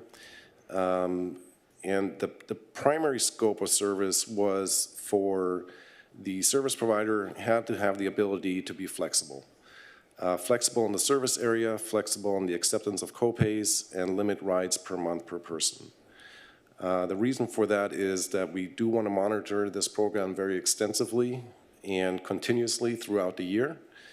And if we have to make adjustments, whether we get additional funding through grants, then we can adapt quickly. And that was one of the criteria that we're really, really looking for. So we received 2 proposals, one from Orange County Yellow, and then also from Onward Health. And you can see that Orange County Yellow came in first with 1,330 points, and Onward Health with 1,075 points. And just looking at the breakdown of their proposal, you can see Orange County Yellow is for non-medical rides in Costa Mesa, $17.50 per ride. Medical rides are $15 per ride, and an additional $3 per mile. So this is actually was a real pleasant surprise to us. We were anticipating when we presented this to the PACs Commission, we're thinking of $21.50 was going to be kind of what we're looking at. So with them coming in under our anticipated cost was certainly a pleasant surprise. And then in July 1st, 2019 through June 30th of 2031, the non-medical rides do increase slightly to $19.50 per ride, and the medical rides at $16 and $3.50 per mile. Now, if you look at the Onward Health proposal, non-medical rides in Costa Mesa is $36 per ride. Medical rides is $36 per ride and an additional $2.25 per mile after 5 miles. If you need an ADA accessible vehicle, that ride goes up to $65 per ride. And if you're looking for ADA medical rides, it's going to go up to $65 plus the $2.25 after 5 miles. There is an additional charge for cancellation within 2 hours, and that's $15. So the proposed service model that was derived from the PACs Commission meetings and the surveys is basically the boundaries for non-medical rides. Currently, you can go anywhere within Costa Mesa. And the new proposed model doesn't change that. So you can still go anywhere within Costa Mesa. The medical rides, currently you can go anywhere within Costa Mesa, Newport Beach, Huntington Beach, Santa Ana, Fountain Valley, Irvine, Anaheim, Orange, Tustin, Garden Grove, Westminster, City of Commerce, and the Long Beach VA Hospital. The new model is gonna eliminate Garden Grove, Westminster, and Midway City, and it would also eliminate the going to big box stores like CVS or Costco that are outside of Costa Mesa. Number 2 is the ride limits. and currently there are no limits. So the new proposed model would allow for 8 one-way rides per month per person. So that is 4 round-way trips per person per month. The copay for the current model, essentially there is no copay. The whole program is free. And the new model would propose for non-medical rides, it would be $3, and for medical rides, it would be $5. And that is per one-way ride. So if you're doing a round trip, it would be $6 and $10. So the next steps, should, council approve, staff's recommendation, along with the commission's recommendation, staff will conduct outreach and engagement to further educate the senior community who are part of this program, work with OCY to monitor the program closely to ensure quality service and program fiscal sustainability. And that's really the key, where we want to be obviously very proactive and looking for grants, looking for opportunities to obtain additional funds where we can make adjustments to the program, whether that's expanding the services. Of course, also on the flip side, if there's less M2 funding coming in, we may have to obviously also restrict the program further. So staff recommends award a professional service agreement for the senior transportation program with Orange County Yellow Management LLC. And 2, authorize a 10% contingency in the amount of $20,000 for unforeseen costs, and authorize the city manager to execute the PSA and future amendments for this agreement within city council authorized limits. Now, I do have our senior recreation supervisor, Kevin Stoddard, here as well to answer any additional questions that you may have. Thank you. Council, do you have any questions? Councilmember Reynolds? Yeah, can you go to slide 7? Thank you for the presentation. Yeah, I wish this was in our staff report, so I could have asked these questions before. Hopefully you have the data on hand. What I want to understand is sort of the cutoffs between each of these colors, right? So the furthest to the right, this is going to be people who took less than how many rides? So it's broken down by the top 20% of riders. And so all the way on the left-hand side, the #1 rider in that group took 700 rides in a single year. Right, so I'm talking about the group on the right. So is people who took less than how many rides? Many of those people only took 1 ride. What does it go up to? Is everyone in this group less than 1 ride?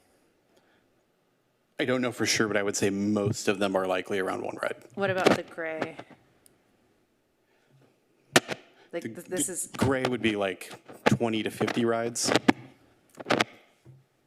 That doesn't look right in terms of how the graph is set up.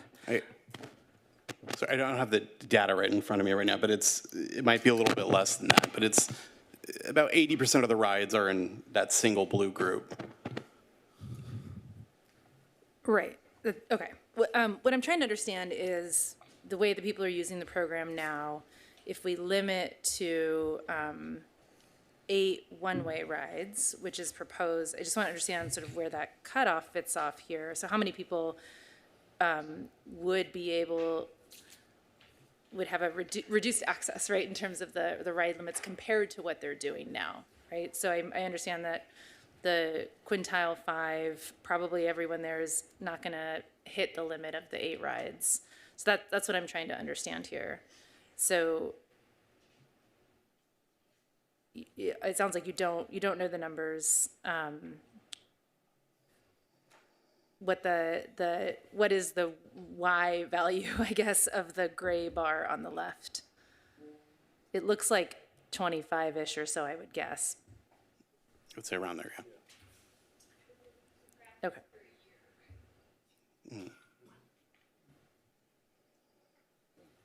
October 24 to September 2025, yeah. Okay. And about how many people are in each quintile? I believe it's about 97 people. Okay. So about 500 people participate in the program altogether? Just underneath. Does that sound right? Okay. Okay, so more than half the people are going to have access to fewer rides than they take now. That's what I'm taking from this. Yes. So one thing that has changed since the data on here is the hard implementation of the requiring rides 48 hours in advance. That has changed the dynamic of this program in the last few months that I haven't had to fully analyze. You need at least 6 months to have a good analysis of how the program's functioning. But requiring rides to be booked 48 hours in advance has dropped ridership by about 50%. So the current dynamic is a little bit different than what you see here, and it'd be hard for me to tell you exactly how many people would be impacted by that change, if that makes sense. When did you make that change? We implemented that in February. Okay, but we don't have that data. No, not at this time. Not like a projection of how that would impact people in the long term. No. Okay, how frequently do we get data on ridership? Typically do it in 6 months blocks. One of the interesting things about this program is the growth has not been like sloped over like month to month. The growth has been happening entirely in 1 month every single year, and it's been between a 50% and 100% increase. So that's what I'm saying. It's hard to project just based on a few months of data what the program would look like on a 12-month basis based on that growth pattern, because we don't know what has caused that growth. So I like to batch, if I'm making a long-term projection of how the program might work, I'd like at least 6 months to look at. We've only had a few months of this. We're not expecting such a significant drop from the implementation of that rule. Okay. How frequently will we be able to get data in this new program? You described one of the values is that it's going to be very flexible. Yeah, so we want to look at it about every 6 months or so once we have a decent block of data to make a good assessment of how the program is functioning. Because any single month, it's hard to say of how the program would look like a year out. How frequently will you get data? So we get the invoices monthly. We know how many rides were taken for medical and non-medical every month. Okay. And how will, who will be keeping track of, and how will whoever track the 8 rides, like up to 8 rides? That's Yellow Cab monitors that. Okay.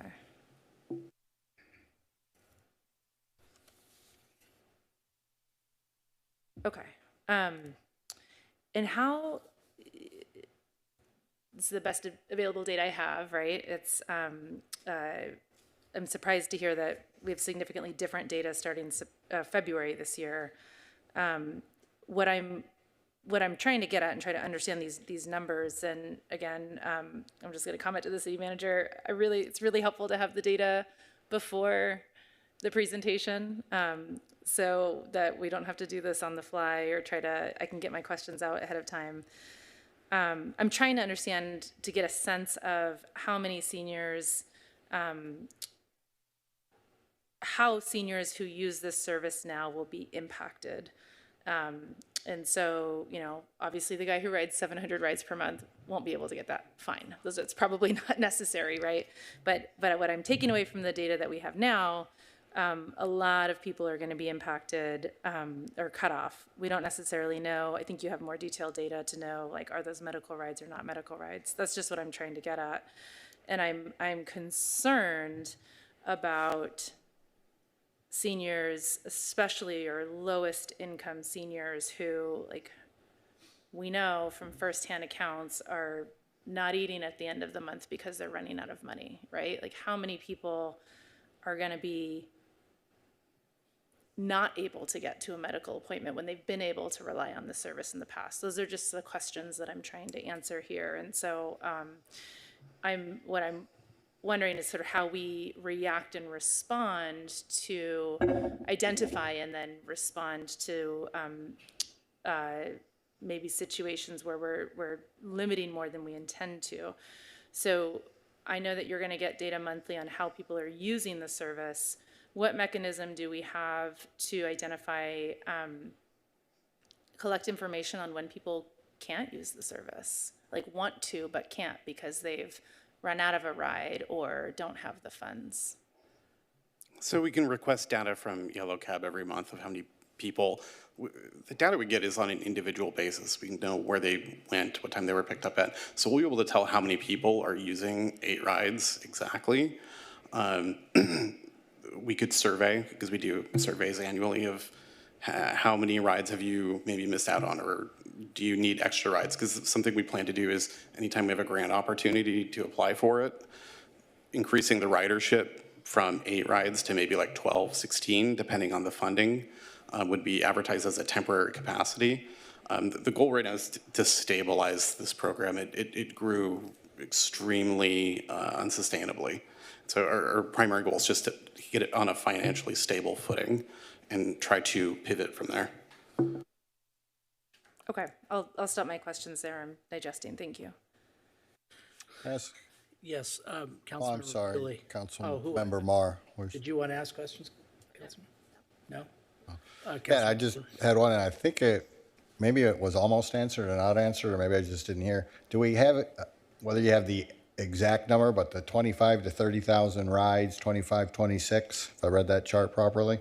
What's at least the percentage breakdown versus medical and non-medical? Is it vastly more for medical and a small percentage non-medical, or? Currently, it's medical rides are just about like maybe 40, 45% of rides, and non-medical rides are maybe 60, 55%.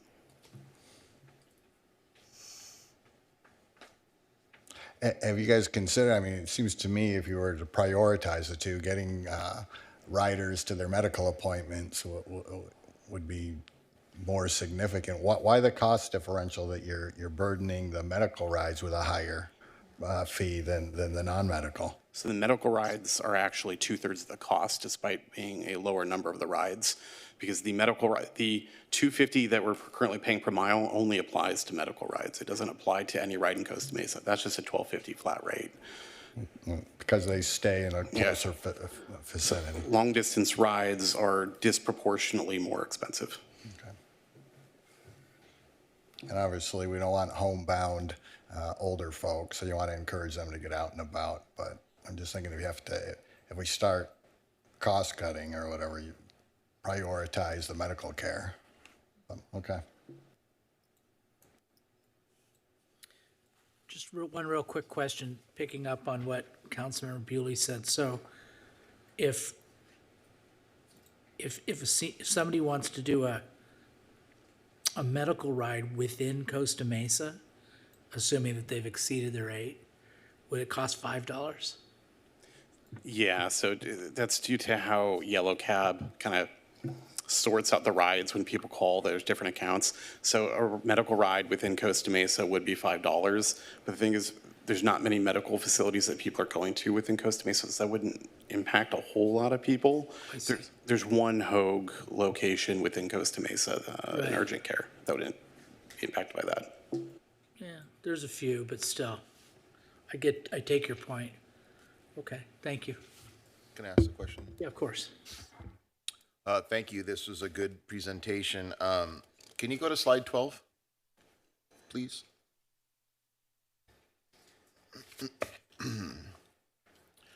You there?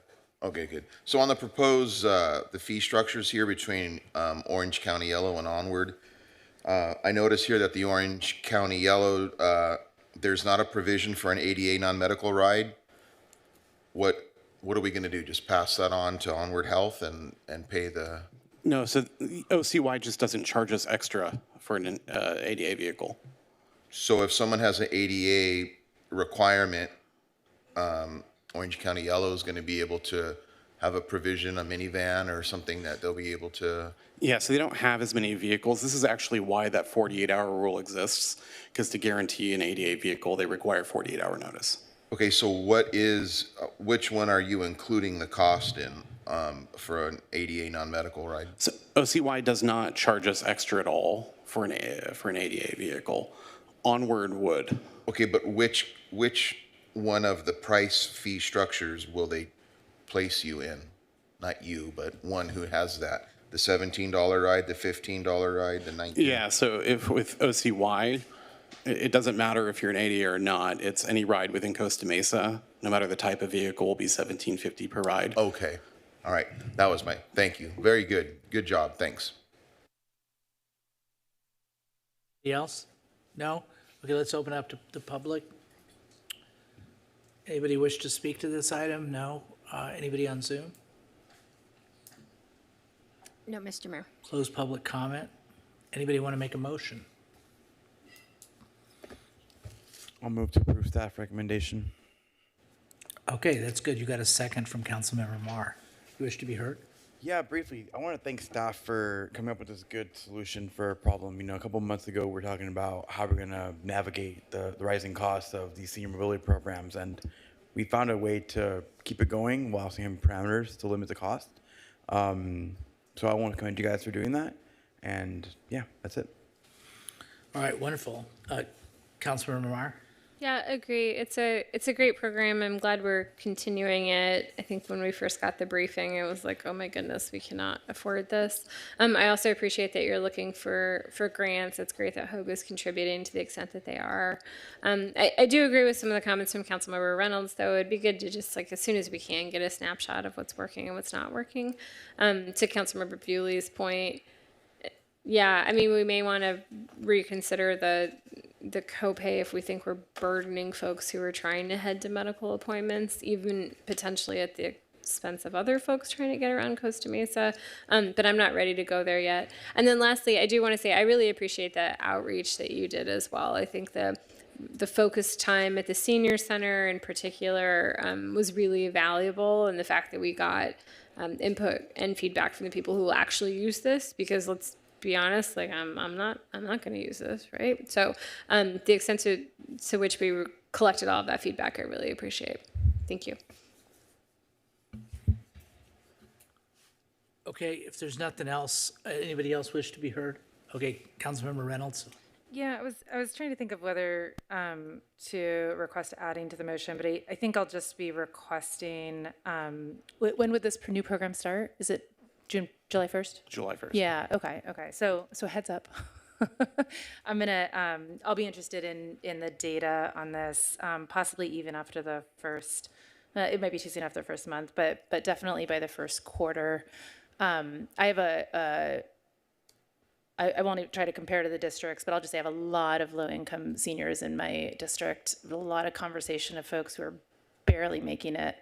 One of the reasons I was so enthusiastic about the GOAT program, right? The free shuttle service, because I know that free mobility is life-changing for so many people. So I'm really, really concerned about, and I know you're working within very difficult boundaries in terms of the budget, but I'm very, very concerned about who loses access here and opportunities to address that. So yeah, thank you for the additional outreach. I know the PACS Commission was very interested in understanding the different seniors' needs. I'm glad we have a lot of detailed data, and I think 6 months is too long to wait.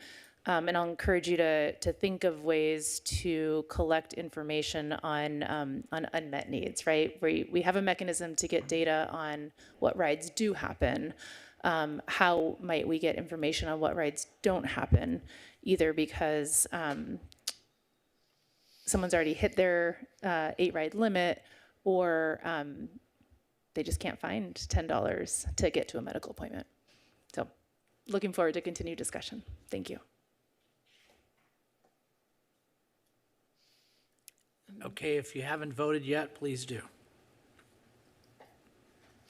Motion carries 7-0.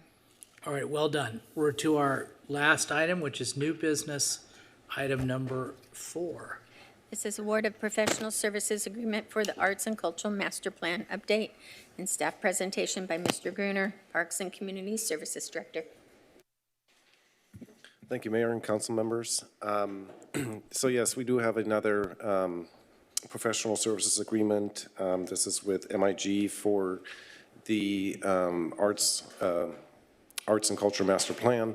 So just a quick background in regards to the current Arts Master Plan that we have currently. So on March 16th, 2021, City Council approved the City of Costa Mesa's first Arts and Culture Master Plan, which established a vision to reaffirm Costa Mesa's identity as a city of the arts. The 5-year master plan has since resulted in several key initiatives and organizational achievements, and I just want to highlight the top 5. That we hired our first art specialist in 2022, in the establishment of the Arts Commission in 2022, expansion of the arts programming and grant opportunities, development of public art initiatives, and increased partnerships with regional arts organizations and local arts. Currently, we're in the 5th year of the master plan, and we're seeking to retain services of a consultant to update the arts and culture master plan for the next 5 to 10 years. The RFP process, we went out to RFP on September 4th, 2025.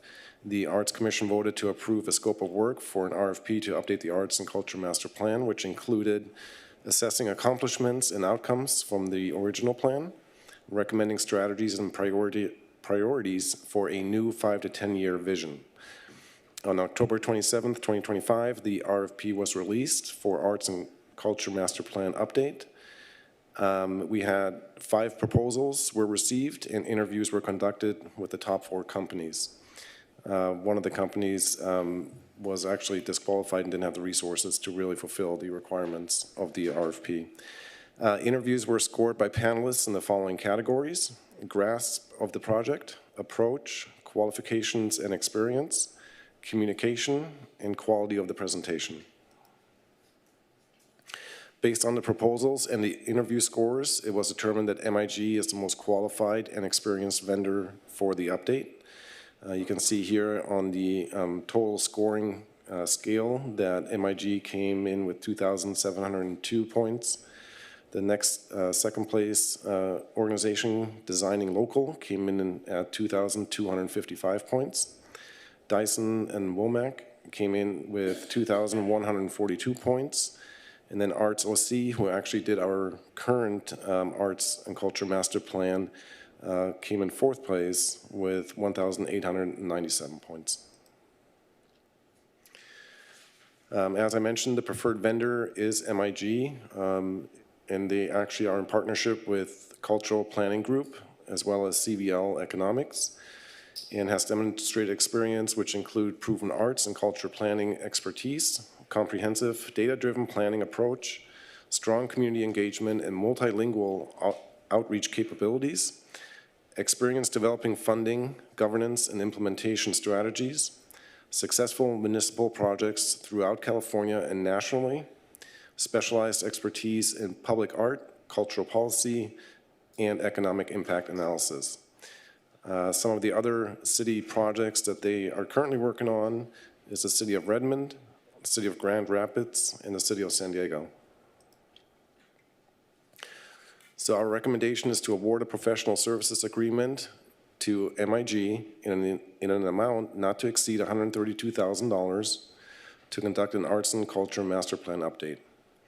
Authorize a 10% contingency in the amount of $13,265 for unforeseen costs related to the project. And number 3, authorize the city manager and city clerk to execute the PSA and future amendments to this agreement within council authorized limits. And that concludes my presentation. Okay, staff, any questions? I got some questions. So, how much did we pay for the original master plan? So the original master plan was $35,000. Thank you. And where are we at with hiring a new arts manager? What's the status of that? So currently, the specialist position, the art specialist position, is being reviewed with HR and the union. So once that is finalized,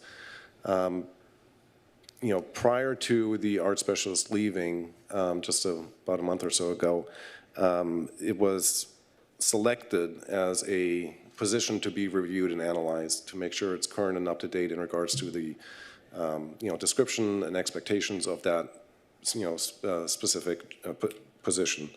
So that is currently being reviewed, and that should be concluded hopefully in July, August, and then once we have that, we can go out to recruitment. Okay. So when do you think we'll have a new manager of the arts? Probably, typically recruitments will take 3 to 4 months, so once we go out, hopefully by late fall. What did the other bidders bid? In regards to the amount? Yeah.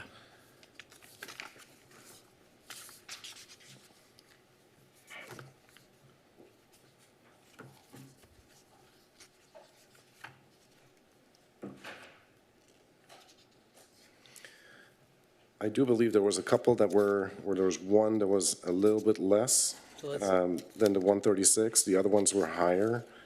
I don't have the exact dollar amount. I would have to take a look and find that. okay. Yeah. So, I do just want to also mention that the initial Arts and Culture Master Plan at $35,000 was more of a,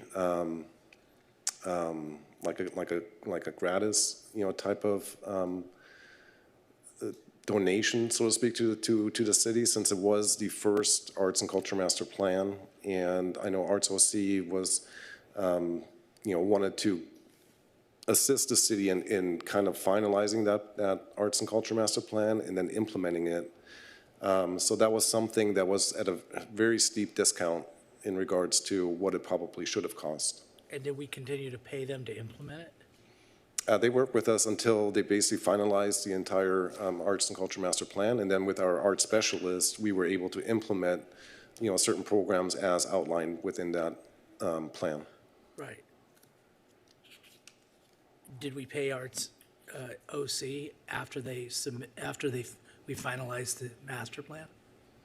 Yeah, we did pay them for their services. No, I know, but for the services other than to implement the plan, did we No. pay? No, okay, got it.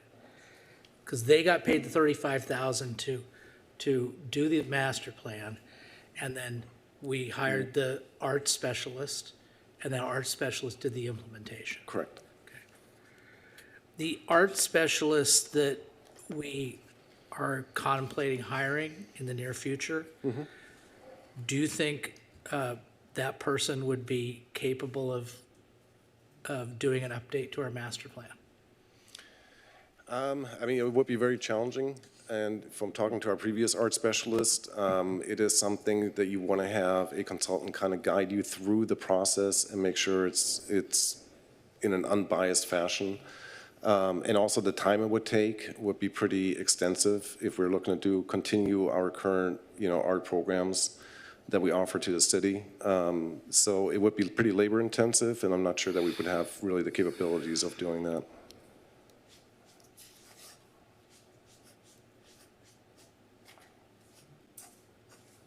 Okay, I don't have any further questions.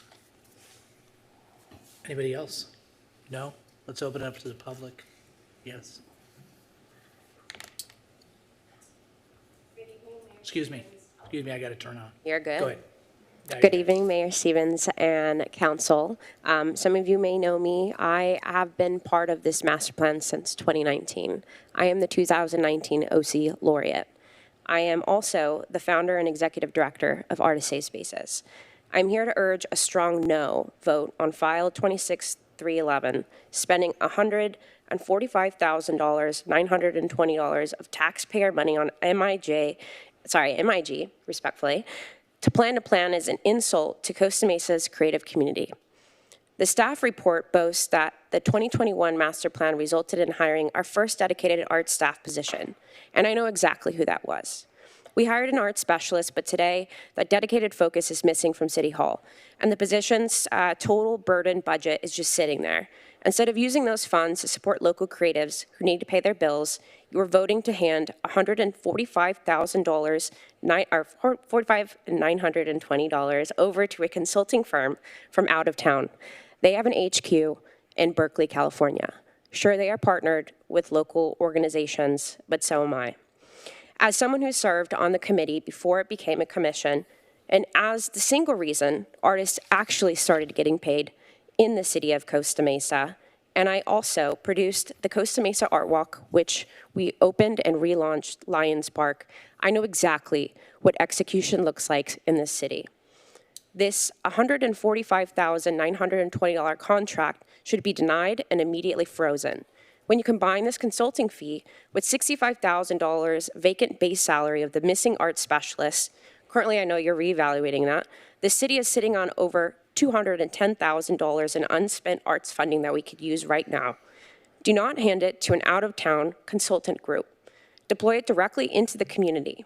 2 weeks ago, my organization put nearly $4,000 directly into bank accounts of living SoCal artists in our community. A single grassroots grant that I received in 2021, I held on for 2 years until, 3 years until I deployed it as our first. I paid for half of all artist pay at our festival with my partners at local IKEA Costa Mesa.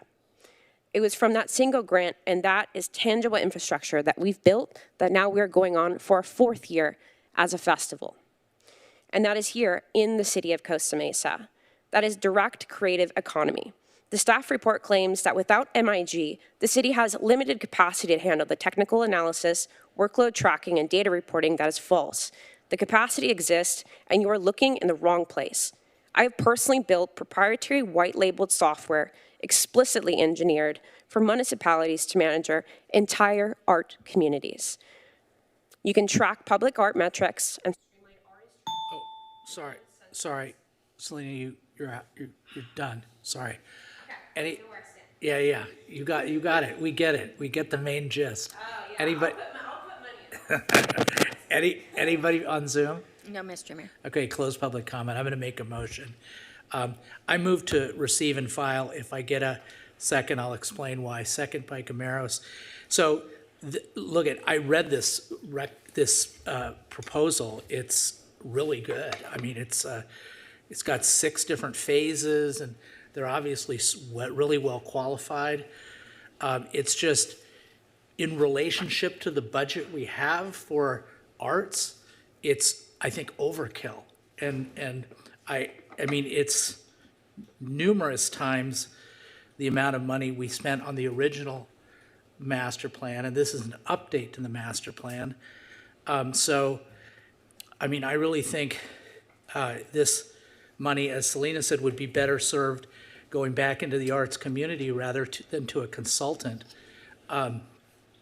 If we had, I might feel differently if our budget had 2 commas in it, right? But our budget is tight, and this is going to take a lot of our budget.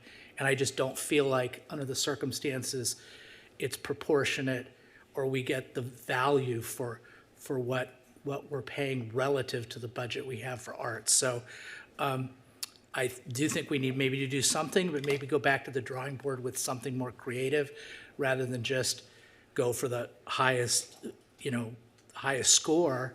I mean, they're excellent, but it's just like in my business, you can't always hire Latham and Watkins or Gibson, Dunn and Crutcher. Sometimes your cases require FBFK. Mr. Mayor? Yeah. So in addition to the receive and file, if with that motion, we would need to reject all the bids. We did issue an RFP. Add that. Thank you. Second, concur? Yeah. Okay. Mr. Mayor? Yes. So just thinking through the order of operations here, we said in a previous meeting that we weren't going to fund the arts anymore until we had a master plan. Like, this was supposed to be the precursor to then decide what the budget was going to look like in the future for arts. So how do you propose to do that without a master plan? I don't have a solution to that, but I think we're just directing staff in the motion and my comments to come back with something different. I mean, as I recall, when we did our budgeting, we pegged this at about $60,000, which, I thought was, at the time, I thought was at the high end of what I thought we should do, but whatever. I just think it's overkill. So No, there's 240,000 allocated. No. We pegged 60,000 for the master plan. It was 120. It was 60 in each fiscal year. Yeah. So this is in our budget. So anyway, that's my motion. I don't really have much more to say about it. If you don't need to vote for it, but it's my motion. Well, I'll jump in after the second gets a chance to talk. Councilmember Gamaros. Yes.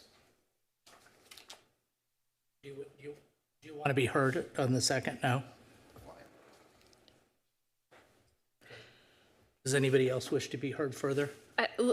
Yes. I mean, fine, we don't choose MIG, but like we need to put out another RFP and we need to direct staff about if there's a new budget, what that budget is. I mean, Arliss just said it. We allocated 60K per year. We had, so over a 2-year period, we had 120K set aside for this.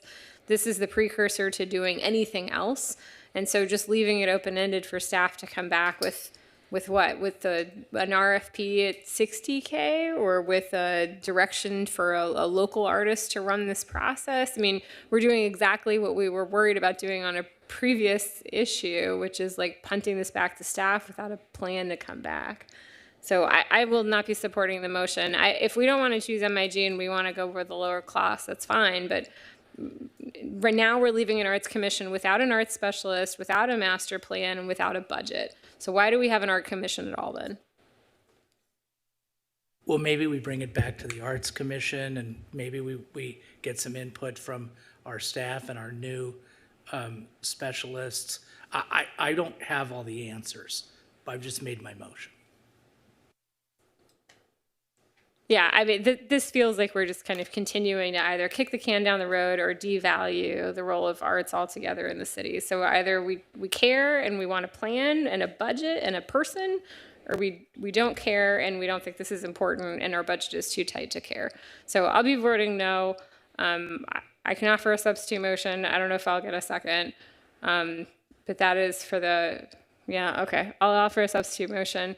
And that is to request staff, if we think this is too expensive, that is to request staff to come back with an RFP that's more limited and holds the budget closer to 60K. I'd second that. Yeah, that's fine. Can I ask a question on that? I was going to ask, so I also want to move forward with something. It was, I think, within the last month that the Arts Commission made a presentation to us. Mayor, you actually asked the question of the chair directly, you know, what's the value of a master plan? She gave a very, very compelling response in the why we should invest in a master plan. I think it was in one of their list of 5 or 6 priorities was to fund a master plan that they can work on. They reviewed the RFP. Is it, Director Gruner, am I right? I believe they reviewed the RFP before. Yes. So they've asked us to fund a master plan. I wish I had the recording of Chair Ochoa's response to your question on the value of hiring a contractor for a master plan, but I recall it was very, very compelling. You made a comment that it was a very compelling response. So I do want to move forward. I would support the substitute motion. I wonder if there's an opportunity to, instead of creating a new RFP, sort of negotiate this RFP down a bit. And so that would be a question for city manager, or city attorney, or director, like what would be, if we say negotiate down to 60, maybe that's outside the bounds of what we're allowed to do. What are our options with the existing RFP if our concerns is just the cost? Yeah, I mean, from my perspective, if we wanted to do something like that, that would make sense. Is to say, okay, MIG, what can you do for $60,000, or something to just. I made my point. I don't need to make it a bunch of time. Can I make a quick? Wait, I want to get an answer to my question. Mr. Mayor? Yes. So in these circumstances, since the selection for this type of consultant is not just based on price, but also qualifications, I would say that staff would have the authority, if directed by council, to negotiate with the consultant to try and narrow the scope and reduce the price. And we could pick a number, or could we pick a number and then you'll see what you get back. Could we pass that to the Arts Commission to give a recommendation, which could be come back at 60, or come back saying everything in here is really valuable and important? Do we need to give a number? You could do one of several things. You could send the proposal to the commission and ask them to prioritize the things that are most important, and then direct staff to negotiate from there. You could have staff negotiate with the consultant, who presumably would be able to identify those things which they believe is the most important from their pre-existing work and the RFP, and then take that to the commission. You've a fair amount of flexibility in how you handle that. Mr. Mayor, if I may, just a Yes. quick comment. So we do have $60,000 that's still in the budget for this fiscal year. And then plus the 230 that will be starting next fiscal year on July 1st. So it wouldn't all come out of next year's budget. Real quick, John, I remember Commissioner Ochoa's comments, but I also want to say that I do not think it's a unanimous thought on the commission for some of my discussions with at least one commissioner that if you were to give them the opportunity to use the money that would, if I said this, we won't say it this simply, but like, hey, let's take this 135 grand and put it into your budget and see what you guys can do with public facing art, they would very much be interested in entertaining that and giving, so I vote for giving them a lot of authority here on how to spend this money and not just, so I'll support this motion, but we need to come back and let art spend money on art.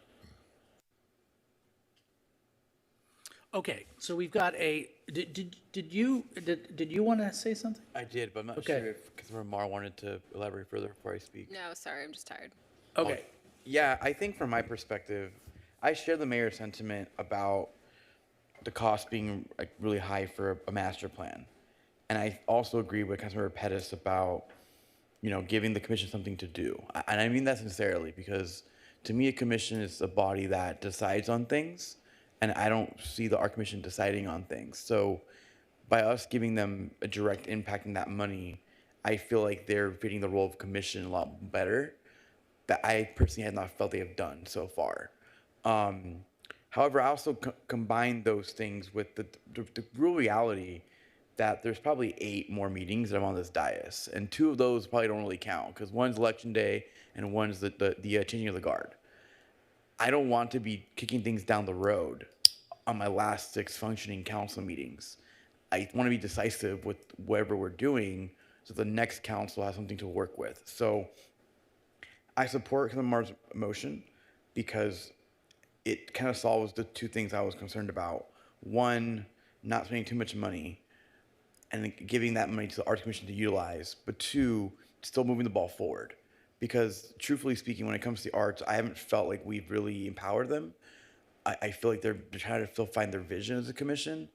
And maybe there's a way for us to give them that chance to really define themselves and actually decide on things and vote on things that are of consequence to the community. So I think it's a good motion for all those things. So what was your motion again, Councilor Mar? Yeah, I was going to direct staff to come back with a version of the RFP that's closer to 60K. I'll amend that and say that staff can work with the awardee to identify opportunities to reduce cost, and the remainder of what is not spent should go back to the commission as part of their budget. Concur. Can I ask a clarifying question? Is that effectively the same as like authorizing this amount, but allowing the commission to decide if they'd rather negotiate down the master plan and use funds, the remaining funds differently?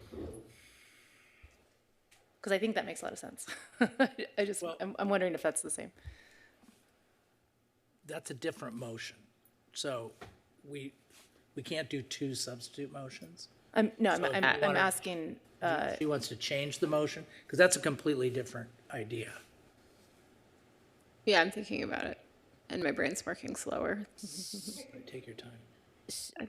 Well, when you all stare at me, it's going to take even longer. So, Not staring. Mr. Mayor, can I ask for Looking away. What's that? So if Hold on one second. She's thinking. no, it's okay. I'd rather hear from the city attorney. What is your question?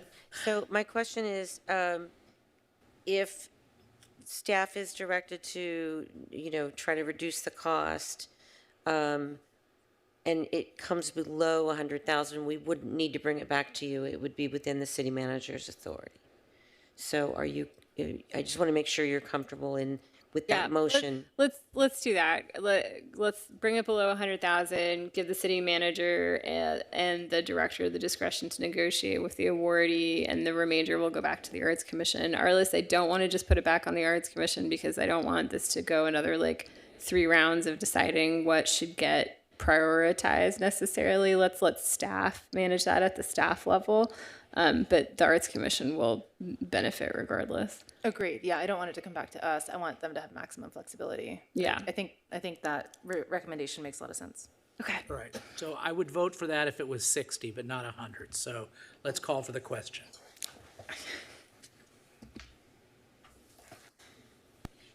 Motion carries 6-1. Mayor Stevens voting no. All right, good.